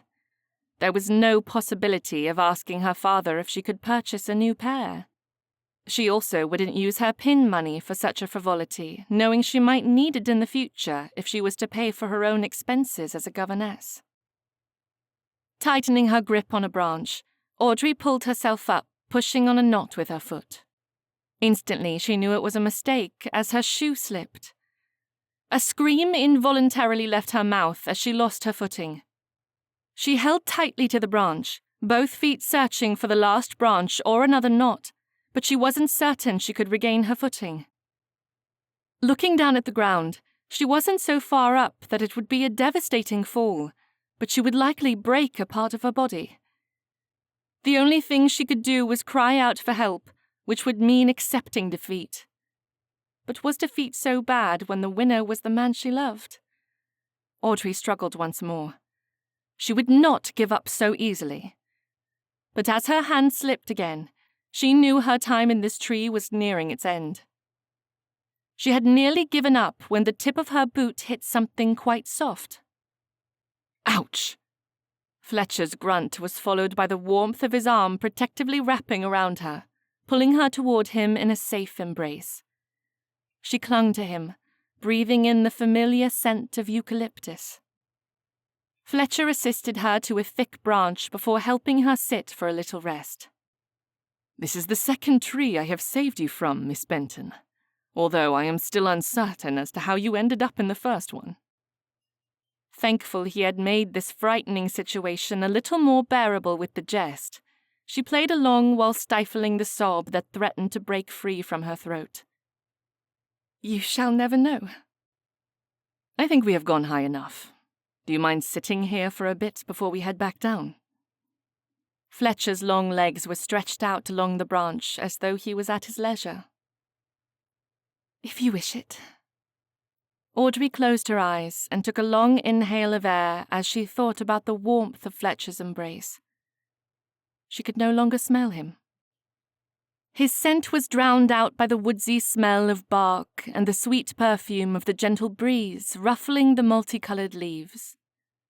As her breathing returned to normal, Audrey opened her eyes to find Fletcher was gazing at her in concern. "Are you well?" "I do not know how I get myself into these sorts of messes." She nearly made a claim that Andrew would chide her about this behaviour, but stopped herself, as she didn't want to divulge information regarding the help Andrew had provided over the last week. I have been doing this since I was but a child, never learning a lesson. Fletcher laughed for so long, Audrey wasn't certain if he was mocking her, or if she had truly said something as funny as he thought. When he finally composed himself, he wiped his eyes. Audrey Benton, you should be rid of me once and for all, and then you will not find yourself in such disastrous situations. How can you blame yourself? It was my taunting that led you to hike your skirt up and climb a tree. Audrey laughed in full agreement. It is true. This is your fault. I will blame you for the hole in my gloves. Fletcher reached out and took her hand to examine the hole. Warmth from his touch sprang into motion like hot water running down her arm and into her chest. I apologize most deeply for my part in ruining your glove. What shall I do to make amends? You could help me down from this awful tree. A good choice. Andrew's voice travelled up to them from the ground. Audrey and Fletcher nearly bumped heads as they peered down to find Andrew and Mariah standing below. Audrey sat back and rested her head against the trunk. Thank you, Fletcher. Whatever for? You nearly met your death in this tree. You did not have to take time away from the office to sit in a tree with me. I am certain you would prefer to be in a cozy armchair preparing for court. When he tried to play it down, Audrey gave him an unconvincing smirk. You have tolerated my intrusion this last week, and do not tell me otherwise. Are you releasing me from our agreement? Yes. She didn't tell him it was because she wanted him to choose to spend time with her. Nor did she give him a lecture on how friends should never feel obligated to socialize. Instead, she released him with the hope that the foundation she'd laid in the last week would be enough to pull him out of the solitary life he'd been living. What if I choose to continue this sabbatical? Audrey's entire body felt lighter than it had moments before. A tension she had carried for so long released, and she allowed herself to hope that this was the beginning of something quite wonderful. Then you may continue to goad me into trees, but my feet will stay firmly on the ground from now on. Then we must get you off this branch. Fletcher guided her down from the tree with the skill of a man who knew how to negotiate difficult footing. By the time they were back on the grass, Audrey was exhausted. She pulled her skirt out of the belt and pushed everything flat. What possessed you to climb a tree? We will have to keep a closer watch on you if this is the kind of mess you get into when we ride ahead. Mariah chided. You nearly frightened me to death. Audrey laughed. I did not mean to cause you distress. Mariah stomped her foot and folded her arms. Pouting had been a way for her to convince their father she needed more bonnets and parasols. This was not the outing we planned. I want to go home. Andrew nodded. I think it is best we go back to Benton House. Our horses have had a bit of a rest. Why not race back? I think Kit and I will take it a little slower. You three should go on ahead. Andrew shook his head. We can race another time. They each took hold of the reins for their horses, and the four of them walked slowly back toward town. I was thinking of taking a trip to Newmarket next month. You should join me. Fletcher patted Kit's neck. It would only make this old man jealous to see those young and lively gents. Fletcher seemed to consider it a bit, and then shook his head. No, I think Kit and I will stay here. Kit might enjoy the fields of Primrose Hall a bit more than London's cobblestone streets, Andrew kindly suggested. What do you think about that? Fletcher asked the horse. Kit didn't respond. He says the cobblestones are perfectly lovely. Audrey quirked an eyebrow at him. I did not hear Kit respond. When Willow answers me, there is always some sort of noise or the stomping of his hoof. Fletcher grinned at her. Kit answers with the flare of his nostrils. He pointed to the one closest to him. Did you see that? I think it means he wants an apple. Audrey dug into the bag she'd attached to Willow's saddle and pulled out one of the apples she had brought for a light snack. She held it out and waited for Kit to snatch it up. Audrey, what happened to your new gloves? Mariah asked, taking hold of Audrey's hand. She pulled at the frayed edges. This means we will have to go shopping before our next ride. Heat filled her cheeks as she pulled her hand back. Spending more money would only incur her father's disappointment. I will try to patch the hole. There is no need to buy a new pair. That hole cannot be fixed properly. Mariah frowned. Is this because of the interview you had with Papa? Audrey wanted the conversation to go back to Fletcher's horse. It was embarrassing to think that Fletcher would be made aware of the financial burden she placed upon her family. I will do what I can. I have no reason to believe it is unfixable. Audrey silently berated herself for climbing the tree until she remembered that Fletcher had put his arm around her and pulled her into his embrace. That alone was the perfect trade-off for her ruined gloves. I have the perfect solution for our ruined day. Mariah's announcement pulled Audrey out of her reverie. We must have a picnic in Hyde Park. There wasn't anything else planned for the day, and so Audrey agreed.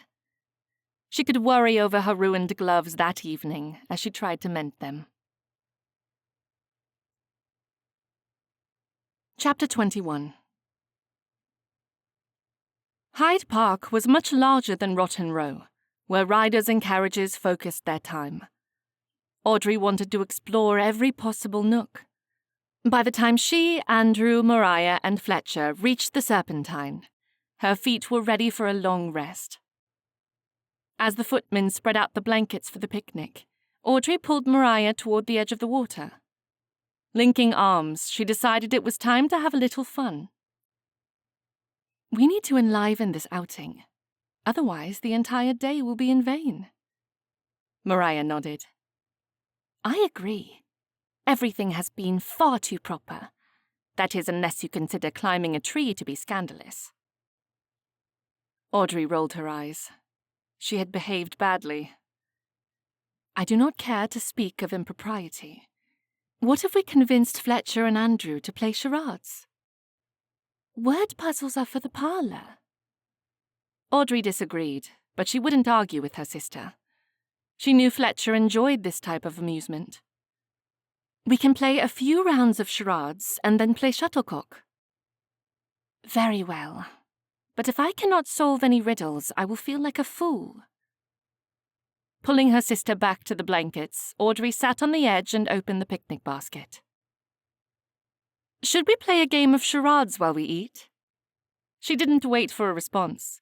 She simply looked to Fletcher with the expectation that he would give the first riddle. Fletcher accepted the challenge without delay. Very well. I have one I think Audrey will like. Let us see if you can guess the answer before the others. Audrey tilted her head to the side. A charade designed for me. I shall consider it an honor. My first is a fish. My second is a fish. My third is a fish. Fletcher leaned against the trunk of the tree they sat under and folded his arms across his chest. The pleased expression on his face told her he was certain no one would answer correctly. But there is nothing different about the first, second, or third, Mariah pouted. What fun is there in that? Audrey passed a bowl of strawberries to her sister. It is the challenge of the riddle that makes it fun. For instance, the answer is coddling. How did you determine that? Andrew asked. Fish 1 is cod. Fish 2 is ling. Fish 3 is coddling. Quite simple. Audrey couldn't help smiling at the nod of approval from Fletcher. But it wasn't until he spoke that her heart increased and her mouth went dry. "Then I believe you are next to intrigue us with a charade." She'd planned her riddle for over a month, hoping she would have the opportunity to share it with Fletcher. Now it was time to see if she could challenge his abilities. "My first is a vegetable extract. My second is a maternal satisfaction. My whole, the ornament of a cottage." While she waited for answers, Audrey filled plates with pastries and passed them around the small circle. It gave her a boost in confidence to see Fletcher give the riddle serious consideration. Her greatest fear going into this activity was that he would give the answer straight away and announce that even a simpleton could figure it out. Mariah was the first to break the silence, covering the sound of birds chirping above them with a long, drawn-out sigh. "Can we not do something that does not make us sound like blue stockings? I care nothing for games of wit." Audrey bit her bottom lip and turned away so Fletcher would not see her reaction to Mariah's behavior. Her sister was normally energetic, but she wasn't dim-witted. She might not be quick at charades, but she wasn't completely incompetent when playing the game. Usually, Mariah would attempt to figure out part of the answer without much complaint. "It is a difficult puzzle, but I think I have part of it." Andrew focused his attention on Mariah. "We can work it out together unless Fletcher has the answer." Fletcher nodded. "I have a guess, but let us help Mariah with the game, so when next she is in the parlour, she might impress eligible men." Mariah scoffed. "I care nothing for impressing men of your similar intelligence. I will leave such prospects to other ladies." "I worry about you, Mariah. The elder brother within me is deeply concerned about your future." Fletcher's concern was genuine, which made Audrey love him even more. "Andrew, can you not do something about this?" Andrew shook his head. "I am as powerless as you. Younger siblings have minds of their own and are not easily swayed to think as their elders." "Audrey?" Fletcher's plea made Audrey want to agree with him, but he'd proven that a challenge was necessary to claim his attention. "I think Mariah has the right of it. Intelligence has done little good for me amongst the ton. Let her dream of fashion and parties. She will marry far sooner than I." Audrey didn't want anyone to think she had lost hope, but her situation did beg for a bit of relief. Would Fletcher never realize she loved him? Audrey turned from the conversation to look out at the Serpentine. She didn't want to see the pity in anyone's expression. After all the years she'd spent seeking Fletcher's admiration, he was the only one amongst her family and his who still hadn't realized how deeply she loved him. "Let us play shuttlecock," Mariah called out, startling Audrey from her pity party by pulling the battledores out and placing one in front of each of them before pulling a goose-feathered shuttle from the basket. Audrey wanted to point out that no one had sufficiently solved her riddle, but decided not to worry about it as she followed the others the short distance from the blanket. With a toss of the shuttle in the air, the game started off with each participant hitting it at least once before it fell to the ground, and they had to begin again. When they had been younger, Fletcher would tease Audrey by jumping in front of her and hitting the shuttle out of her way. She didn't expect the playful behavior, especially not in Hyde Park, until a battledore suddenly flashed across her vision as Fletcher lightly bumped against her shoulder, nudging her out of the way. "Not fast enough, Riri." Audrey's face heated as he used the shortened version of her name he'd fashioned when she was only 8. He was the only person who had ever referred to her as Riri, and she secretly loved it. Jumping to the challenge, Audrey moved with the agility of a gazelle as she swatted the shuttle mid-air before it could enter Fletcher's domain. Smarting a bit too much for propriety, Audrey taunted him as she crossed back to her original position. "You have the faculties of an old man." Andrew hit the shuttle, sending it to Mariah. His smile and laughter betrayed the reproof he gave to Fletcher and Audrey. Neither of you deserve the points. Mariah and I will bat the shuttle between us until you have both mended your ways. Audrey knew she was ill-behaved, and Andrew would mention it in their conversation later that night as they reviewed the day's events, but she wasn't going to forego the opportunity to laugh with Fletcher. Running toward the center of their small circle, Audrey went to bat the shuttle before it reached Mariah to find she had collided with Fletcher, her face smashing into his chest. The smell of eucalyptus oil filled her senses, and she wanted to wrap her arms around him, but knew that would be far too bold. Instead, she lost her balance and fell backwards, landing on her backside. Although a sharp pain hit her bottom, Audrey burst into laughter. "I apologize, Fletcher. I did not think you would chase it." Fletcher lay on the ground, his entire body shaking with laughter. "The shuttle was sent in my direction. What other proof did you need that I would hit it?" "You were the first to knock me out of the way. You have only yourself to blame."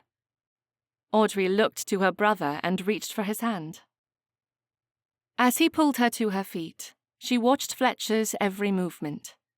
Smoothing out her skirts, she held back a giggle as he rolled to his side and pushed himself up from the ground. Fletcher was on his knees, reaching for his battledore as he spoke. "Audrey, I have never seen such improper sportsmanship in all my life." "Nor have I." She wasn't going to let him get away with his part in the debacle. "Not since we were children, have you?" Audrey stopped speaking as she noticed Fletcher was no longer smiling. The humour fell from his eyes, and his face went slack as he looked at her. A nonsensical emotion danced across his features, making him look as though he had imbibed. Audrey touched her neckline to ensure her lace had not slipped and that she was properly covered. "Is something wrong?" "Not at all." Fletcher held up his battledore as though it were his excuse for looking so oddly. "Well, then your manners have not changed since you last threw me over your shoulder like a bag of wheat." She had hoped he would respond to her comment, but instead she found Fletcher narrowing his eyes in her direction. Smoothing down her dress, Audrey looked about to see what could have caused his distress. When she found everything to be in perfect order, she looked back to him expectantly. "Have I grown 2 heads?" Fletcher's expression instantly went back to the serious manner he was known to display. Without any context, he suddenly said, "Honeysuckle." "Pardon me?" Audrey exchanged a confused look with Mariah, and then with Andrew. Had Fletcher hit his head when he'd fallen on the ground? Fletcher cleared his throat and nodded his head. "My first is a vegetable extract. My second, a maternal satisfaction. My whole, the ornament of a cottage." "The answer to the last charade? Why does it matter now?" Audrey had to admit she was thankful he'd remembered the riddle she'd posed, but it was unnecessary to bring it up at that moment. "I must go." Fletcher backed away from her, uncertainty filling his face. He looked about for an excuse, but obviously found nothing as he turned back while rubbing the back of his neck. "Good day, Miss Benton, Miss Mariah, Andrew." Audrey watched Fletcher as he crossed the lawn, passing the picnic they'd set out, and then strolled to the pathway. Turning to Andrew, she couldn't help but wonder what had happened. "How peculiar. Do you think he is injured?" Andrew laughed. "On the contrary, my dear sister, he most certainly is not injured." Her gaze fell back on Fletcher. She wanted to run after him and inquire as to what had caused him to leave, but that was exactly the sort of behavior Andrew had warned her against. Although she followed her siblings back to their picnic, Audrey's mind stayed on Fletcher and his abrupt departure. It was so very odd. Chapter 22. Fletcher rubbed the back of his neck with increasing intensity as he tried to walk calmly away from Audrey Benton. His composure had left as the cinnamon perfume she used wafted up from her head and filled his mouth and nose. As he'd fallen to the ground, the smell of grass and cobblestone walkways had done nothing to expel the smell of Audrey from his senses. That had to be the reason for his momentary lapse in propriety. Audrey was his friend. It was all she could ever be to him. Since the day he'd learned of Mr. Benton's desire to have a title in the family, he'd sworn off all feelings outside of friendship. He'd thought of her as a sister. She may not be blood-related, but he'd known her for as far back as he could remember. She was the little girl who he'd enjoyed teasing. He'd taught her to jump fences with her horse, he'd encouraged poor table manners when they were younger, and he'd pulled her bonnet strings more times than he could remember. Those instances were the mark of brotherly love, weren't they? Exiting the park, Fletcher nearly ran through rows of townhouses until he reached St. James Square and Grafton House. He needed someone to make sense of what was happening in his head, because it was all far too insensible.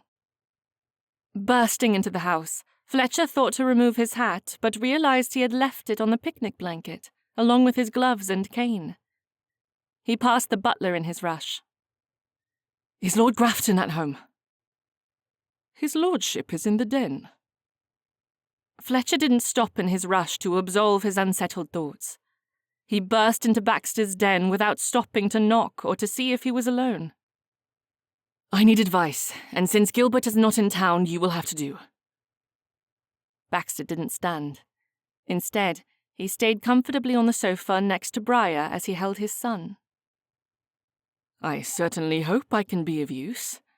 Otherwise you may find Gilbert at the vicarage near Primrose Hall. I trust you remember the direction." "Briar, forgive my poor manners for bursting into your home. It was thoughtless of me." Fletcher bowed, then turned back to his brother. "I need to speak with you."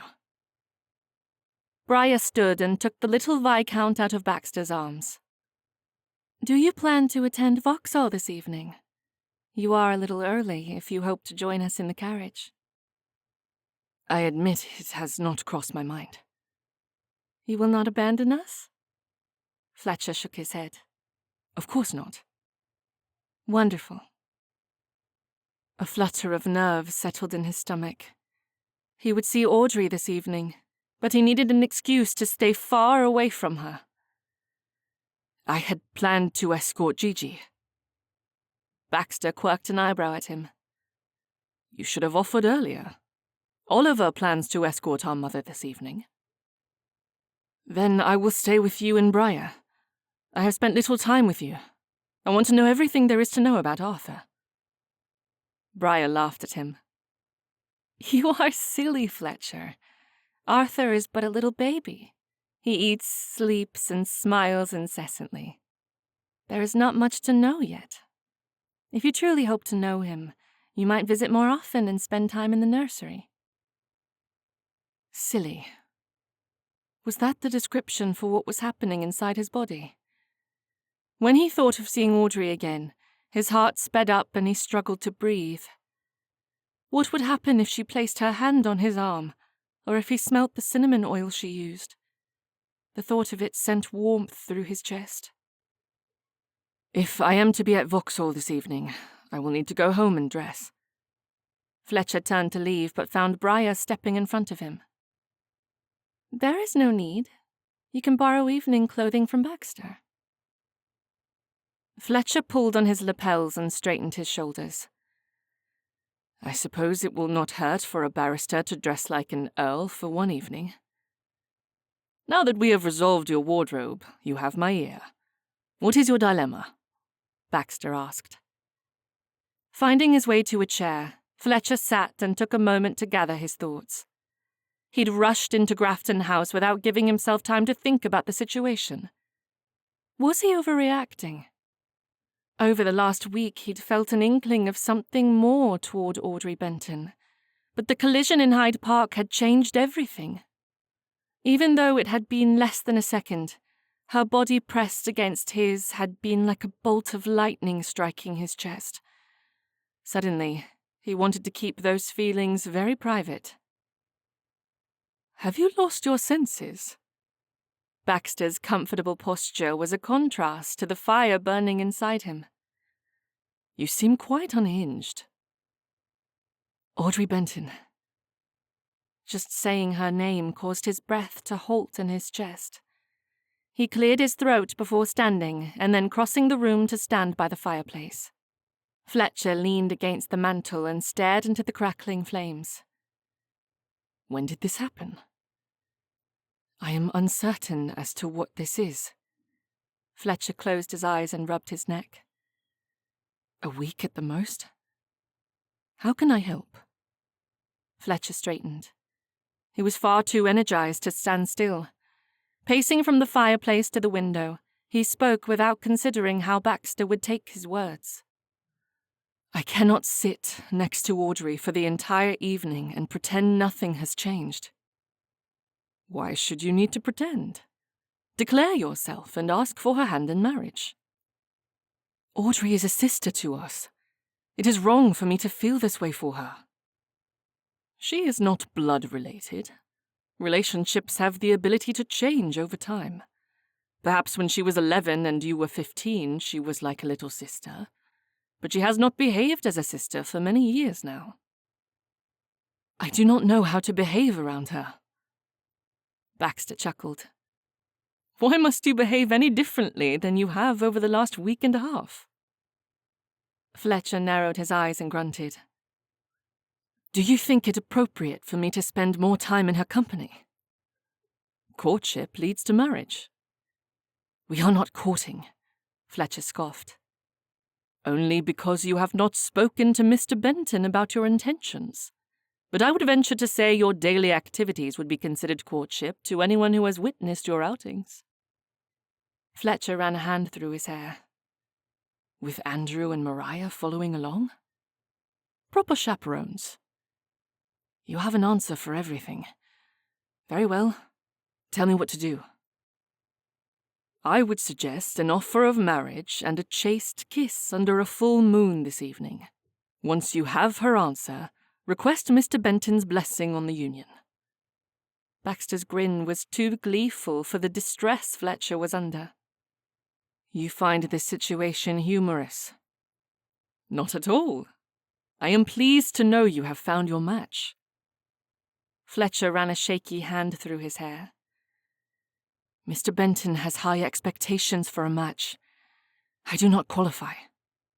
"It is high time Mr. Benton realizes his daughter's heart matters more than a desire to have his grandchild inherit Rutherford's earldom." "Benton was the younger son. He was never meant to hold the title." "Any title will do. It does not have to be his late father's." Baxter sighed. "Audrey has made herself a wallflower as she has waited for you to notice her. Benton cannot refuse you." "Is this truly love?" Fletcher flopped down into the nearest chair, his legs over one arm and his head resting against the corner of the other side. "What if I offer marriage and these feelings go away?" "You must be certain of how you feel before you offer marriage. I will personally challenge you to a duel if you injure Audrey." Fletcher gave a humorless chuckle. "There would be a line of men ready to end my life, starting with Andrew." Closing his eyes, he took a moment to calm his lovesick heart. "I will see how I feel when next I am near her. If the feelings have faded, then I can attribute it to a momentary loss of my senses. And if the angst when you are near her only intensifies?" Fletcher buried his head in the back of the chair. He would have but one option if his mind and heart continued in this manner. He would be compelled to offer marriage. The thought made him happily frightened. Chapter 23. Mr. and Mrs. Mendenhall had gone to the great expense of reserving Vauxhall Gardens for their daughter's introduction into society. Fletcher and his family arrived a little later than he'd expected to Miss Diana Mendenhall's debut ball, which made the line in front of the entrance into the party a bit lengthy.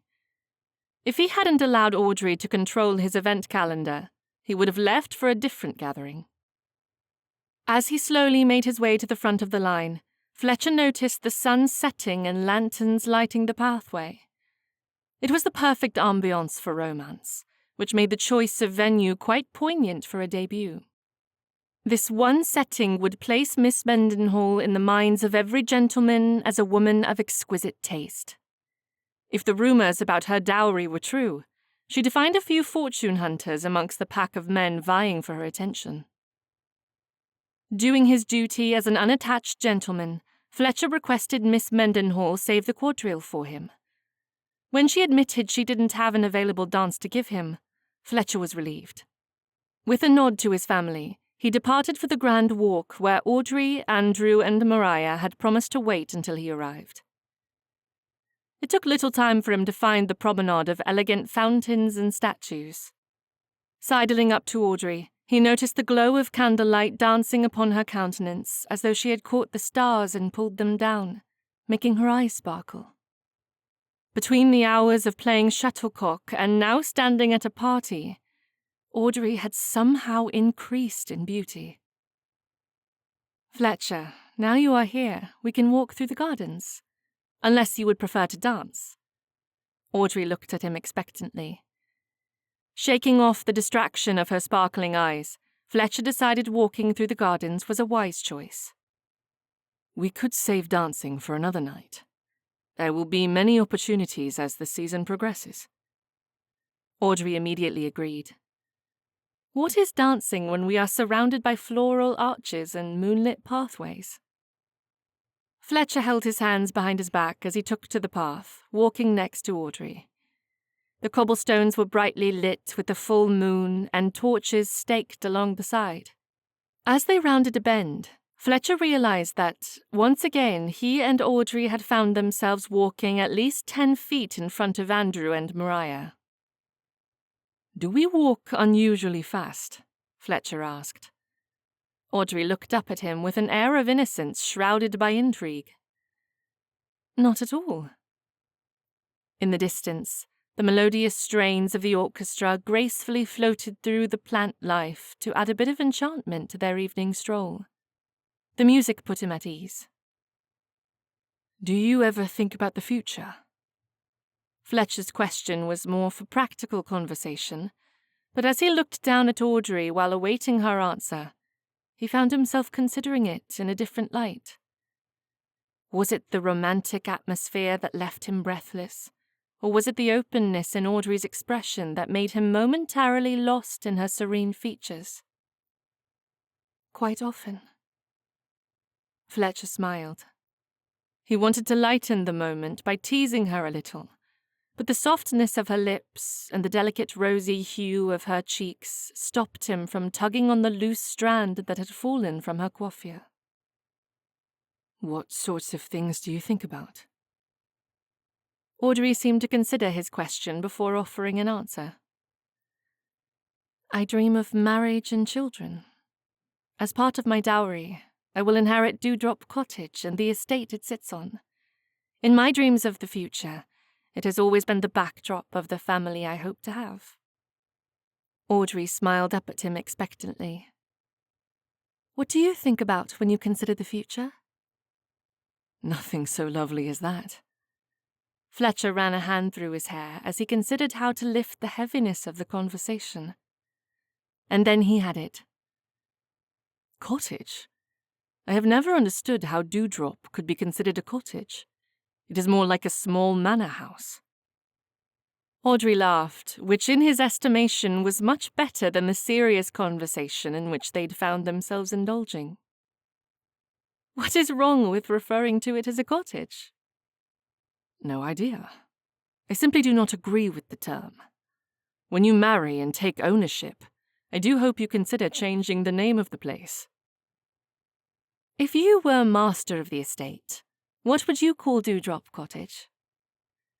Something that does not incite the imagination to believe a horde of woodland creatures might visit for tea and crumpets. What is this?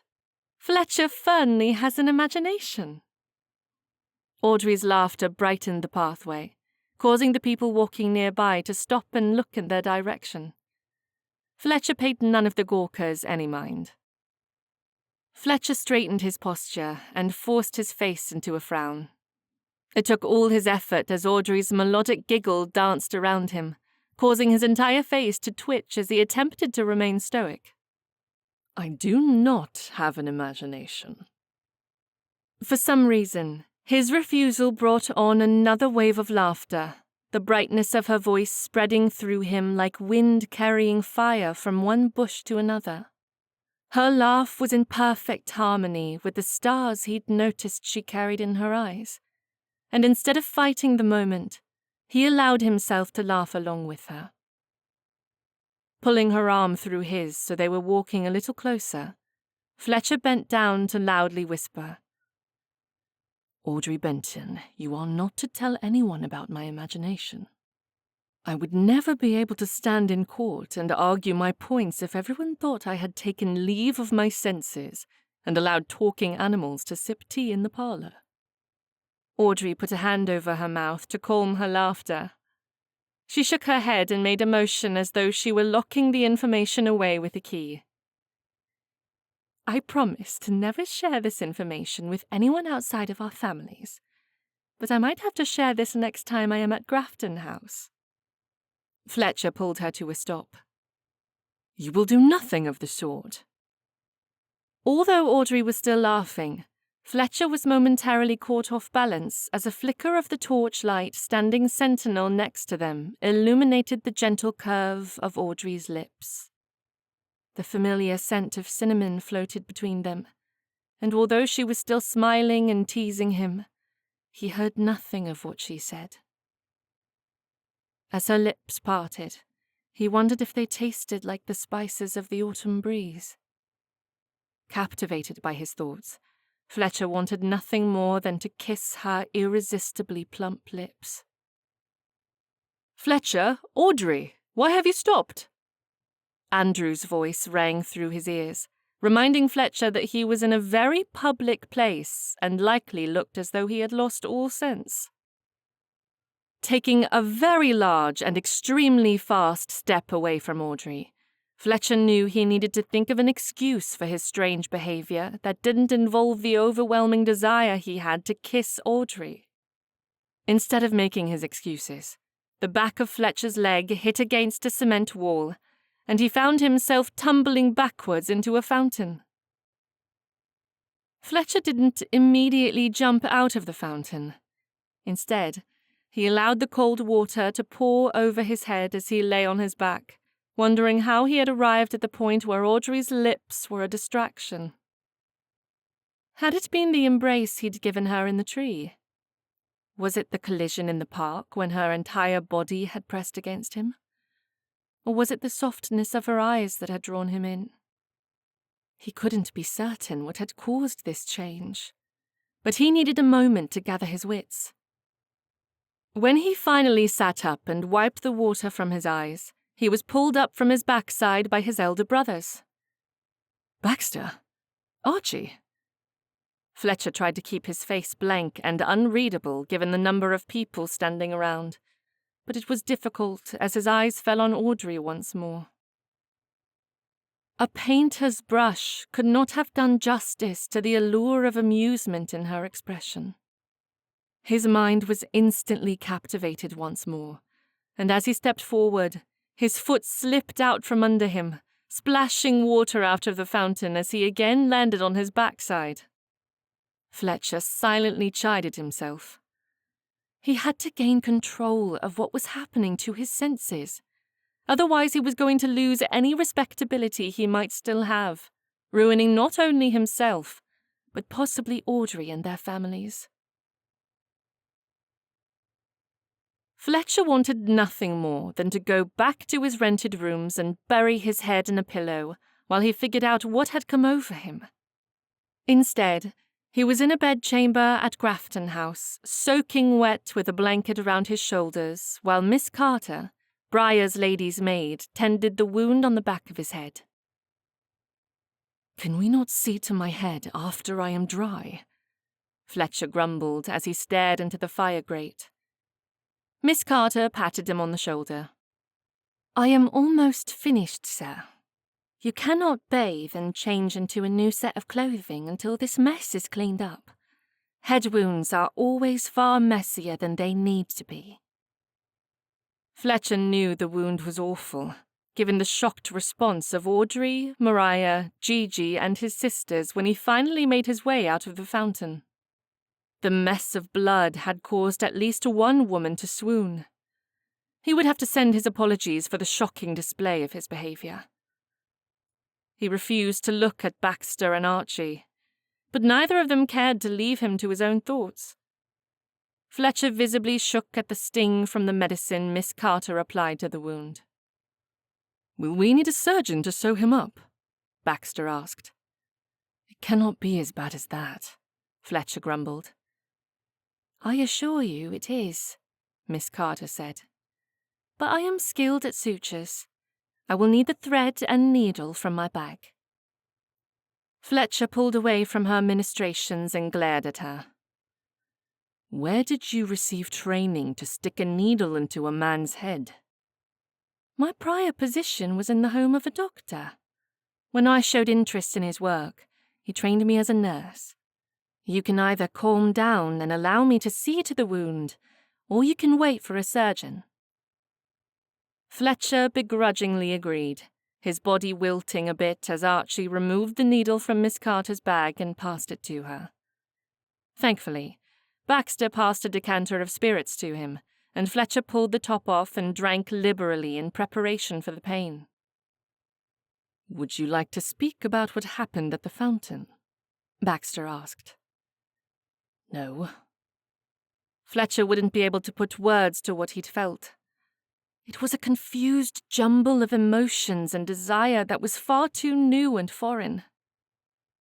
Archie leisurely lounged in the chair across from him, a content smile upon his face. "You seem quite unhinged, brother. Certainly, we could help you with whatever is ailing your mind. What do you know of it?" Fletcher didn't want to speak of the confusion he'd felt, but a liberal dose of spirits generally loosened his tongue, especially when he hadn't eaten for a few hours. He rubbed his eyes and bent forward, regretting every minute of his time at Vauxhall. Baxter put the stopper back in the decanter and moved it to the mantel. "Looks like he's ready for the needle. Tell me I have not ruined Audrey's reputation." This, above all else, was weighing on his mind. Certainly he was confused by his reaction to her kissable lips and the softness of her eyes, but that was not as important as her reputation. "Andrew and Mariah were there when you tumbled into the fountain. Her reputation is safe." Baxter looked almost apologetic about his words. "Why so glum?" Fletcher asked. "It would have been nice to start the season out with a marriage." Baxter's casual response caused Fletcher to throw the blankets off his shoulders, jarring Miss Carter's attempts at sewing his wound. Forgetting why he had reacted so, Fletcher groaned and placed a hand on the spot to find it was only partially closed. The sticky blood on his hand was quickly wiped away, and Fletcher was again drinking from the decanter. The world spun a bit as he placed it back on the table. His mouth was dry and his tongue much stickier than he remembered from moments before. "What were we speaking about?"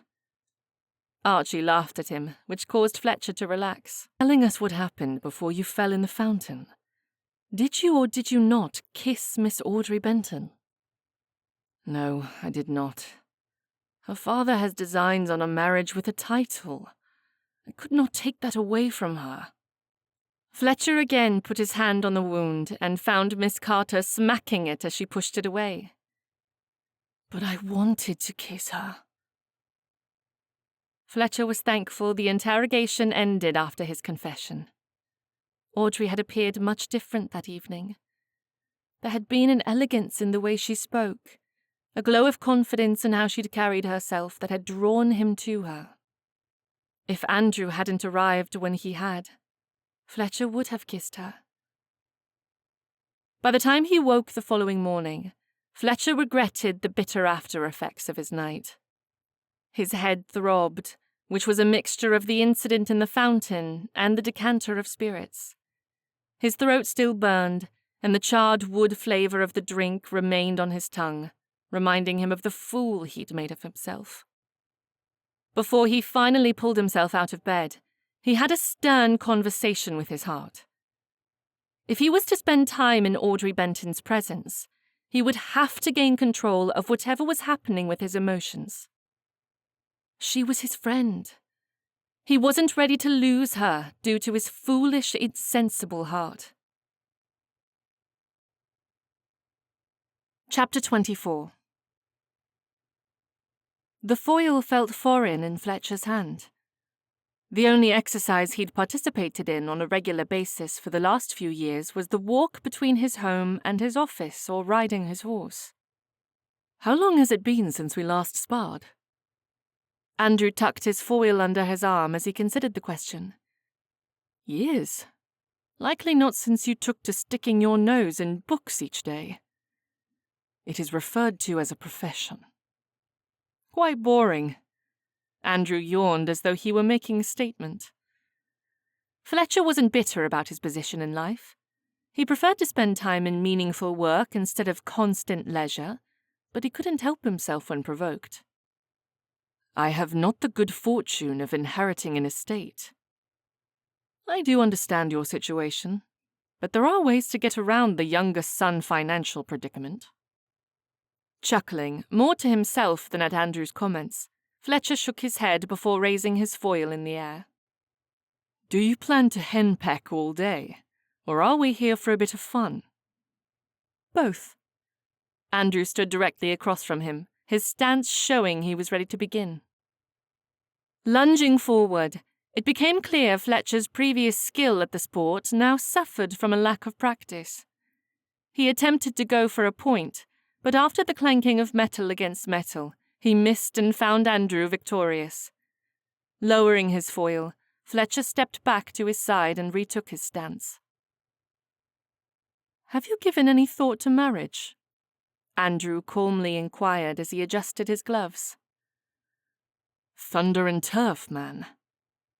Taken aback by the forwardness of the question, Fletcher struggled to find the right words to express his dismay. Had he thought of marriage? The short of it was no. The long of it was a very convoluted explanation that included Audrey Benton. It was a simple question. Why does it bother you? Fletcher waved his foil in the air and took his stance once more. He refused to comment on marriage when they were supposed to be enjoying the afternoon. Well? Andrew stood at the ready, obviously expecting a conversation to occur during the round. This time Fletcher allowed Andrew to advance first. Deflecting both the foil and the question, Fletcher knew the feelings he had for Audrey could cause a rift between him and his friend, especially if he prevented her from marrying a man with a title. I am focused on my profession. Andrew jabbed his foil forward, causing Fletcher to swipe upwards to block the point, their foils colliding with far more force than was necessary. His profession was all he had to occupy his time while family and friends were away at their country estates. Focusing on clients allowed him to put his loneliness aside. At least that was the excuse he gave to himself each time the loneliness crept in. If it is money you seek, a dowry would resolve all your financial concerns. Andrew lunged forward again, his skill far exceeding Fletcher's. A woman's dowry is meant to be portioned between a widow's venture and the dowries of future daughters, and to look after the sons who will not inherit their father's estate. Very little should ever go to current living expenses. A man should either inherit his fortune or have enough pride to earn it. High-minded ideals. Andrew lunged forward with 3 steps, sending Fletcher out of bounds. Not everyone can live up to your expectations. You will inherit your fortune. Do not cry to me about ideals as you lounge in your parlour trying to find a new diversion to keep meaning in your life." Andrew scoffed as he attempted to gain another point. Running an estate is not for the feeble-minded. Deflecting the foil, Fletcher lunged forward, pushing Andrew backward for the first time in this round of their competition. His footing was sloppy, but he pressed forward. "If you find marriage so appealing, why have you not entered into the institution?" Instead of answering the question, Andrew swiped his foil and knocked Fletcher's out of his hand. "Should we go again?" Fletcher retrieved his foil and crossed to a chair. He needed a short rest before starting another round. "Apparently I have forgotten my training." Andrew laughed. "One would think the injury to your head would be more of an excuse. Fencing tests your mental acuity more than physical prowess." Andrew sat next to him, his chest lifting and falling nearly as fast as Fletcher's. "You skirted around my question. Have you thought of marriage?" "I see you have not exhausted the conversation. Give me an honest answer, and I promise not to bother you further." "I have not reflected upon the subject for many years now." Fletcher sighed, knowing he'd told only a partial truth. He hadn't considered marriage, but he had thought of Audrey more often over the last week than he'd thought of any other woman in a long time. "Tell me why this is such a pressing matter. Has a lady caught your eye? Do you fear our friendship will fall by the wayside if you start a courtship?" "My concern is not for me." Andrew looked as though he wanted to say more, but he chose at that moment to stand for another round of sparring. "Come now, you will not let me leave as victor of the day. Let's have a proper challenge."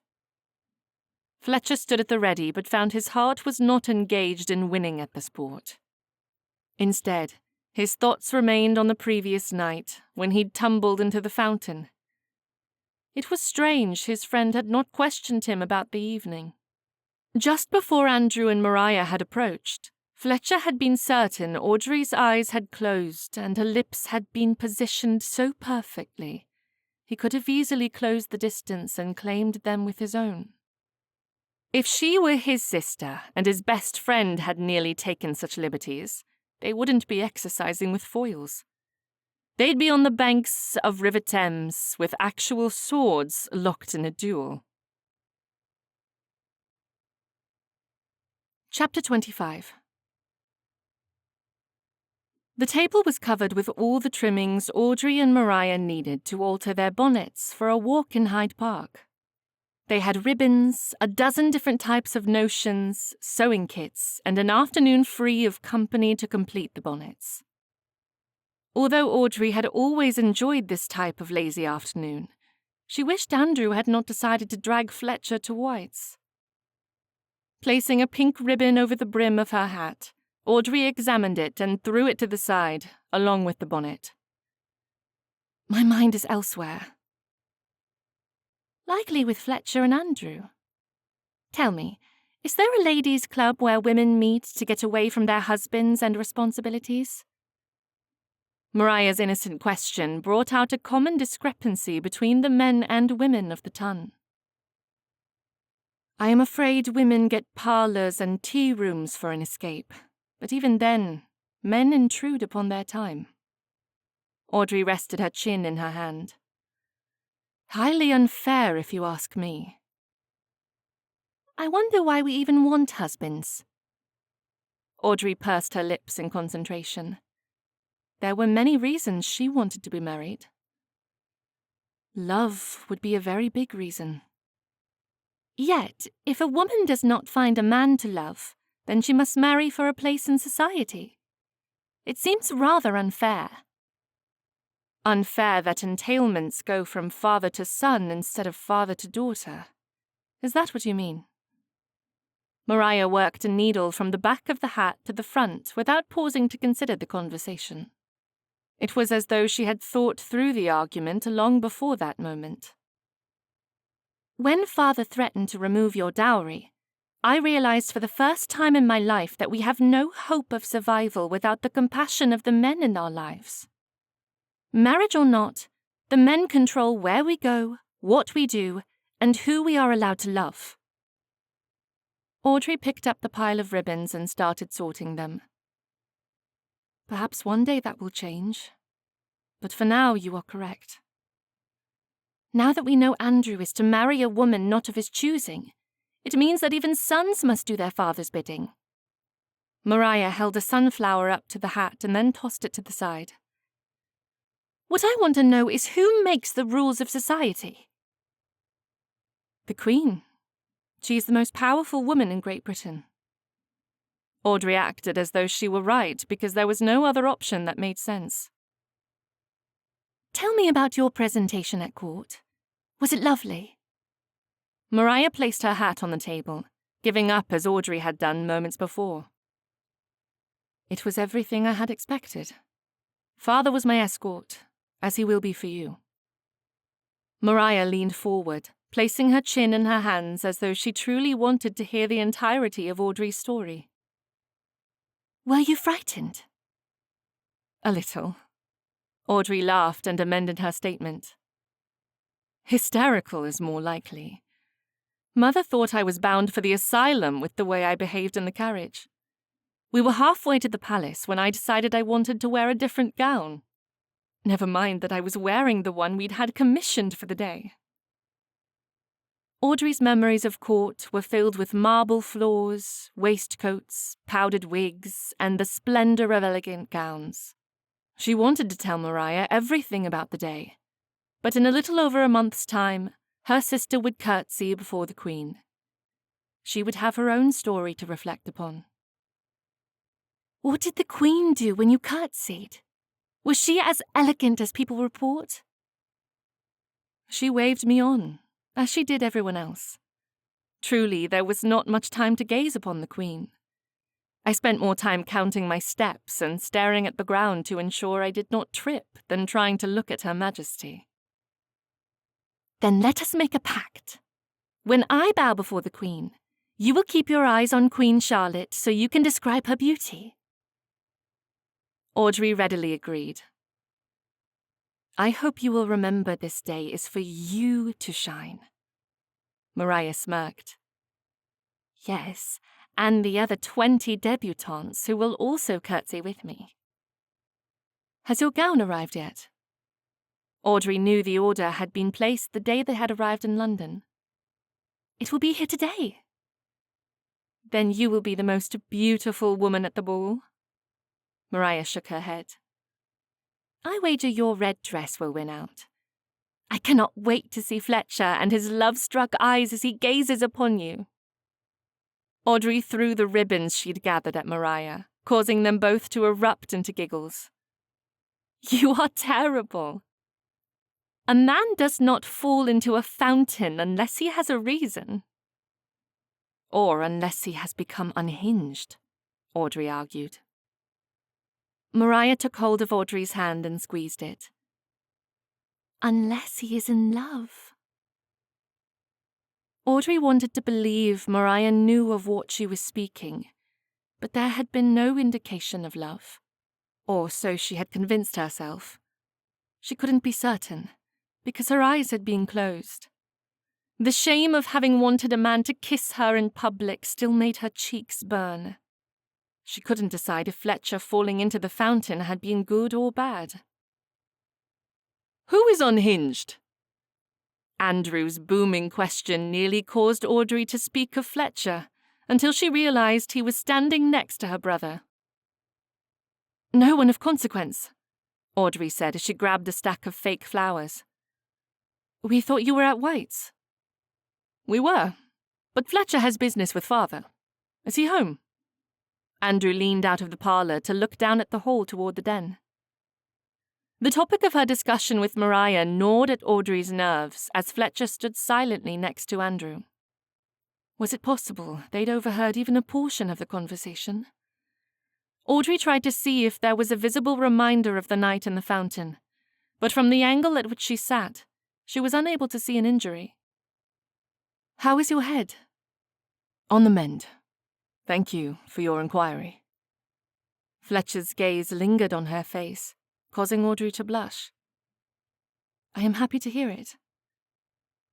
Needing a reprieve to cut through the tension between she and Fletcher, Audrey tapped on the table 3 times. Mariah knew what to do, taking up the challenge without delay. What business do you have with our father? Mariah's straightforward question pulled a laugh out of Fletcher. I am not at liberty to discuss it with anyone other than Mr. Benton. Audrey tried to convince herself that Fletcher's eyes stayed firmly locked upon her, but she'd been wrong before. She stayed silent for most of the conversation, inserting only a few comments before Fletcher left for the den. When he was finally gone, Audrey turned to her sister. Please tell me I did not imagine his admiration. Mariah laughed. I do believe you have finally unhinged Mr. Fletcher Fernley's mind. The poor man fell into a fountain for you. It was awful. I think it was perfectly romantic. Mariah went back to fastening ribbons to the bonnet, while Audrey allowed herself to hope. One last time wouldn't hurt anything. Chapter 26. Mr. Benton, thank you for taking the time to meet with me. Fletcher dipped his head before accepting the offer to sit. As he stepped toward the offered chair, he noticed there were 2 other people in the den. Mr. Fernley, you know my brother Lord Rutherford and his son Viscount Darling. Mr. Benton's chest puffed out a little as he referred to the Earl as his brother. A pleasure to see you both again. Fletcher turned to Mr. Benton. I did not mean to intrude. We can speak another time. Sit, Mr. Fernley. Your visit is quite timely. My brother and I have come to an agreement on the arrangement between Darling and Audrey. Panic pinched Fletcher's chest as he forced his emotions down. He'd trained his facial expressions to stay steady when faced with awful news. He could do so even as his hopes of securing Audrey's hand in marriage dwindled to dust. It wasn't as if he hadn't known Mr. Benton was seeking a title. How can I assist? We need a few additions to the contract you wrote last week. I would be happy to make the alterations. Have you listed them out? Fletcher wished he had brought his attaché case. He was wholly unprepared for the task. Mr. Benton patted his waistcoat until he found the pocket where he'd stored the parchment. How soon can you have it prepared? I will have it to you by the end of the week. Lord Rutherford added a list of his own, followed by Lord Darling. Have it to us for the evening of Mariah's debut, Rutherford said. We will make the announcement that evening. Mr. Benton poured 4 glasses of port. Then, as though he'd only just remembered that Fletcher had wanted to speak with him, he handed a glass to Fletcher and narrowed his eyes. What was it you wanted? I am afraid the purpose of my visit has slipped my mind. Fletcher swallowed as much of the drink as he could without making a scene. He planned to leave Benton House with his pride intact. Lord Darling let out a knowing sigh. You were here to offer for Audrey. Mr. Benton stood and patted Fletcher on the shoulder. Mr. Fernley has been a friend of my son for many years now. They attended Harrow and Cambridge together. He has made his intentions to stay a bachelor quite clear. There is no competition here, nephew. Fletcher couldn't deny anything that Mr. Benton had said. It was true.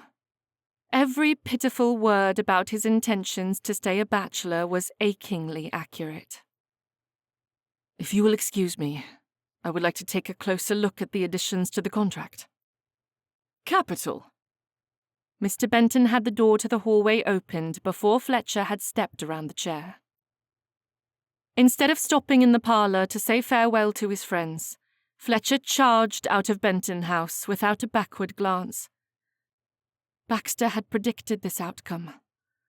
Perhaps all his brothers had warned him at least once that when he finally came to his senses, Audrey would be spoken for, but he hadn't believed it. Fletcher untied Kit's tether and mounted his horse in one fluid motion. He leaned down to pat Kit's neck, hoping to soothe the horse. Instead, his attention was pulled back to Benton House, with Audrey, Andrew, and Mariah chasing him down. "Why did you not tell us you were leaving?" Audrey's disappointment bothered him more than it would have the week previously. "I must see to a bit of work." Fletcher knew the minute he told her he was bound for the office, she would refuse to allow him to leave. Audrey stepped toward him, the betrayal evident in her expression. "How could that be? We had an agreement." Fletcher turned away from her. "You released me from my promise. Do you not remember?" Andrew stepped forward, placing an arm around Audrey in a comforting manner. "Can your business not wait a few more days?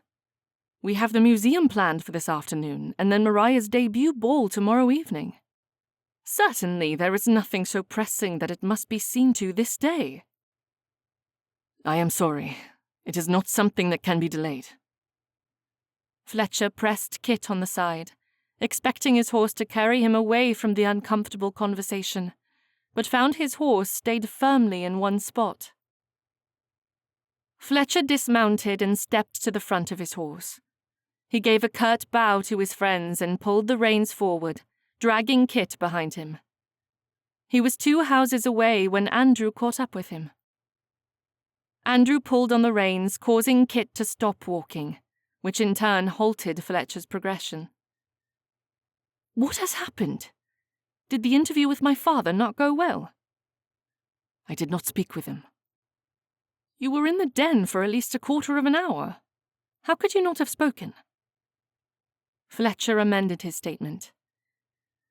"Lord Rutherford and Lord Darling were in attendance. I was unable to discuss my business with Mr. Benton."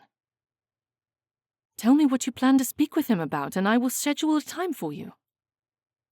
Shaking his head, Fletcher knew his purpose no longer mattered. "I have nothing of importance of which to discuss with your father." "Spend the day with us. You can twiddle away your time in the office another day." The offer was far too tempting for Fletcher to continue refusing. He leaned to the right and found Audrey standing in the distance, waiting for him to return. Friendship was all he could ever have with Audrey. He might never see her again, once she was Lady Darling. Therefore, Fletcher decided he wouldn't skip out on the final activity before the debut ball. He would make this day the best it could possibly be, and then dance with her one last time at Mariah's debut gala. It would be the last way for him to bid farewell to Audrey. The British Museum was one of Fletcher's favourite spots to visit when he needed silence and books he could only dream of owning. He never would have considered his profession to be of a scholarly nature, and yet he spent more time tucked away in comfortable libraries than any other place as he prepared for arguing cases. Sharing the museum with Audrey made him giddy in a way to which he preferred not to pay heed. Knowing that she would soon be aware of the arrangement her father had made, if she wasn't already, meant Fletcher had to control his newfound ability to make a cake out of himself when Audrey was around. The spacious entryway welcomed Fletcher back, much like a warm cup of tea on a brisk autumn morning. Being the authority on this place, out of everyone in their group, Fletcher led the way past the staff desk into the heart of the museum, where stacks of books lined well-organized shelves. "What would you like to see first?" Fletcher asked his question to Audrey, since she was the one he wanted to spend his time with. "What is your favourite part of the museum? And it cannot be the legal section." Audrey's bright smile nearly caused his heart to stop pounding. Gaining control of his senses, Fletcher pointed to the first collection he could manage to remember. There is a gallery of historical texts and artifacts. I think that is my favourite spot. In truth, he didn't know what his favourite area was, at least not at that moment. He wanted to be where Audrey was, and that realization left him more unsettled than he'd ever imagined. Holding his arm out for her, he was surprised that as she slipped her hand underneath his elbow, a warmth spread through his body, making the simple gesture more intimate than expected. He'd held her arm on more occasions than he could remember, but that moment was undeniably different. As they silently walked toward the collections, Fletcher decided life was utterly unfair. Fletcher had noticed the inequalities in life since he was in his youth, but that was not the topic that weighed on his mind. It seemed like fate had dealt him a bad hand, and he would spend the rest of his life wondering how he could have missed his opportunity to fall in love at the right time. As he led her toward the large case that held the Lindisfarne Gospels, he attempted to rid his body of the blunder he'd made, but the feelings were too new to be brushed away without consequence. Did you know the Lindisfarne Gospels are part of the founding collections? His voice was breathless, uncharacteristic and foreign to his own ears. Yet Fletcher knew he must speak. Therefore, he decided he would speak in facts only. Facts were logical and devoid of emotion. The last thing he needed was to lose his head once more and make a ninny of himself. Thankfully for him, there weren't any fountains available for a reprising role as the village buffoon. I did not know. Audrey's response sent him into a flurry of explanation. He removed his arm from her as he found it easier to concentrate when she was not touching him. They provide an excellent example of Anglo-Saxon craftsmanship, and they are filled with the early Christian beliefs of our country. The illustrations and text alone create a historical context we have only begun to unearth. What sorts of things have been learned from these particular Gospels? Fletcher tightly grasped his hands behind his back so he wouldn't be tempted to offer his arm as they peered down at the pages.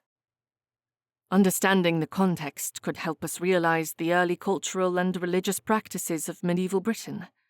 The preservation of these texts will benefit our children and our children's children.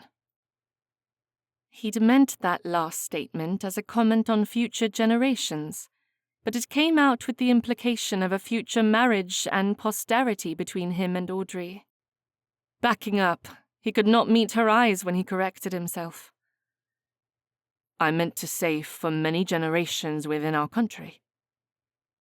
Audrey laughed, pulling Fletcher's attention toward her instead of the book upon which he was focusing so intently. I understood what you meant. Oh, Fletcher, the fear on your face when you thought I might have interpreted your words as a proposal is something I will never forget. He wasn't quite certain he wanted her to remember. Especially when he realized her laugh was not the merry sort. It seemed laced with pain, and the realization that he had injured her only made the memory of her touch burn a bit longer.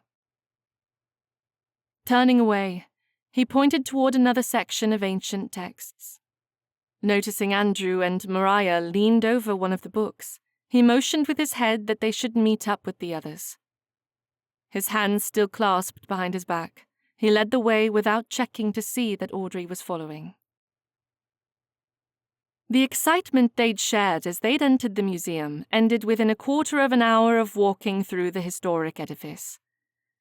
All the things Fletcher loved about the museum faded into the background as he noticed Audrey stayed closer to Andrew than she had at any other time when he had been around. He'd injured her feelings. In an effort to protect himself from the increasing attraction he felt for her, he'd managed to cause offense. The only way to make a correction was to speak about it. He wanted to plan his entire apology before attempting it, and so he made himself as comfortable as possible while leading his friends through rows of collections. When Audrey finally broke away from her siblings, Fletcher made his move. I acted the fool. Audrey looked at him, much more reserved than before. You did. I have unfortunately spent many years working toward the position of fool, possibly court jester. Do you think the Prince Regent needs a new act at court? That profession does not suit you. Fletcher exaggerated his stance, placing his hands on his hips. And why ever not? Audrey sighed. Alas, you cannot juggle. Straightening his stance, Fletcher held his hands out. Give me 2 items, and I will prove my worth. Only 2? Audrey tutted and turned away from him. He saw the hint of a smile creasing her mouth. Any juggler worth entertaining royalty should be able to juggle at least 5 objects at once. Done. Give me an afternoon to practice, and I will entertain even you, Miss Benton. Audrey turned back to him, her expression letting him know the apology had worked. Then will you show your talent at supper this evening? Fletcher grimaced. This would be just the thing to cause his elder brothers to tease him. You wish me to be known as the juggling barrister. My brothers will never let me forget this. The juggling barrister is a perfect stage name.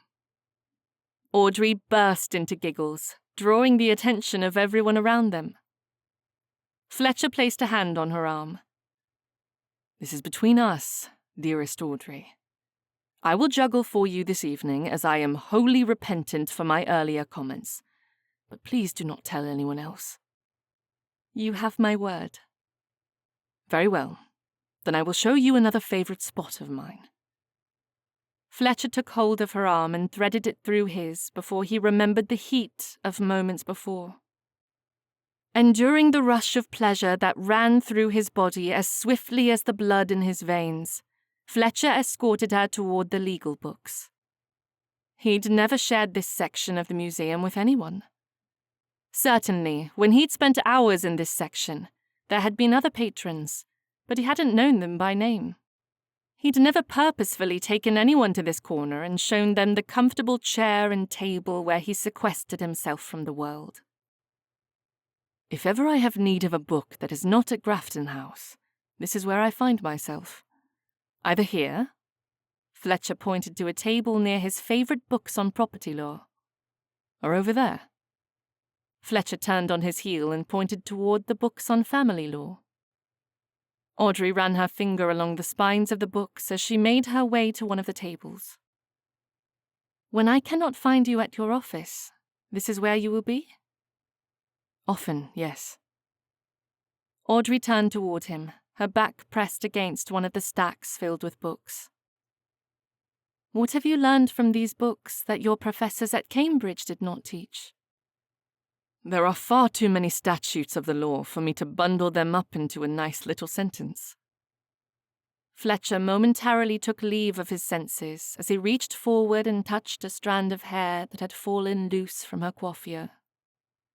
Tucking it behind her ear, he allowed his mind to entertain the notion that he had successfully asked for her hand in marriage. He could have asked for her hand in this very spot, if he had secured her father's blessing. But he had not. He hadn't even said the words or tried to convince Mr. Benton to consider another option. Instead, he would simply allow the woman with whom he was quickly falling in love to marry the Viscount. He had stayed motionless too long, lost himself in the deep blue of her eyes, wishing for a future he had not licensed to entertain.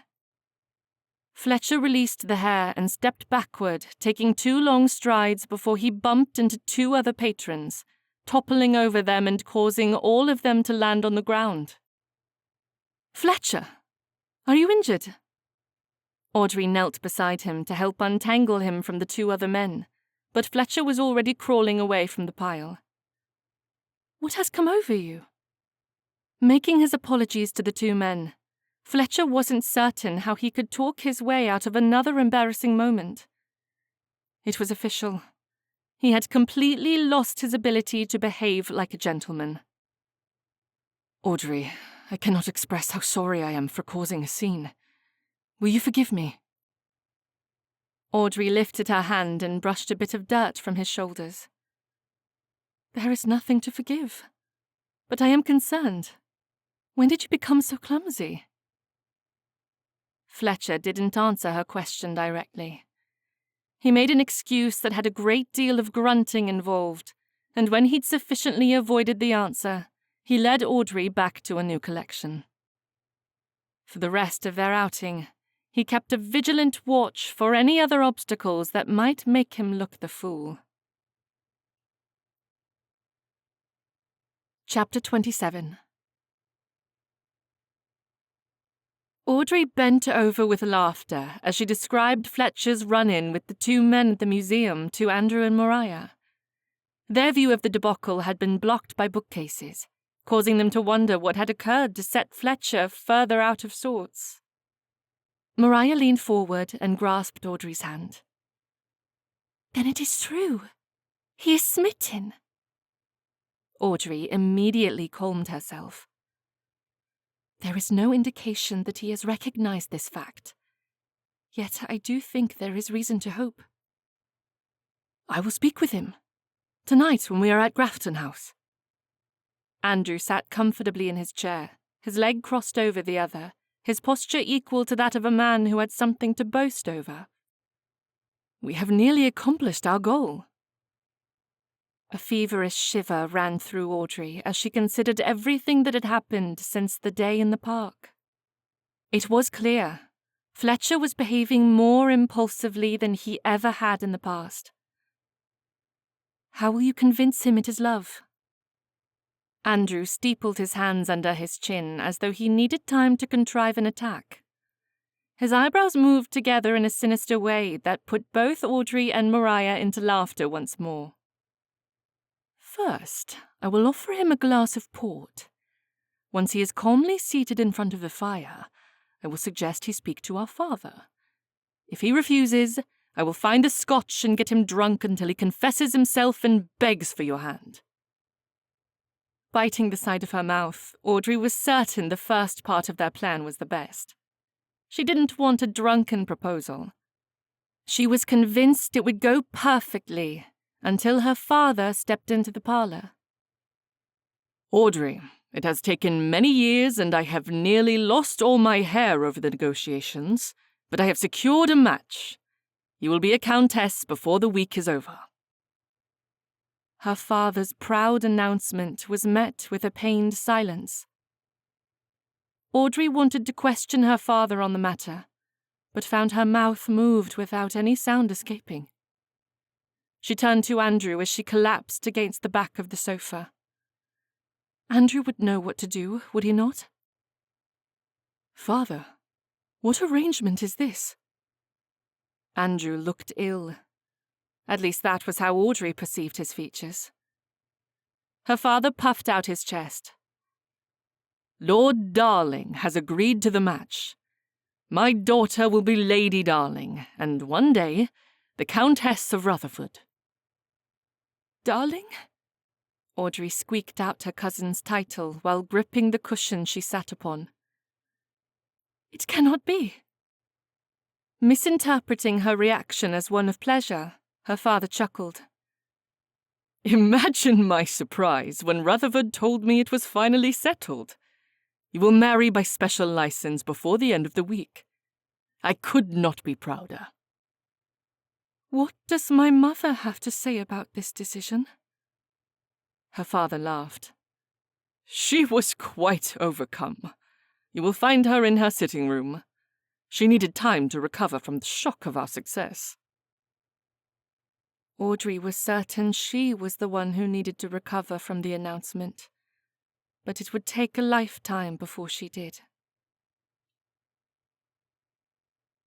Audrey's governess had taught her subjects such as history and penmanship. While at finishing school, she'd been trained to be a woman of repute. Delicate, refined, dignified. But there was one portion of her upbringing she felt lacked proper training. She knew how to run a household, but what good was that for a spinster burdening her family with her care? She was well versed on fancy needlework and had more than enough items tucked away in her trousseau for the day she had a home to run for her husband. Yet, as she sat on the floor of her bedchamber, wearing only her stays as her maid held out another frock for her approval, she doubted that she would one day be a wife and mother. It will not do. Pink is not my colour this evening. As the maid went back to the wardrobe to search out another dress, Audrey looked back at the trunk that had been the keeper of all her dreams over the last 12 years. She didn't know if attending supper in this depressed mood was wise. A woman should be happy after receiving an offer of marriage. She was saddened. Lifting the lid on her trousseau, Audrey looked down at the cherished items lovingly preserved through the years, each memory and purpose behind the creation transporting her back to moments of love and laughter. The one person who had been with her for each memory was Fletcher. Her eyes fell upon the embroidered handkerchiefs, table runners, curtains, and more intimate items like the nightgown she planned to wear on her wedding night. The pattern she'd used seemed frozen in time from years of gently handling each fabric, knowing it would one day serve a purpose within a marriage. Looking at the curtains she'd prepared for a nursery, she ran her hand over the whimsical beauty that reminded her of carefree days filled with the promise of a future. As she traced the intricate details with her fingertips, a smile graced her lips before her fears set back in. None of it had been real. The inseparable threads sewn in each of the items were interwoven with the tapestry of the life she'd created. All of it had been one-sided, never shared. If she were to remind Fletcher of those moments, he would remember them differently. She wished there were a pair of scissors nearby so she could cut out the tree that held her swing. If she accepted the offer of marriage from Lord Darling, she would have to start fresh with creating a trousseau. None of this would work for a man other than Fletcher Fernley. Audrey, why are you not dressed? We will be late to Grafton House. Maria sat on the floor next to Audrey. You cannot consider Lord Darling's offer of marriage. You were there when the announcement was made. Father will not allow me to stay off the arrangement. He has made up his mind, and I am to marry Darling by special license. We are not even posting the banns to allow time for me to accept the situation. What about Fletcher? Fletcher has not offered for my hand. It seems our rake of a cousin might be the only man in society who will agree to save me from spinsterhood. Only 2 hours ago, we were certain Fletcher was ready to offer for you. Anyway, even if he does not, the season has hardly begun. Many eligible gentlemen are still on their way to town. You cannot accept the first offer of marriage, especially since you are in love with another man. Audrey lifted one of the edges of a pillowcase. She'd sewn a cream crocheted lace around the edge 2 years previously. It all feels so unattainable. The maid walked forward and held out a yellow gown. Audrey shook her head. I have nothing to wear. Perhaps I should go with a black dress. I am in mourning. Dearest, you have an entire wardrobe of new dresses. How can you not choose one of them? Maria took hold of her hand. You must choose a frock. It would be wrong of me to refuse Lord Darling. The expense of this season has already cost Father far more than ever before. That is my fault, not yours. Maria turned to the maid. The buttercream yellow will do fine. Audrey dropped the pillowcase and then pulled out the nightgown from the top of the pile. It had taken her 3 months to embroider the sleeves and hem with tulips. She'd chosen tulips as a reminder of the small bouquet Fletcher had presented her with while they had walked in Hyde Park her first season. He likely didn't remember that moment, but she thought of it often. Clutching the nightgown, she pushed up from the floor and walked to the fire crackling in the grate. There was no reason to keep the gown. Not if she accepted Lord Darling as a husband. She would never wear this gown for him. "What are you doing?" Maria took hold of one of the sleeves and yanked it out of Audrey's hands. "You cannot possibly consider destroying your nightgown." "I will never wear it if I marry anyone other than Fletcher.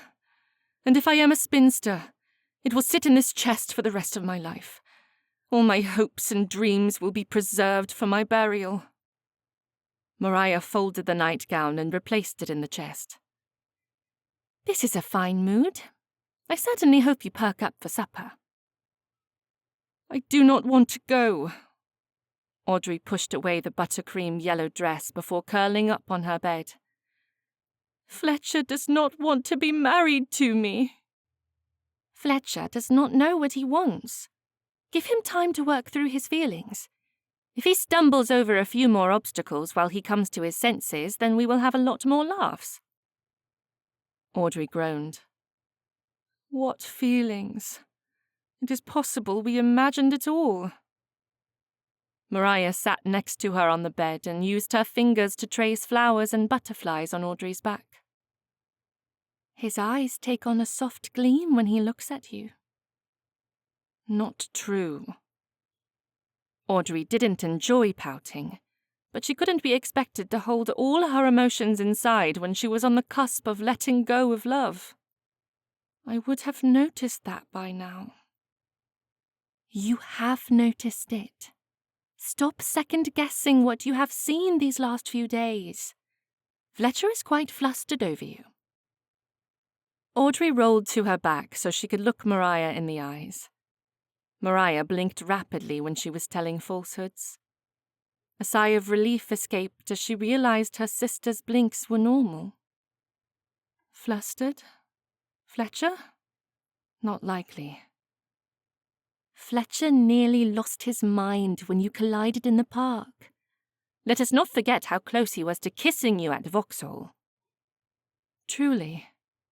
You believe he nearly kissed me?" All is not lost. So get off this bed and dress for supper. You cannot spend the evening wallowing over a lost love when the man is only just realizing there is something different between you." "You are not spreading false hopes?" "Not at all." Maria paused. Her lips pulled tightly together as though she wanted to say something but held back. "What is it?" "I want you to know that Andrew and I will not rest until you have secured Fletcher's admiration. We met secretly only an hour ago to discuss the matter." "Should I be concerned?" "Not in the least. All you must do is wear this beautiful gown and smile. Men want the women in their lives to be happy and confident." Audrey frowned. "What do you know of men?" "Absolutely nothing. But I enjoy speaking with them, and they always seem to show more interest when I smile and make them believe they are the master of all intelligence." "It sounds like you know a great deal more than I do." "Then we will navigate society and men together. Having a companion is much more pleasing than being on one's own." Brightening a little, Audrey agreed to wear the buttercream dress. "Thank you, Maria. You have given me hope when I feared all was lost." "Hope is a strange thing, is it not?" Audrey held her arms up so her maid could help her into the gown. Well, a moment ago you were ready to rid your trousseau of anything that reminded you of Fletcher Fernley. But now all the items are safely tucked away and you are excited for the evening." Audrey laughed. "I would not go so far as to say I am excited, but I will wait to throw everything into the fire until it is confirmed that Fletcher is lost to me." "Cheer up and stop thinking about what may never come to pass." As her maid pulled at the strings, tightening them until the dress was secured, Audrey allowed herself to embrace the bittersweet emotions that tugged at her heart. Fletcher was not merely a man she wanted to win. She loved him more than she had ever loved anyone or anything. Her youth and the time they had spent together in Yorkshire anchored her soul and her heart, for he was the one who had shown her what love was. Love was not simply a word one said when they thought another person handsome or pleasing to look at. Love was building a swing to bring laughter and happiness to another person. It was realizing when the other person was sad or lacking confidence and extending a hand of guidance. In return for all the ways Fletcher had proven himself, she had shown her admiration in more subtle ways. Audrey had given him time to discover his feelings without pressuring him into a courtship, although she wondered if that choice had been wise given she was in her 5th season. She'd shown her love by finding a book on property law and secreting it away in the den at Grafton House, then gently guiding Fletcher to it, for it would have been inappropriate for her to gift it outright. Wistfully, she reviewed the last few days she'd spent with Fletcher. He had seemed a little odd at times, but she'd contributed it to Mariah's exaggerated attempts at ridiculousness. She wanted to believe everything her heart and mind were telling her. If Mariah and Andrew agreed on the matter, it couldn't be her imagination. Chapter 28. The evening seemed more picturesque than reality as Fletcher watched his family and their guests from his position in the corner of the room. Baxter and Briar sat comfortably on the sofa, basking in the joy of parenthood. Bringing a baby into the parlour while guests were over for supper was not one of the normal conventions of society, and yet the scene it presented left Fletcher wishing there was more to his life than books and legal debates. The comfort Mr. and Mrs. Benton had with the unconventional evening proved their neighbours were more like family than friends. Fletcher's eyes fell upon Audrey as she sat next to Rosalind and Archie. He hadn't been surprised when his brother had arrived in town, with his wife increasing. It seemed that each of his brothers who had taken a wife was focused on growing their families. He was certain it wouldn't be long before Gilbert sent word of the sort for him and Eliza. Fletcher's eyes fell on Audrey once more, and a fluttering of incomprehensible happiness rushed through his body, leaving him a little more unsettled than usual. He noticed the delicate way she sipped her tea, the grace and elegance of each movement, whether it was tucking a loose lock of hair behind her ear or playing with the lace on her dress. He longed to approach her, to sit next to her on the sofa and hold her hand as Archie held Rosalind's. But she was not his to hold. Lord Darling had made his claim, and the offer had been accepted. In Fletcher's opinion, Darling made a horrible choice for Audrey. In between the museum and supper, Fletcher had glanced at the additions needed for the marriage contract. He'd been surprised to find Darling had made provisions for his mistress and their 5 children. It was a grotesque addition. In his estimation, Darling should marry the lady and claim his children as legitimate instead of forcing a wife to live with the fallout of his poor choices. In the silence of his corner, Fletcher questioned whether this anger at Darling was out of admiration for Audrey or if it was because of the provision. He wanted his anger to be fully focused on Darling's request, but there was no longer a fight left in him to deny his feelings for Audrey. They had appeared out of thin air and were running rampant through his body. Each time he heard Audrey's voice rising above the conversation, his heart fluttered.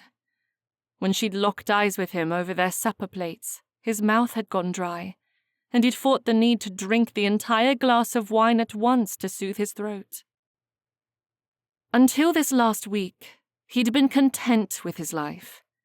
He enjoyed debating the law both in and out of the courts. Now he was miserable for what he had lost. as he considered going back to his duties as a barrister. The profession held little enticement. Will you play a game of whist? Fletcher was far too lost in his thoughts to have noticed Audrey stood before him. She gave a wistful smile that told him she'd hoped he would play but hadn't expected he would agree. Did she know how smitten he was with her delicate eyes and soft features? Did she know her fate was to be Lord Darling's wife? Andrew and Maria have agreed to play opposite us. Certainly. Fletcher waited until she had stepped away before joining her at the table. It would do little good now to try for anything more than friendship. Partnered with Audrey, he sat directly across from her, waiting as Andrew dealt the cards. He went through the motions of organizing his cards, but found his head was simply not in the game. You do know how to play this game, Fletch.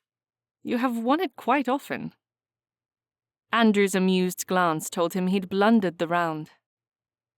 Fletcher looked down and noticed he'd placed a king of hearts on top of a 3 of diamonds. It was an avoidable mistake. I am out of sorts this evening.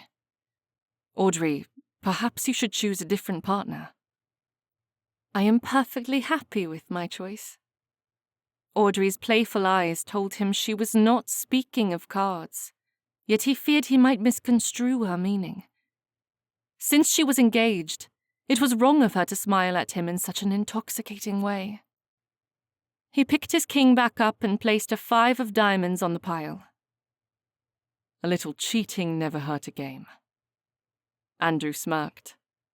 A little? Fletcher was ready to go back to the game when a foot collided with his leg. Ouch! Maria's eyes went wide. I meant to kick Andrew. Apologies. You are not hurt? Of course he is. Audrey leaned forward and put her hand on Fletcher's wrist, causing an alarming heat to rush up his arm. Can you not see he is in pain? Fletcher felt no pain whatsoever. Fear was a more likely description of what was happening inside his chest. In any normal circumstance, he would have excused away the pain and assured Maria that he was not injured. Yet he found his mind too preoccupied. If you will excuse me, I am horrible company this evening. Fletcher fled from the parlour to find himself once again in the library at Grafton House. He searched out the books on property law and made himself comfortable in his favourite chair by the low-burning fire. He'd flipped through the first 3 chapters, not finding anything of interest, when Audrey found him and sat in the chair opposite him. How is your leg? Fletcher avoided her question. It is unwise for you to be in here without a chaperone. A little scandal never hurt anyone in the Fernley family. Audrey's eyes sparkled. When he didn't respond, she tilted her head to the side. How do you know about Lord Darling? I was not aware your father had informed you of the arrangement. He did. Only after we arrived home from the museum. But I think you must have found out before that. Oh? Fletcher was not ready to admit anything. What proof have you? I can see it in the way you look at me. Audrey folded her legs up into the chair and leaned to one side, holding her chin in the palm of her hand. It is the first offer of marriage I have ever received. I admit it was unexpected and unwanted. He will never love you. The words were difficult for Fletcher, not wanting to injure her feelings, but knowing they must be said. He is too self-absorbed. I hardly know him. He is my cousin, but we have spent little time together. However, I agree. I do not think I would like marriage to Lord Darling. A release of happiness surged through his chest as her words settled a small part of his fears. But there was more he needed to know. Can you not refuse to marry him? Audrey gave him a sad smile. I owe it to my family to consider Lord Darling's offer. My father has gone to great expense providing me with 4 seasons, and now a 5th. It would be selfish of me to refuse, knowing that I have become a burden upon my father's finances. I doubt your father would consider you a burden. She didn't immediately respond, which told him he had misjudged the situation with her family. When she gathered her thoughts, she spoke so quietly, he almost didn't hear the question. Fletcher, is there any reason you do not want me to accept Lord Darling's proposal? What? Fletcher stood and carried his book back to the shelf. He couldn't look at her as his heart rate increased in speed. Audrey stayed silent long enough that it made him question if she was even still in the library with him. He hadn't heard the bustle of her skirts as she unfolded herself from the chair, but he did wonder why she hadn't responded to him. Turning around, he found she was patiently waiting. I have no reason to stand in your way outside of wishing for your every happiness. The Book of Property Law. Do you enjoy it? Fletcher pulled the book from the shelf. This one? Yes, of course I do. Audrey lay her head against the back of the chair as she wrapped her arms around her middle. I purchased it for you during my 2nd season. This book? Fletcher shook his head. I distinctly remember finding it in this library on a rain-soaked Sunday afternoon. But you had never seen it here before that day. No. Fletcher looked at the spine of the book before meeting her gaze. I have not read every book in this library. It is impossible to know what is lurking upon these shelves. I had heard you discussing a client with one of your colleagues during a garden party. You mentioned wanting to seek out a book on property law, and the man suggested this very one. Fletcher stood uncomfortably, waiting for the rest of her story.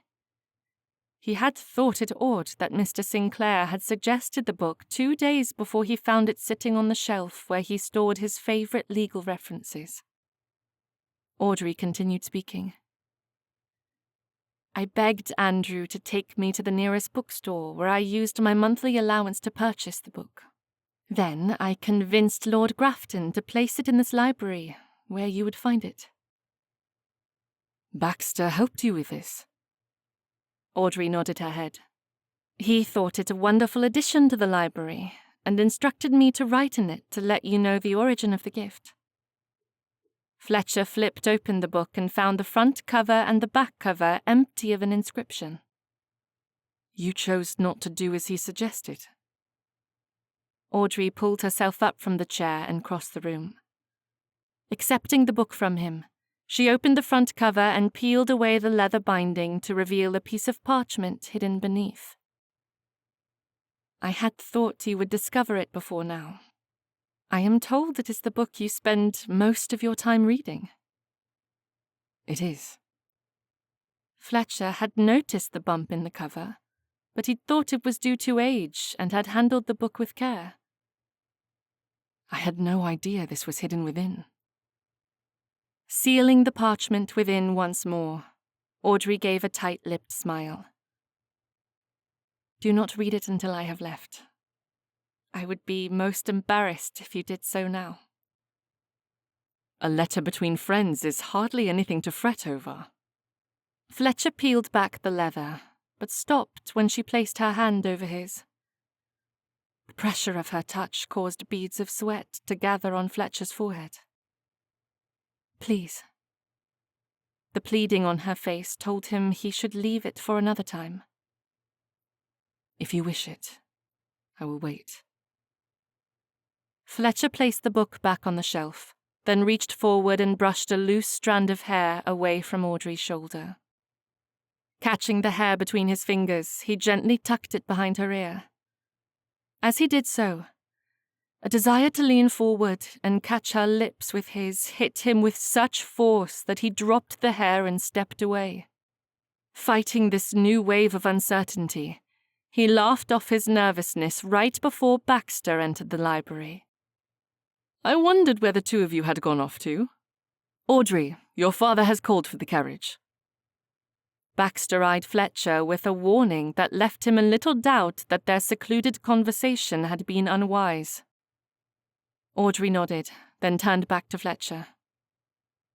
You are still planning to attend Mariah's debut tomorrow night? I would like nothing more. Then I shall see you tomorrow. Fletcher wanted to respond, but there was nothing more to say. He couldn't ask for her first 2 dances. Those belonged to her betrothed. He would deliver the new contract to Mr. Benton before the ball began. He knew Mr. Benton planned to make the announcement before the evening was out. Do not be late. Croaking out a response, Fletcher grabbed the book off the shelf for something to hold on to while he fought his desire to pull her into his arms. I will be there. Fletcher watched as Audrey glided across the room, leaving him to the solitude of the library once more. He removed the parchment from underneath the leather binding and tucked it into a pocket in his waistcoat. As he knelt at the hearth with a fire stick to poke the flames back to life, Fletcher finally acknowledged that he had unequivocally lost his heart to Audrey Benton.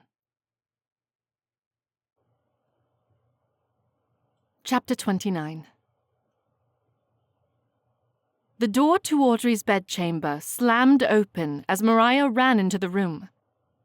She is dressed!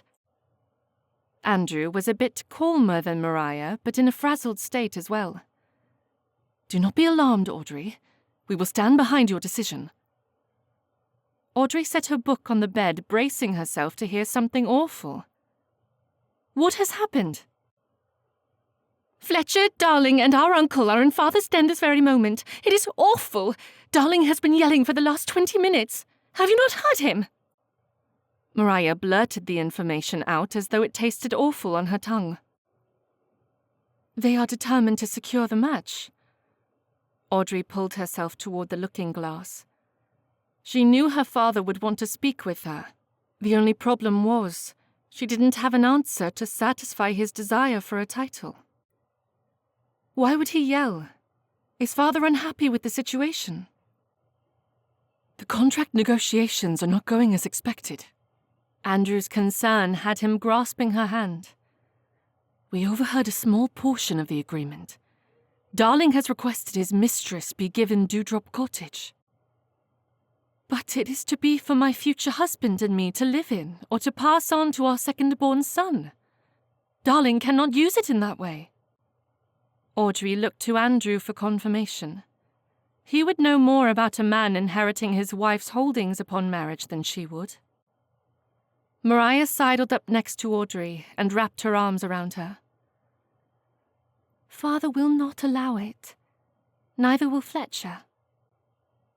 Audrey gave a humorless laugh. Fletcher is powerless in this situation. He can quote the law and offer advice, but he cannot make any finalities in the contract without approval from everyone. Sitting back on her bed, Audrey motioned for her siblings to join her.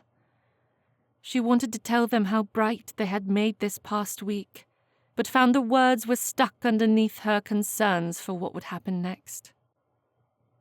Andrew broke the silence. I have failed you. I, who know Fletcher and know how he thinks, foolishly thought I could guide your actions. It was presumptuous of me to do so. I am the one to blame. I put you in an awful situation where you had to deceive your friend to help me. If anyone is responsible for my failure, it is me alone. Audrey pulled her legs up, hugging them as she rested her head upon her knees. It is all my doing. Mariah pulled Audrey into her arms once more and held her tightly. I am the one who thought making Fletcher jealous would increase his attention toward you. Audrey pulled away from her sister, amused by the revelation and the guilt her younger sister felt. What? I suggested to Father that he should perform introductions when Fletcher was nearby, thereby causing him to notice you have not been slighted by other gentlemen, but that you are highly sought after. Father readily agreed." Maria burst into tears. Her words convulsed as she buried her head in Audrey's shoulder. "Lord Darling's renewed interest in the arrangement is my fault." "It was a selfless attempt to assist me, and I am thankful. I do not regret anything that we have done since arriving in London." Audrey reached out to grasp Andrew's hand. He looked as miserable as Audrey felt, and Maria sounded. "Both of you have given unwavering encouragement when I thought all was lost. I could not have asked for better companions." Audrey held on to both of her siblings until the door to her bedchamber opened and their father entered. "Andrew, take Maria out and get her some tea to calm her nerves." Kissing the top of her sister's head, Audrey gently helped Maria to her feet. "I do not blame you, dearest." "You will, once Father forces you to accept Lord Darling." Maria wiped her tears away and flashed an air of fury toward their father, causing him to step back as she passed by. Their father waited until he and Audrey were alone before sitting on the edge of her bed. She'd always appreciated the gentler, more compassionate side he'd shown over the years. "You are aware of my concerns regarding your future?" "Yes, Papa." "Lord Darling can offer a comfortable home. He has a yearly sum of 10,000 a year until he inherits the earldom. Upon his inheritance, it will be 25,000 a year. You will have a title and doors will open to you that would never be without this marriage." "I understand." She couldn't look at her father, knowing that he was asking her to accept the offer. "Do you think it is fair to accept one man when I am in love with another?" "I will not force you into this marriage. Now that I understand Lord Darling's intentions, I cannot ask you to do so. You must decide if you can share your husband with his mistress." Audrey visibly shuddered at the thought. Tears fell from her eyes, landing on her dress as she held her legs tightly to her chest. "It is not fair. Duty to family should not hurt this much." "I have been unkind this last month. It was wrong of me to make you think you are a burden." "I have seen the expenses. You were right about my misuse of the past 4 seasons. If you decide not to accept Lord Darling's offer of marriage, then we will push on through this season. I will fund a 6th and 7th season if they are needed. A decision does not have to be made this very moment. I have told him you will give an answer after Maria's debut. You have until tonight." Audrey couldn't have asked for more than that. It was quite generous, given her father's upset over the last few weeks. "I will give his offer serious consideration." As her father left, Audrey gathered her pelisse, gloves and bonnet and left for a walk. As she crossed from her home into a neighborhood park, the crisp scent of fallen leaves touched her senses, leaving her with the realization that colder days were not too far in the distance. She loved this time of year, with crackling fires and steaming cups of tea that could warm her body and wash away her worries. Unfortunately, her answers would not be found at the bottom of a teacup. She needed the wisdom of someone much more intelligent than she was. As she stood on a pathway alone and confused, Audrey knew who she wanted to speak with. Lord Grafton was the first person she had ever confided in regarding her feelings for Fletcher. He might not have the answers for her, but she knew he would listen without judgment. Audrey handed her gloves, bonnet and pelisse to the butler before following him to the morning room. When she entered, she was surprised to see there were more Fernleys in the house than she'd expected at this hour.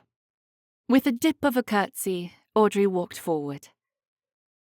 "Lord and Lady Grafton. Gigi."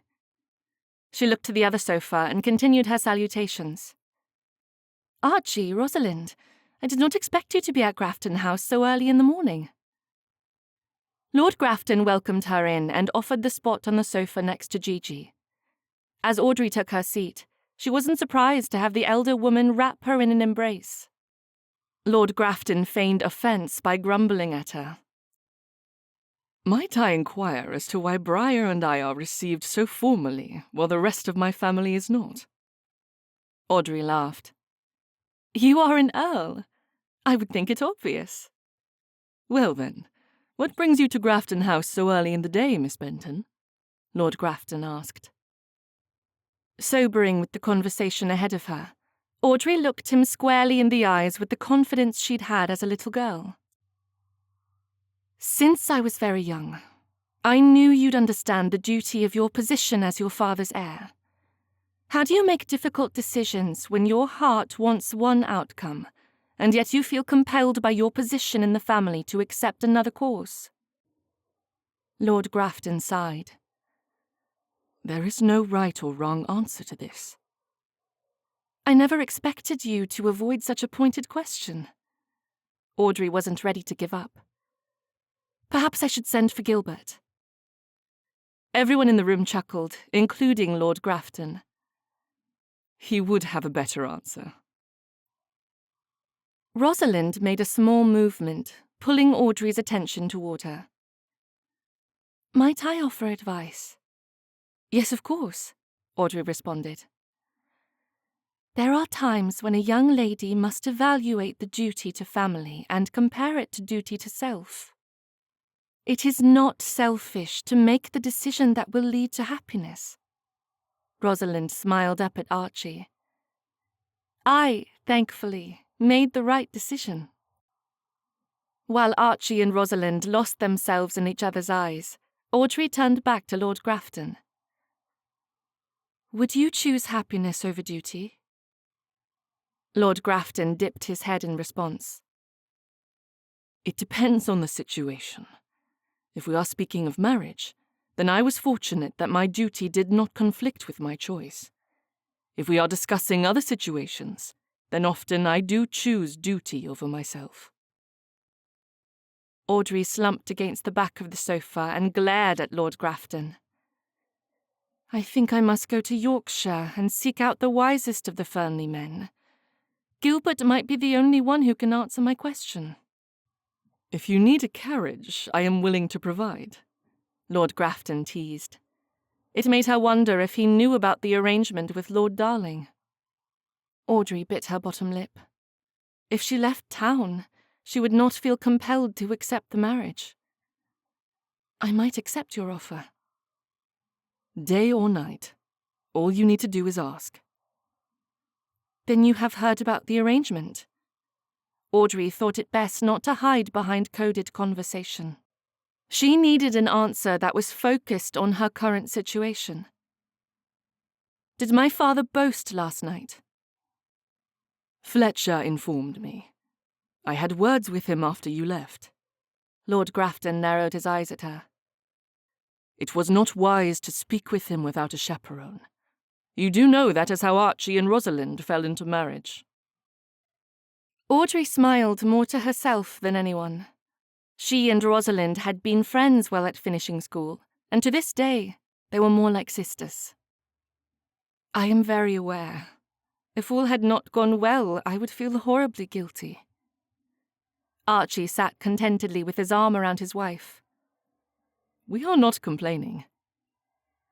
"I think it would be lovely if Fletcher and Audrey fell into marriage the exact same way." Rosalind sat forward as though she were ready to arrange a scandal. "We could set everything up for the ball tonight." Audrey shook her head. "Mariah would never forgive me if I upstaged her debut." "Then you plan to marry Lord Darling?" Rosalind asked. When my father learned of Lord Darling's stipulations for the contract, he had a change of heart. So I will not be forced into the match. It is my decision." "Then you are free." Rosalind's statement was a little more naive than Audrey would have guessed from her friend. "This means there is still time for Fletcher to ask for your hand." "If I do not accept Lord Darling's offer, I remain a burden upon my family. I do not have a right to ask my father to continue at the expense of this season, especially because I have no expectation of receiving another offer of marriage." Gigi squeezed her hands. "What can we do to help?" Audrey leaned into the woman she had hoped to have as a mother one day. "There is only one person who can change my fate, and I fear he will not find the courage before it is too late." Audrey didn't allow anyone time to process the information.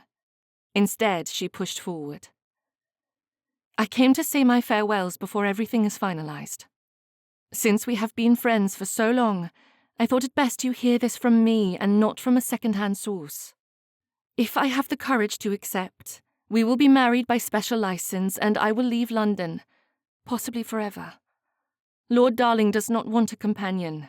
He wants heirs. My understanding is that I will have a home of my own." Archie grumbled. "Why the rush? Can he not wait for the banns to be posted?" "I am uncertain. Perhaps my uncle is afraid his heir will back out of the agreement, as he has in the past." "I wish you would choose another path," Rosalind said. Audrey held back the tears as she averted her eyes. She stared at the floor. It was easier not to look at a room of disappointed friends. "I cannot see another path." "Love, Audrey. I wish you would choose love." Rosalind's words sparked a chord of irritation. Had she not chosen love for half her life? Love had brought her loneliness and rejection. Audrey shook her head. "I fear love is not in the cards for some of us. It quite often happens that our dreams remain unrealized, for we cannot change another person to fit our own desires." Rosalind instantly disagreed. "You are wrong, Audrey. If I had resigned myself to marry Duke Wharton, I would not be here now. I would not be happy in carrying a child produced by love. Is that not what you want for yourself? Did your father sit you down to show you the expense of 4 unsuccessful seasons? Laying out bills from the modiste, the haberdashery, the theatre, and every activity within his ledgers, proving he had done all within his power to place you in front of eligible men? Did he ask you to show what you have done with his money?" Tears pooled under her eyes and slowly dripped down her cheeks. Wiping them away, she didn't wait for an answer. "I have 2 choices, Rosalind. I can marry a man I will never love, or I can spend my life as a burden. There is not another option." Rosalind didn't relent. "There is a third option. You can wait for love. That is the only choice that makes sense." "Love has never chosen me." "Then perhaps you need to be the one to declare yourself," Rosalind said. "Against all propriety, I have done so. I wrote it in a letter and gave it to Fletcher last night. Yet when he arrived at Benton House this morning, it was to give my father the new contract and assist in negotiations. He does not love me." Audrey stood. She couldn't continue the conversation without making more of a fool out of herself. Her purpose in going to Grafton House had not been to prove her shame. Before she walked away, Audrey looked back at Rosalind. "I do not want to part with bad feelings." Lord Grafton crossed the room and pulled her into a brotherly embrace. "If you do marry Lord Darling, I will expect an invitation. You have been a sister to me since that day on the bank of the river when you first confided in me. I will not allow you to take this step without my support." "Thank you, my lord." Audrey said her farewell and then left Grafton House, slowly walking back to Benton House without noticing any of the delights of the season. Windows of shops adorned with stylish frocks and fashionable accessories that once would have drawn her eyes no longer held value. It was as though the moment she had even given Lord Darling consideration, a part of her had slipped away. The magic of autumn was no longer available to her heart. Chapter 30. Audrey paced Mariah's bedchamber in her wrapper as her sister prattled on about the possibility of meeting her husband that night. One chance meeting was all she hoped for, and she expected to find a man who would make her swoon. Mariah nearly glowed as she spoke of this pretend clandestine meeting. That is what a debut is about, is it not? I suppose you could look at it that way. Other people would say it is to make a grand entrance into society. Boring people. Matrons who prefer arrangements instead of love at first sight. Audrey twirled her finger around a loose lock of hair as she paced one more time across the room, stopping next to the dressing table. I hope this night is filled with magic. We will need it. Mariah turned around in the chair, causing her maid to plead with her to hold still. With a sympathetic smile, she reached out and took hold of Audrey's hand. There is still time for you to refuse Lord Darling. I do not know if I have the courage to accept him. Audrey smoothed her hands along her shift. She hadn't yet decided which gown she would wear that evening, and instead of making her decision, she sat in her sister's bedchamber, chatting away the time before the ball was to begin. You must dress. Where is your red satin ball gown? It does not feel right any longer. Mariah frowned. You bought it to impress Fletcher. Perhaps it is all he needs to push him toward an offer of marriage. I am afraid all is lost on that account. Besides, I have other ball gowns. Audrey squeezed her sister's hand and then pulled away as she heard a carriage on the street below. There was only an hour left before guests would arrive. Her hair was elegantly styled and ready for the dress that made her look like a budding rose. Yet, just like all the items in her trousseau, she would never wear the red satin gown. Mariah put her head in her hands and pouted. It is not fair.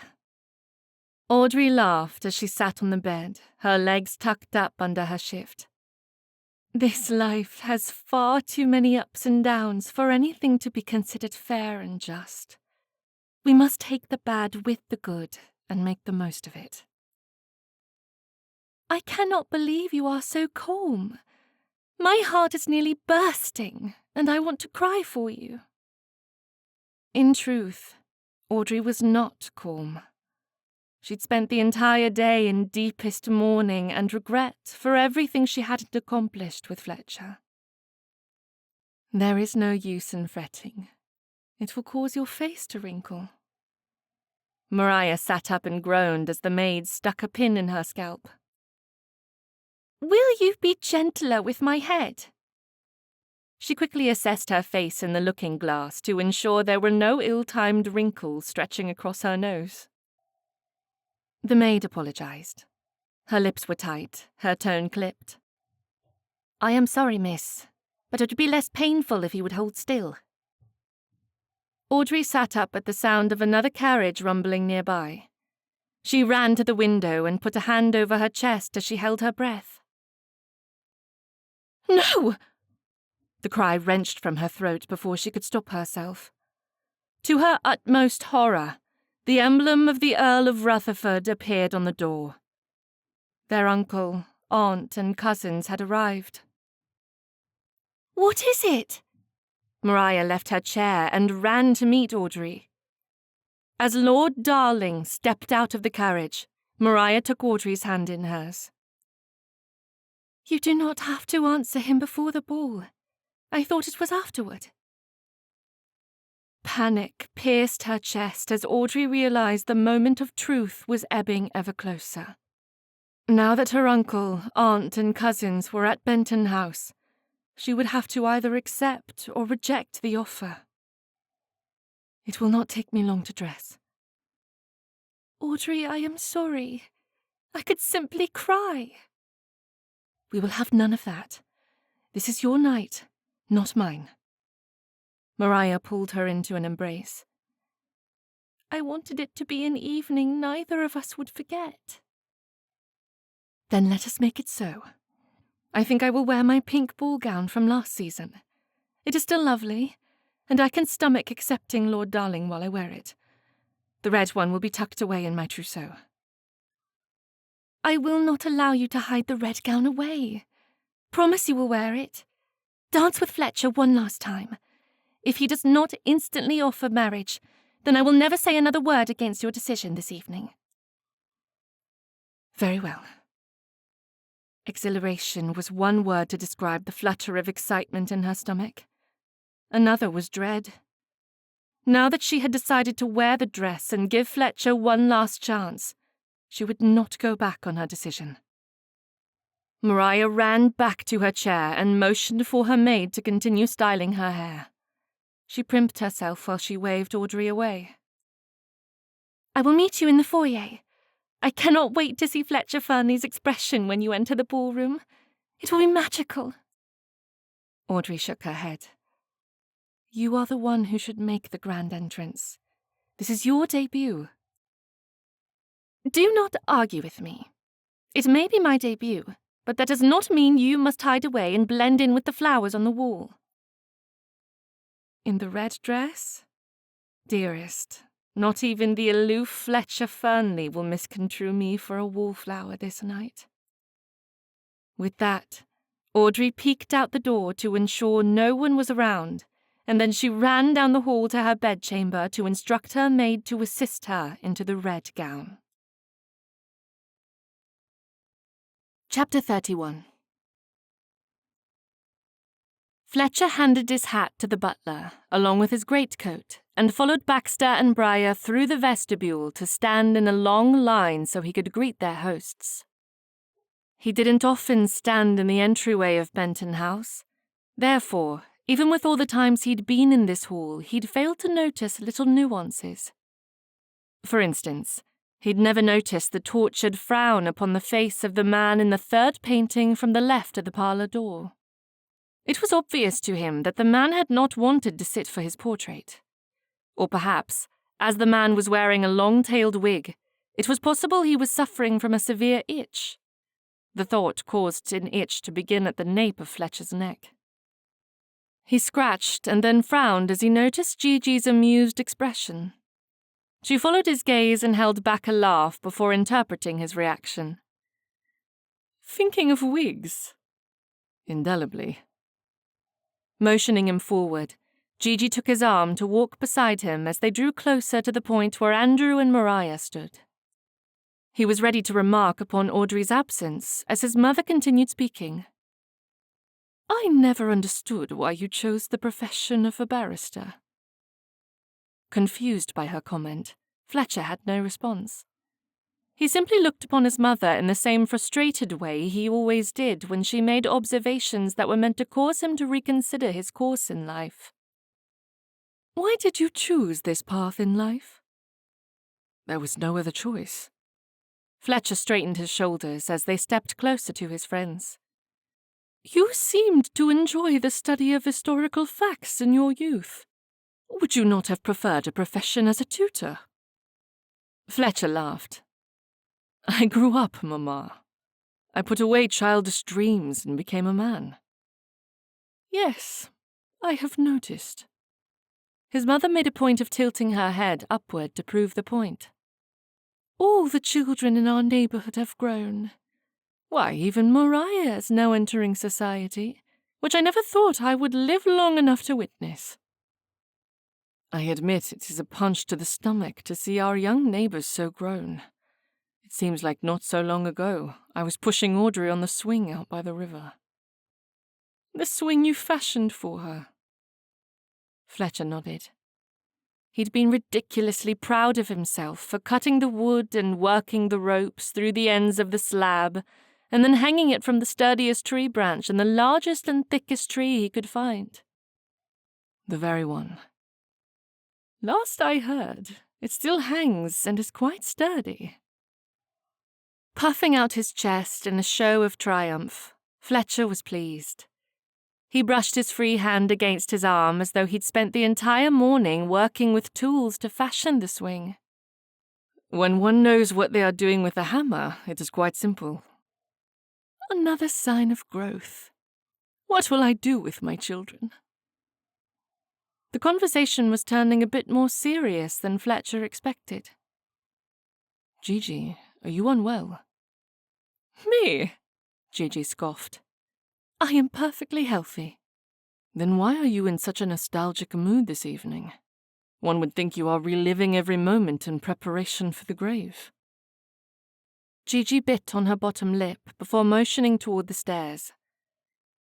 I simply wanted you to realize that you are not the only one who has changed since the day you fashioned the tree swing for Audrey Benton. Following her gaze, it took Fletcher a moment to realize the woman descending the staircase in a startling red dress was the lady he loved. As a lock of hair lay loose upon her shoulder, Fletcher wanted to turn tail and run for his rented rooms. She was not his. After this night, she would marry Lord Darling. Besotted by her appearance, Fletcher noticed everything. The choice in fabric, the cut of the neckline, and the fashioning of Audrey's ash-brown hair. He wanted to meet her on the stairs and offer his arm, ensuring her safe passage down the staircase that was completely safe, yet he could claim they were treacherous if only for the pleasure of being the gentleman by her side. He wanted to secure the first 2 dances of the evening and then monopolize the rest of the night with conversation, prohibiting other men from noticing the diamond they'd pushed to the corner over the last 4 years. It was ironic, he thought, how much he had changed from one day to the next. Not long ago, he'd tugged on her bonnet strings and teased her about something inconsequential, and now he wanted to occupy her thoughts as she did his. Gigi pulled on his arm, bringing him back to their conversation. Close your mouth, dear. His mouth hadn't been open, so he simply raised his eyebrows at his mother. Whatever do you mean? It is high time you declare your love and ask for Audrey Benton's hand in marriage. Fletcher followed Audrey's movements with his eyes as she joined her brother and sister to greet their guests. She is to marry another. Nothing has been decided. Gigi's observation left him struggling for another excuse. Stop making excuses and beg her to be your wife. Fletcher leaned toward his mother as they were nearing Andrew, who was first in the Benton family line. It is not possible. He hesitated in his convictions as his eyes fell upon the neckline of the dress she wore. Are you ready to lose her to a man who will never love her as you do? Gigi pulled him forward as they approached the start of the line. He didn't hear the exchanged pleasantries, nor did he speak to Andrew and Mariah. Instead, as soon as Baxter and Briar had finished speaking to Audrey, Fletcher stepped ahead in the line and took Audrey's gloved hand. Miss Benton. Fletcher kissed her fingers before releasing his hold. I did not expect you so early in the evening, Mr. Fernley. Did you not admit this very week that timely arrivals are for stodgy old barristers with little on their mind to occupy their time? Fletcher slightly dipped his head as he attempted to stop a wide smile from spreading across his face. She would remind him of his silliness at a time like this. You are right, but I did not want to hear of you standing near the wall for the first 2 dances of the evening. What say you? I am sorry, Mr. Fernley, but I have already promised them to someone else. He wasn't prepared for the disappointment of her response, but it stung to know Lord Darling would lead her onto the dance floor in such a short time. Then the following 2 dances? Audrey shook her head. I have only the supper dance available. Are you certain your entire night is already spoken for? Fletcher couldn't believe men had sent in their requests before the evening had already begun. I could not have imagined you would want more than the supper dance. We always eat supper together during the season. Audrey's innocent smile didn't match the tension in his chest. Fletcher tried to brush off his disappointment. I am happy to hear you are to have a busy evening.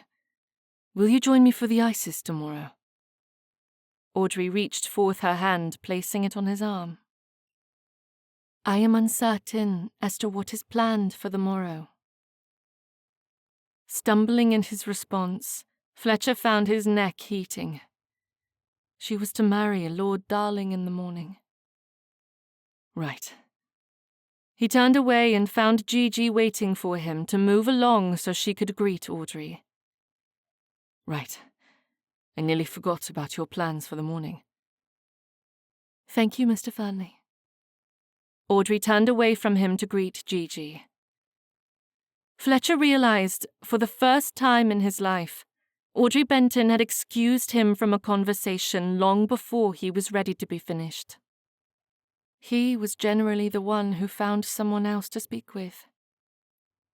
In a strange, miffed manner, Fletcher greeted Mr. and Mrs. Benton before finding himself standing against the wall in the ballroom as he waited for his mind to settle and his body to stop fretting.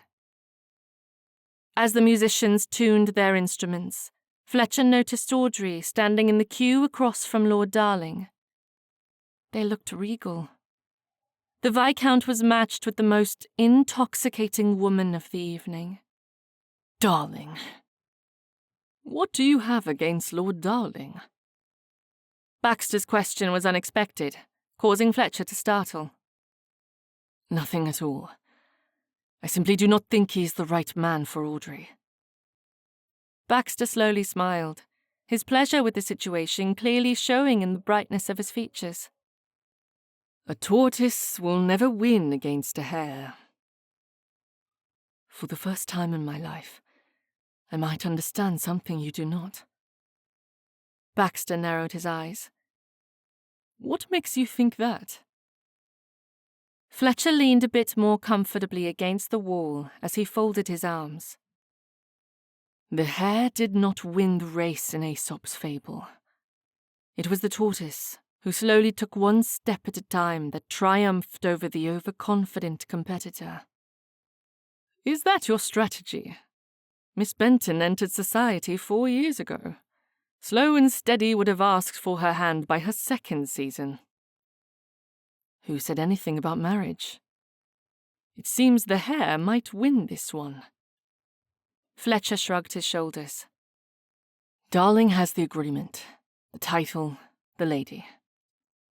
I thought you said he was not right for Audrey.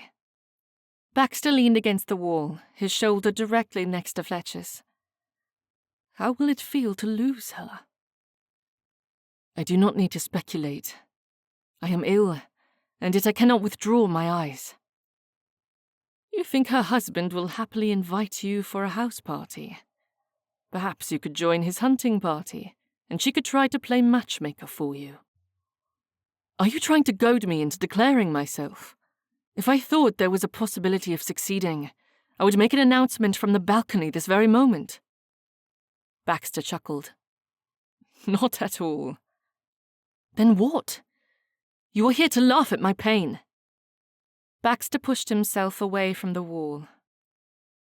If you are not ready to make a gallant gesture for Audrey Benton, then you do not deserve her. Until this moment, I thought you were wise, and now I discover you are as nonsensical as the rest of us. It is all too shocking. Fletcher thought he would pull a hearty laugh out of Baxter. Instead, he found a very serious expression on his elder brother's face. Baxter tilted his head toward Briar, who stood nearby chatting with a group of women. I nearly lost Briar because I was too stubborn to declare my feelings.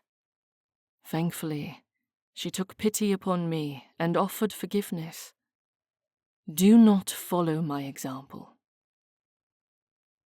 With those parting words, Baxter left Fletcher to his thoughts. He didn't know if Baxter was right about making a cake out of himself, but he did know if he was going to win Audrey's hand, he had only a few hours left to do it. Chapter 32. The red dress was not only a way to make Audrey shine amongst the sea of white and robin egg blue, but it lent an air of confidence she hadn't fully expected. She hadn't lied to Fletcher when she'd claimed her evening was spoken for. It had all been true, but as each dance concluded, she wasn't excited for the next one until it was the supper dance. When Fletcher finally approached and guided her to the queue, Audrey was pleasantly surprised to hear the announcement of a waltz. With a quick glance at the musicians, she noticed Andrew attempting to hide his roguish smile while he feigned an uninterested posture against the wall. I did not realize the supper dance was a waltz. Audrey refused to look at Fletcher. She slightly turned her head to the left to find Maria paired with Lord Sandhurst. Catching her sister's eye, she sent a pleading look with her gaze. Now that the dance had been announced, there was nothing anyone could do but participate. But she did want both her siblings to know she was displeased with their scheming. We cannot escape it now. Fletcher reached toward her and took hold of her hand while placing the other on her lower back. The heat of his hand upon her back left her struggling for composure. It seems we must suffer through it. With one fluid movement, Fletcher stepped forward as the music rang out, guiding her around the floor in time with the other dancers. I was led to believe this night was Miss Mariah's debut. Audrey met his gaze, expecting to see his face alight with humour. Instead, she found he was focused directly on her eyes. It is. The entire night is about Mariah. Fletcher slightly shook his head. A matter of opinion, I suppose. The world around her spun, literally, as Fletcher expertly turned her about the room. She wanted to argue with what he had said, but she was caught in his soft gaze. She'd acknowledged the alterations in his behaviour. She'd noticed there were moments when he seemed lost in her presence, but in that moment, he looked bewitched. Audrey tried to laugh, but her words were a bit more strained than she'd expected. My debut was many years ago. Most would say I am a wallflower. No one would dare classify you as a wallflower this evening, Miss Benton. The husky growl in his voice sent a shiver through her body. Even the formal use of her name sounded slightly different than it had in the past. She held her breath, waiting for words of love that never came as the music abruptly ended, bringing a halt to the waltz. Audrey curiously turned toward the orchestra to find out what had caused them to pause. The source of the disruption was immediately realized as Lord Darling was calling out for silence and the attention of everyone in the room. The silence was deafening in contrast to the previous moments of joyful music and dancing. Conversations ceased as Lord Darling stood before the crowd with a flute of champagne held high. Before we go into supper, I wanted to take this moment to make an announcement. My cousin Mariah will forgive my boldness in taking a bit of her limelight away, but she should not begrudge me too much. This announcement is not only for me, but it is for my dear cousins as well. On the morrow, I will marry Miss Audrey Benton. Lord Darling paused while a polite applause sounded throughout the room. Audrey searched for her parents to find her mother looking quite harassed, waving her fan at a speed that indicated she was unhappy with the announcement. It took less time than she expected to find her father, standing off to the side next to Lord Rutherford. Neither looked pleased with Lord Darling's announcement. But it was done. There was very little anyone could do now that the spectacle was playing out. Lord Darling continued speaking as he held his hand out to her in expectation that she would walk toward him. They were separated by what felt like 3 ballrooms, and yet it was only half of one as she stood next to Fletcher in the queue of stalled dancers. "I do hope Mr. Fernley does not deny me the opportunity to attend supper with my betrothed." Audrey turned to Fletcher to find he had taken a step backward.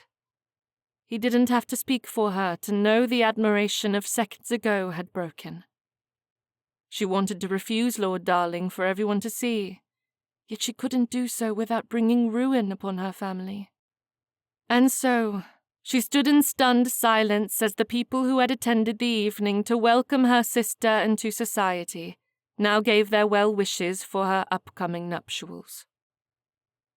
By the time Audrey escaped the crowd, Fletcher was no longer at Benton House. The scullery maid who stoked the fires at night was usually quiet when she opened Audrey's door. There were times when Audrey would notice the embers of her fire slowly going out, but then the fire would roar to life, increasing the warmth in the room, and she'd open her eyes to see the door closing behind the silent maid.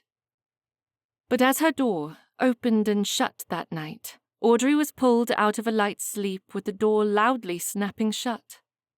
Sitting up, Audrey was physically and emotionally exhausted from Mariah's debut. She was ready to ask the maid to be a little more cautious, but found her sister diving headfirst under the covers with her. "Good. You are not yet sleeping." Mariah crawled to the top of the bed and slid comfortably beside her. "I am an official member of the Ton." Audrey laughed. "Welcome to a world of lavish parties, gossiping matrons, and far too many handsome rogues. How does it feel?"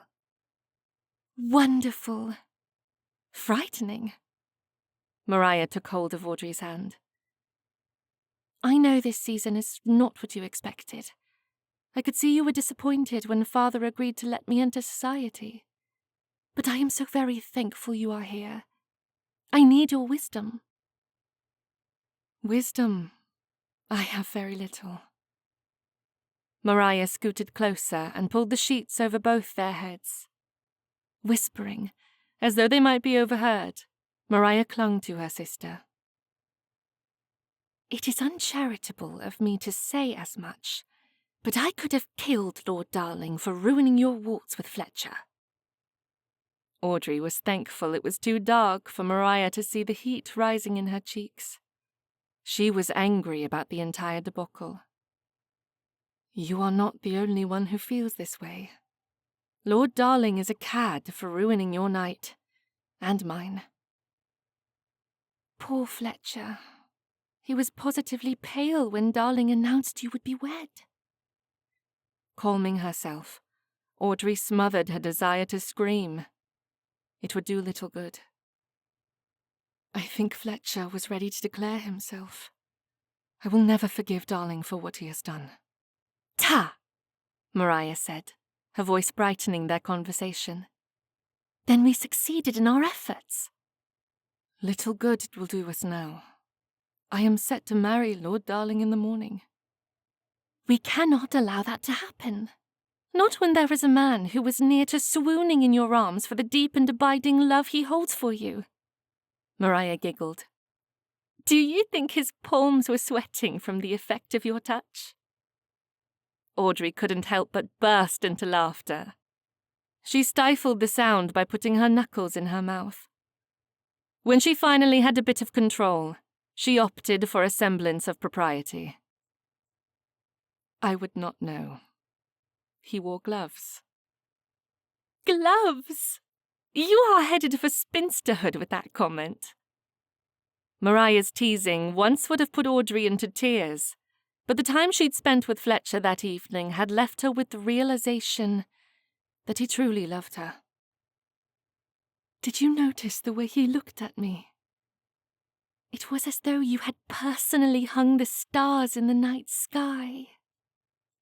There was a dreamy quality to Mariah's voice, which only increased the feeling building inside Audrey that made her want to believe all was not lost. Mariah continued speaking. "Audrey, what does love feel like?" Do not tell me you have set your cap for one of the men you were introduced to this evening. "Not yet. But how should I know if I am in love unless someone explains it to me?" Audrey thought over the last week and a half and the memories from previous years with Fletcher. Putting all those experiences and feelings into words was rather difficult. I think it is more about the way I feel when he is near. I miss him when he is here in London and I am at Eastwell Manor. Audrey met her sister's eyes. The sheet pulled over their heads felt like a secure place for her to share these confidences. I never want to speak negatively of others when he is near. I want to be knowledgeable because he values intelligence. He makes me want to be my best self without ever making me feel less for who I am. Mariah closed her eyes. "It sounds heavenly." Then, without notice, she turned on her side and grabbed Audrey's arm, causing the sheet to drop a little. "We must do something about Lord Darling." "If I do not marry him, I will be ruined." "I disagree. His announcement was unwarranted. You had not accepted his offer, and it was ungentlemanly of him to force you into it."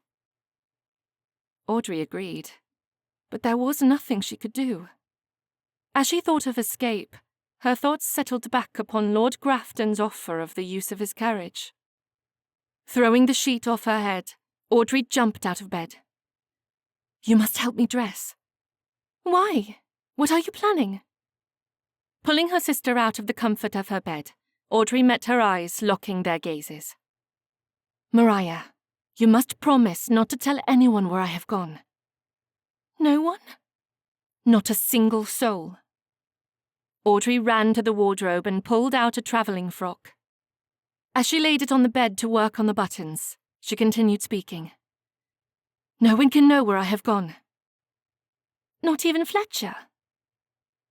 Audrey stopped unbuttoning the dress and turned to her sister. "If Fletcher Fernley wants to ask for my hand in marriage, you can tell him I have left for Eastwell Manor, but only if he has come to his senses and is willing to marry me. Otherwise, you must not tell Lord Darling where I have gone. I will not marry him." Mariah stuck her tongue out and blew as though she were doing so in Lord Darling's face. "That is what I think of Lord Darling." With Mariah's help, Audrey had dressed and packed a travelling bag before sneaking out of the house. She'd never been out by herself at night, but now that she had made up her mind, the eeriness of the night would not dissuade her from leaving London and the awful Lord Darling behind. Chapter 33. Fletcher stood in the doorway of his office as he entered for the first time in over a month. He never would have thought himself capable of skipping out on Audrey Benton's wedding, but he couldn't watch her marry another man. So instead of forcing a smile on his face and standing as witness to a union of which he disapproved, Fletcher decided it was best to bury his head in his cases.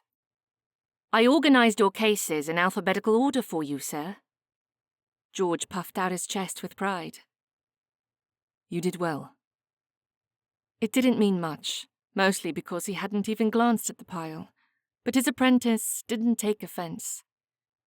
Fletcher placed his satchel on the nearest chair and removed his greatcoat. Although the sky was overcast and sullen, he walked to the window and opened the curtains.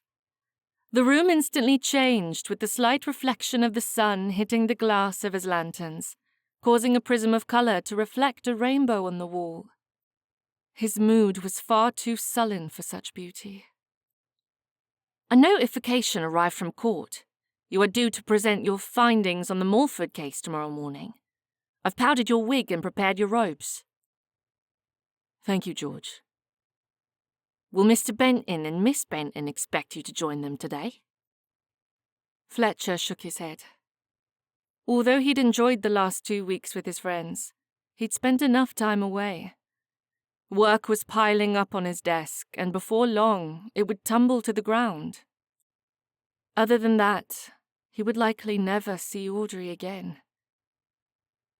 Miss Benton is to be married today.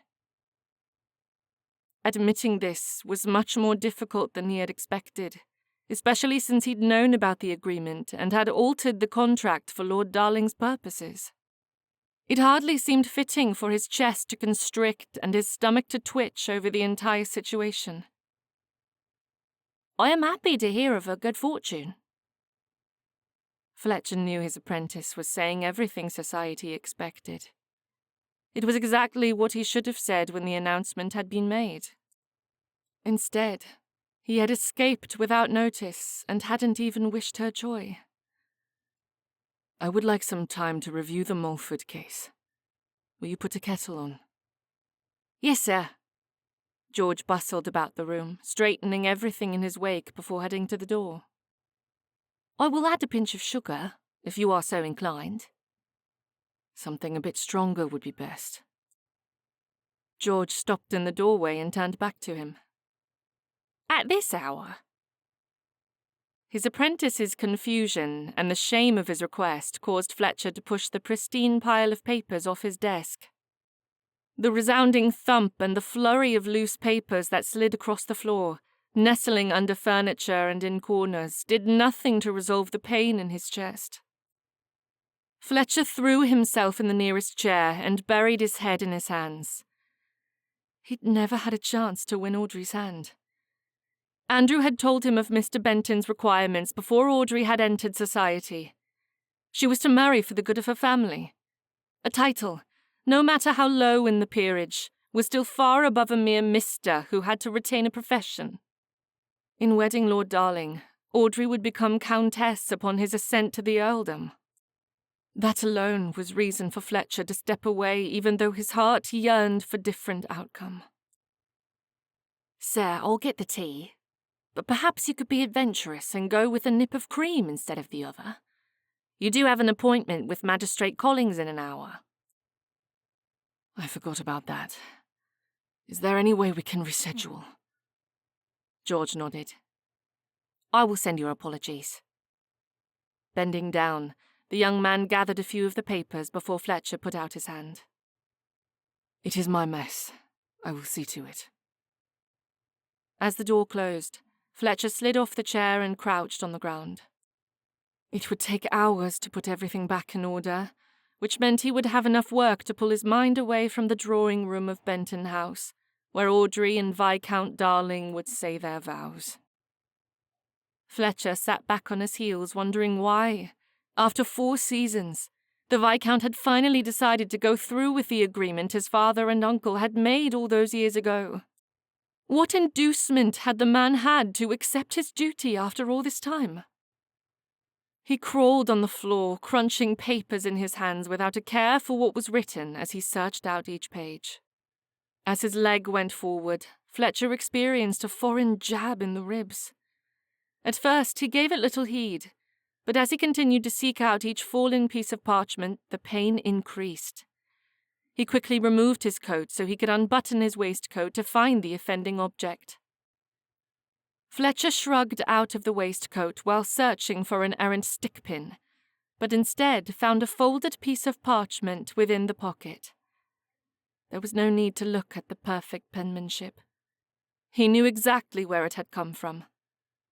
That night in the library, Fletcher had placed the letter in his pocket and immediately forgotten it was there. He dropped the legal papers on the ground as he rested against the wall under the windows, unfolding the letter to torture himself with the contents. My dearest Fletcher, many years from now, the glue that holds the binding on this book will give way, and you will have discovered this letter if I have not previously led you to it. My sincerest desire is that I am in the next room discussing the menu with cook, or teaching one of our daughters how to embroider a pattern on a handkerchief. If I am very fortunate, you will love me as I do you, and we will have built a beautiful life together, woven with a love that cannot be broken. I have loved you for many years, but I realize as I write this that the future I dream of may not come to pass. There are moments when I watch you from across the ballroom, and I pray you will notice I am no longer the little girl you would throw over your shoulder. I no longer tie my skirts up to chase after Andrew and his friends. I have learned to ride my horse as a lady, and I always use a saddle. When I returned from finishing school, I expected you to find I had turned into a lady worthy of your affections. Yet, I realize the man I love may never love me. If I have led you to this letter, it is because the tapestry I tried to sew between us was never completed, and I am asking you to search within your heart to let me know if there is any hope. All my love and deepest affection, Audrey. Fletcher's hand dropped to his leg. The letter clutched tightly in his fist. Audrey loved him. She thought about a future, children, a life they should never have hoped for, given her father's desire for her to marry a title. Yet she dared to dream despite it all. A click of the doorknob pulled Fletcher out of his reverie as George entered with the tray. "You seem a bit out of sorts today, so I ran over to the confectionery and purchased one of those almond and chocolate petit fours you like so much. Perhaps it will cheer you up." Fletcher didn't answer. He couldn't think of petit fours and tea while the stars in the heavens were falling around him, for Audrey was the only reason anything made sense in his universe. "Sir, might I do something to help?" She has loved me for much longer than I have loved her, and now she is lost to me, married to a viscount this very morning. "Are you speaking of Miss Benton, sir?" "There is no one else." Fletcher wanted to close the window coverings and snuff out the candles so he could wallow in the darkness. Even though he wanted to forget about everything for a short time, he knew there was work to be done. Pulling himself up from the floor, Fletcher surveyed the mess he'd made. "What is the hour?" "Barely 8:30. We have a long day ahead of us." Fletcher's head came up as he realized all was not yet lost. She is not yet married. He realized he'd asked the wrong person. How would George know the hour of Audrey's wedding? "I am uncertain." Fletcher grabbed his waistcoat and cutaway coat as he flew out of the office, his purpose clear for the first time in days. If she had not yet said her vows, then there was still time to let her know he loved her. He no longer cared about Mr. Benton's desire to marry his daughter to a title. If Audrey felt the same as he did, there was nothing anyone could do to stop love. Having walked to the office, Fletcher was without a horse and he had no carriage. Running out to the street, he tried to flag down a hansom cab, but there were none about. The only other option he had was to run. There wasn't time to consider the distance. He simply knew that the woman he loved would be at Benton House, and if he had to stop the vicar before the final words were said, he would do it without shame. The cobblestone pathways took on new meaning as he ran, pins and needles seeping through the soles of his shoes each time his feet slammed down. He gave no heed to the pain, for it was nothing to how he would suffer if Audrey was married when he arrived. Sweat poured down his face as he finally reached the top of the street. Benton House sat with carriages at the ready, the front phaeton emblazoned with the crest of Lord Darling. He didn't have time to check his pocket watch or to gather his wits as he threw open the door to Benton House and allowed himself entry. Crossing to the parlour, Fletcher knew he looked a sight, but he had to know if he was too late. Standing in the doorway, one foot still in the hall, Fletcher stopped before rushing into the room. The vicar and Lord Darling stood near the hearth, but Audrey was not present. He didn't wait for anyone to question his harassed state. Instead, he blurted out the only thing he could manage to say between gasps of air. "I must speak with Audrey. Where is she?" "I have waited more than an hour for my fiancée to arrive. If she does not join us in the next 5 minutes, this farce of an arrangement is over," Lord Darling bellowed. Fletcher turned to Andrew, but he had to grasp the wall as he found his head spinning from the intake of large amounts of air. His run across town proved he needed more exercise. "Audrey?" "She is not here." Having rushed into the room, Fletcher hadn't taken notice of each occupant. Standing a little taller, he found Baxter had been the one to answer his question. Lord Darling kicked at the rug, causing the corner to flip up and hit the side of the sofa. "Lud, uncle! Did you not know we were to be wed this morning? I made a clear announcement last night."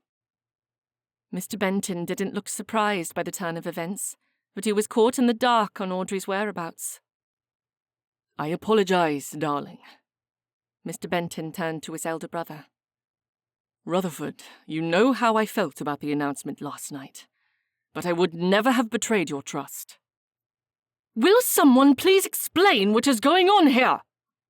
Lord Darling barked before throwing himself into the nearest chair. "It was I who aided her escape." Maria stepped forward, her shoulders straight and her head held high. "I could not allow my sister to marry whom she does not love. No one in this house wanted this marriage with Darling. He is a bit too high in the instep for our taste." "Thunder and turf!" Lord Rutherford grumbled. "One day I would like to have children who do as they are told and not as they please. If Darling does not want to marry Audrey and she does not want to marry Darling, then why are we here?" Darling growled at his father. "You refused my annuity unless I married Audrey. A legitimate heir and my yearly allowance are my reasons for being here." Pushing away from the wall, Fletcher turned to Maria. He didn't care about this discussion. He had run across London with one purpose in mind. "Can you tell me where she went?" Maria and Baxter exchanged a silent conversation that ended with both nodding. Baxter spoke. "She is on her way home to Yorkshire. Audrey decided she would prefer the life of a spinster to entering a marriage with Lord Darling." "Horseback?" Fletcher knew she'd brought Willow to town, but would she dare ride halfway across the country with a side saddle? "She is in my carriage." Baxter finished his statement with a bit of a laugh. "I also took the liberty of saddling a horse for you." "Kit, he will not make the trip." "My horse is tethered by my carriage. Take him." Fletcher put his hand on his brother's shoulder to express his thanks. Then he turned and ran toward the exit. As he neared the front door, he realized there was one more thing he had to do before chasing after Audrey. Running back to the parlor, he made the request he should have done years before. "Mr. Benton, I am in love with Audrey, and I beg of you to allow me the honor of her hand in marriage." The request was ineloquent, but it didn't matter. It was an honest statement that left room for no debate. Mr. Benton's face lit up with pleasure. "If you can catch her." Fletcher's eyes fell upon the legal document that had been purchased for the marriage of Darling and Audrey. He noticed it had not yet been signed, and so he reached into his pocket and extracted his purse. Throwing a generous amount on the table as he snatched the document up, he looked to Darling. "I trust you no longer need this." Darling waved a hand in the air. "Take it. I can purchase another." With everything decided and absolutely nothing arranged or in perfect order, Fletcher flew out of the house as though he were a bird with wings ready to soar into the blue sky. He found Baxter's horse tethered exactly as his brother had stated. He mounted with one goal in mind. Fletcher needed to catch his love. Chapter 34. Audrey sat with her back against the carriage window, her feet resting on the cushioned seat and her head buried in a pillow as the carriage rolled along dirt roads that would eventually take her to Eastwell Manor. Although she wished for the escape of sleep and dreams, her mind turned with images of Fletcher, Lord Darling, and her father. Each of their final expressions would be seared forever on her memory.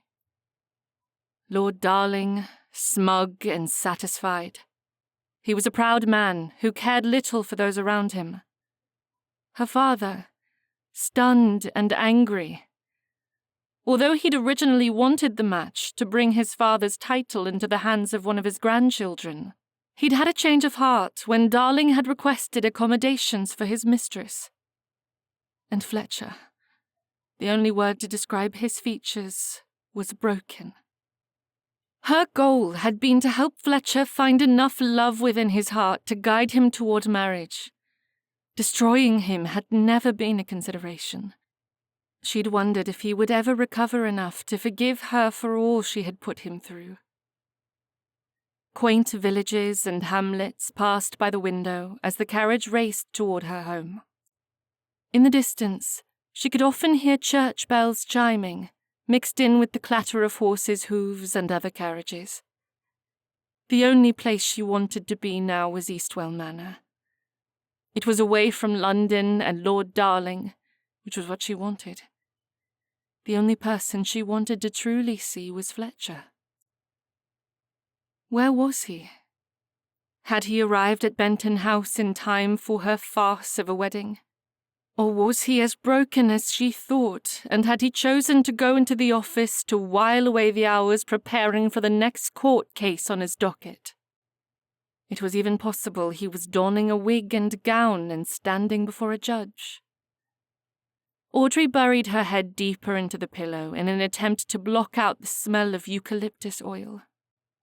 Either Fletcher had been in this carriage of late, or one of his brothers used the same oil. Throwing the pillow at the opposite side of the carriage, Audrey turned toward the maid Lord Grafton had insisted she use for the journey. Carriages are supposed to smell like polished wood, leather, and upholstery, not eucalyptus oil. The maid nodded. I will inform the stablemaster when we arrive at Primrose Hall. Audrey curled up on the bench once more, holding her arms tightly across her middle. Thinking of Fletcher made her quite melancholy. It even made her hear his voice as though he were chasing after her. She groaned and chided herself for thinking that would happen. Closing her eyes, half agony, half hope tearing apart her insides, the world seemed to slow around her with regrets forming in every thought. Miss, I believe someone is out there. The maid pulled on Audrey's arm, yanking her back to reality. It was very true. Someone was calling out, and the carriage had slowed until the horses were walking. As the carriage came to a full stop, Audrey sat up and stared out the window to find she had not imagined his voice.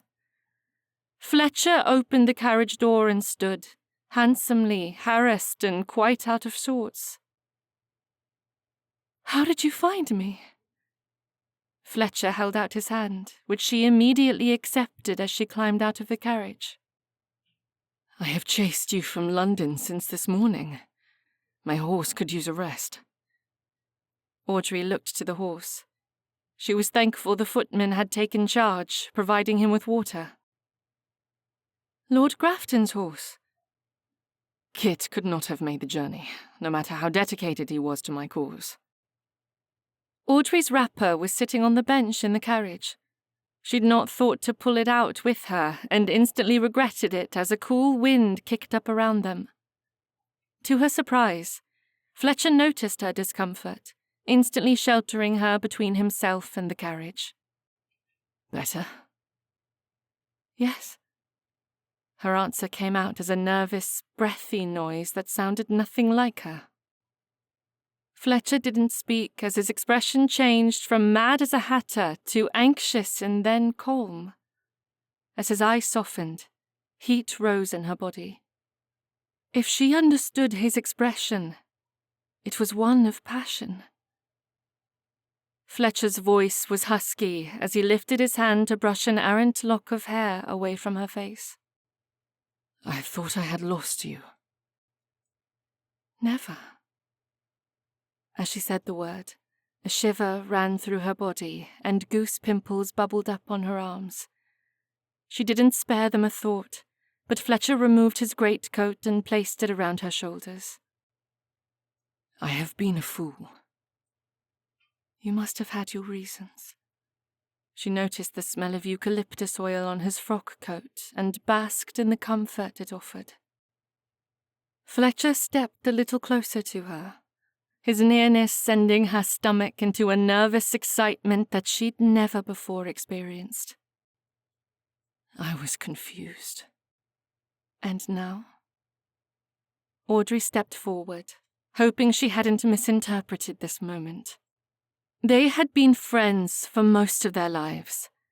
It would do little good to ruin that connection by expecting a declaration of love and receiving a brotherly tug on her errant ringlet.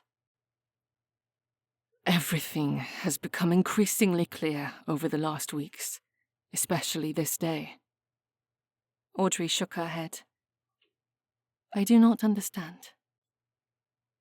It is in the infinite little moments from our friendship when seen through a different lens that have suddenly increased, as though I am constantly using a quizzing glass. Fletcher released her lock of hair and placed his hand lovingly upon her cheek. Audrey's heart pounded, and she stood rooted to the spot as she wondered if this was all a lovely dream. She'd waited so many years for Fletcher to gaze dreamily into her eyes, and now that he was, she needed a dose of reality, for if this was all a ruse, she would never recover. A quizzing glass. Her words came out in a breathless way that revealed the effect his touch had upon her. She wanted to back away from him but couldn't move her feet. Then she decided it was best she not try to move. There was a carriage behind her. I think I knew it the first time we locked eyes across the open fields the day you returned from finishing school. You had changed. Yet when I discovered your father planned to match you with Darling, I could not bring myself to think of you as anything more than my friend. One thing I knew, beyond any other truth, was that without you, Yorkshire never felt like home. Audrey lifted a hand and put it over her mouth as a cry escaped. If he wasn't running his thumb along her jaw, she might have been able to convince herself to wake up. But his touch and the increased smell of eucalyptus told her there was nothing fake about this moment. Fletcher's voice was strained as he closed his eyes and leaned toward her, his forehead pressing against hers. Forgive me for taking so long to see you. For the first time in her life, Audrey realized that a moment in time existed for her and Fletcher alone. She'd waited years to see a spark of love in his eyes, and it was as though everything from the sun shining down on them and the beauty of the countryside had been created to assist as he declared his love for her. She whispered the only words that came to her mind. Love endures through constant forgiveness. Fletcher placed one hand on her lower back, pulling her closer to him so he could softly whisper near her ear. Will you allow me to kiss you every day for the rest of our lives? I wish you would. Audrey gasped as Fletcher lifted her from the ground. Their lips met as naturally as though they were always meant to be pressed together. Until that very moment, she could have excused the entire situation away as a misunderstanding on her part. But this kiss proved that Fletcher had meant every loving word. Having waited for this moment, Audrey did not demur. She lovingly wrapped her arms around his neck and returned each and every kiss. The tender touch of his lips made the years of heartache slowly seep away from the forefront of her memories.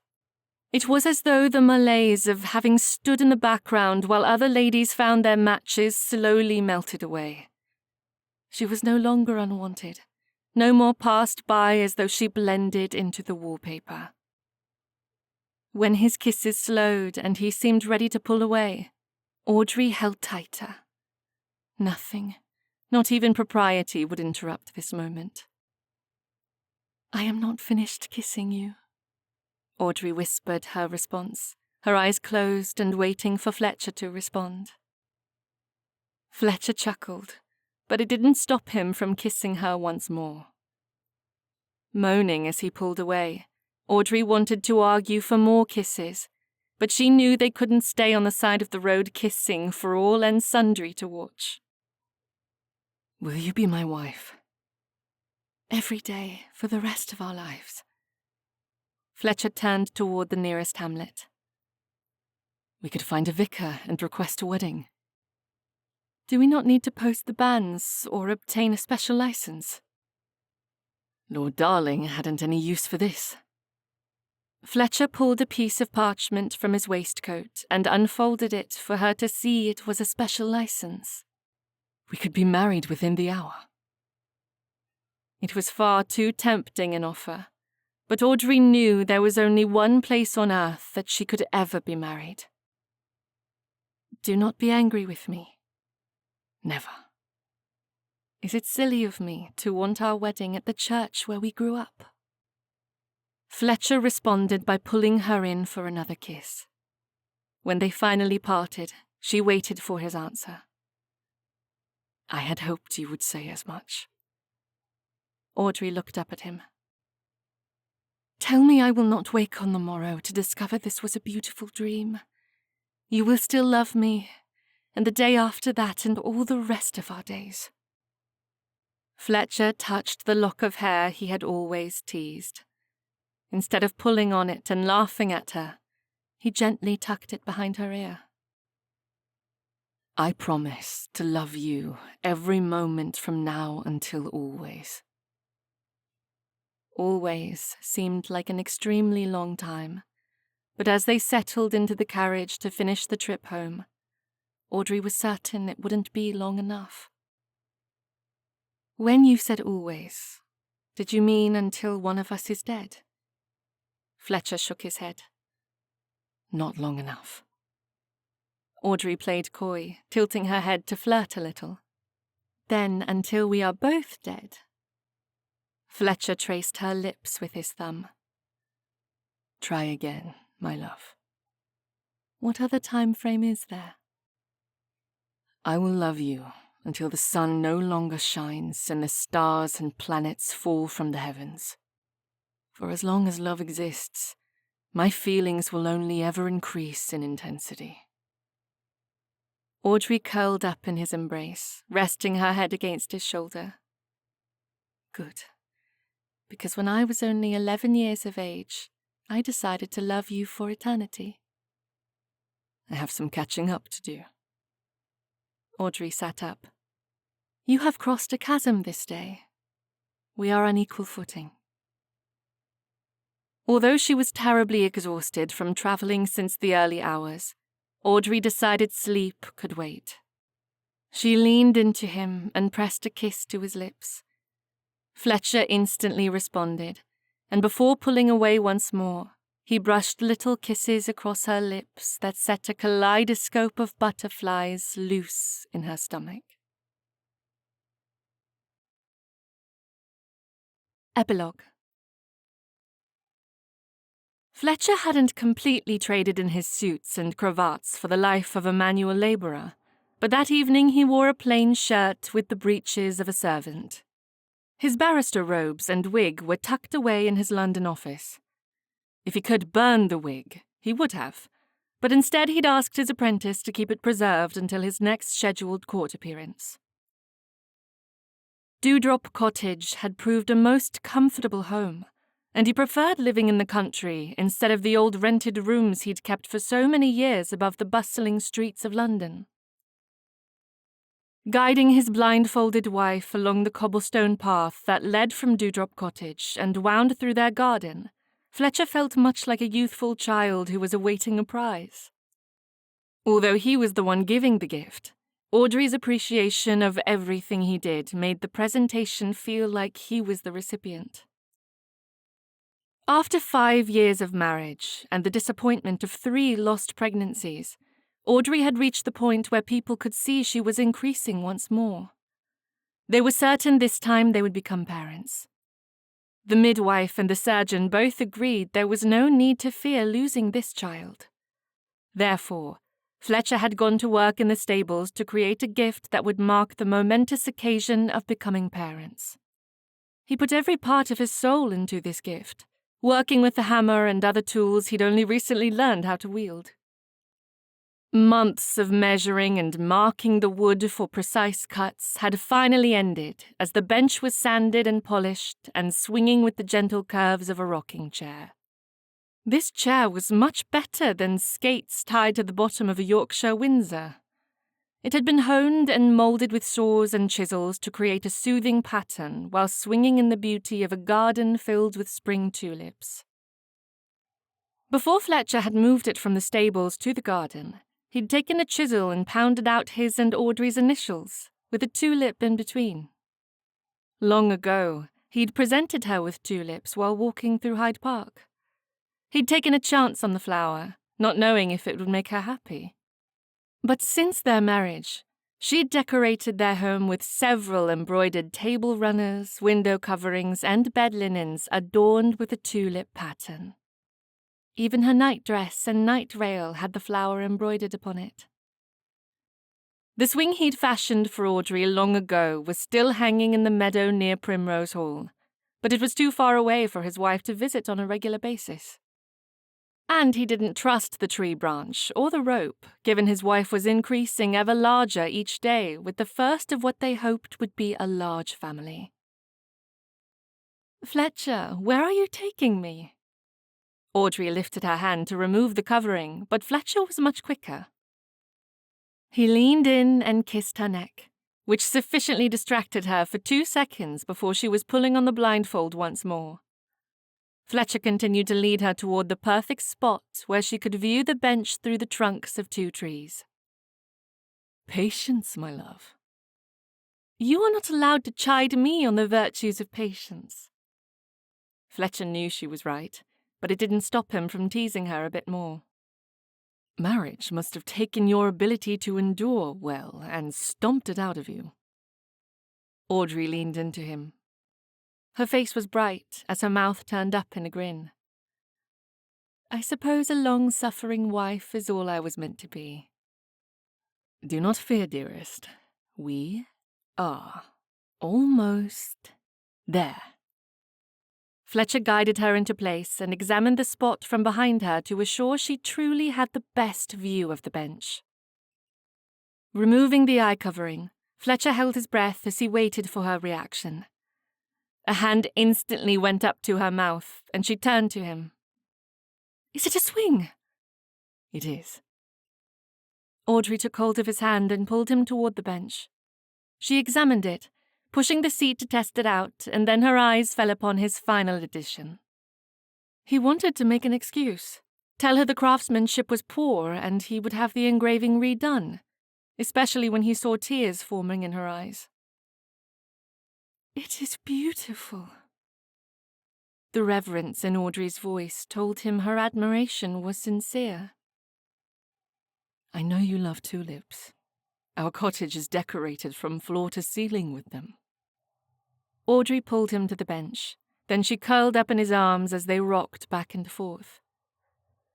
"Do you know why I like tulips?" "Not at all." "You presented me with a small bouquet of tulips during my first season.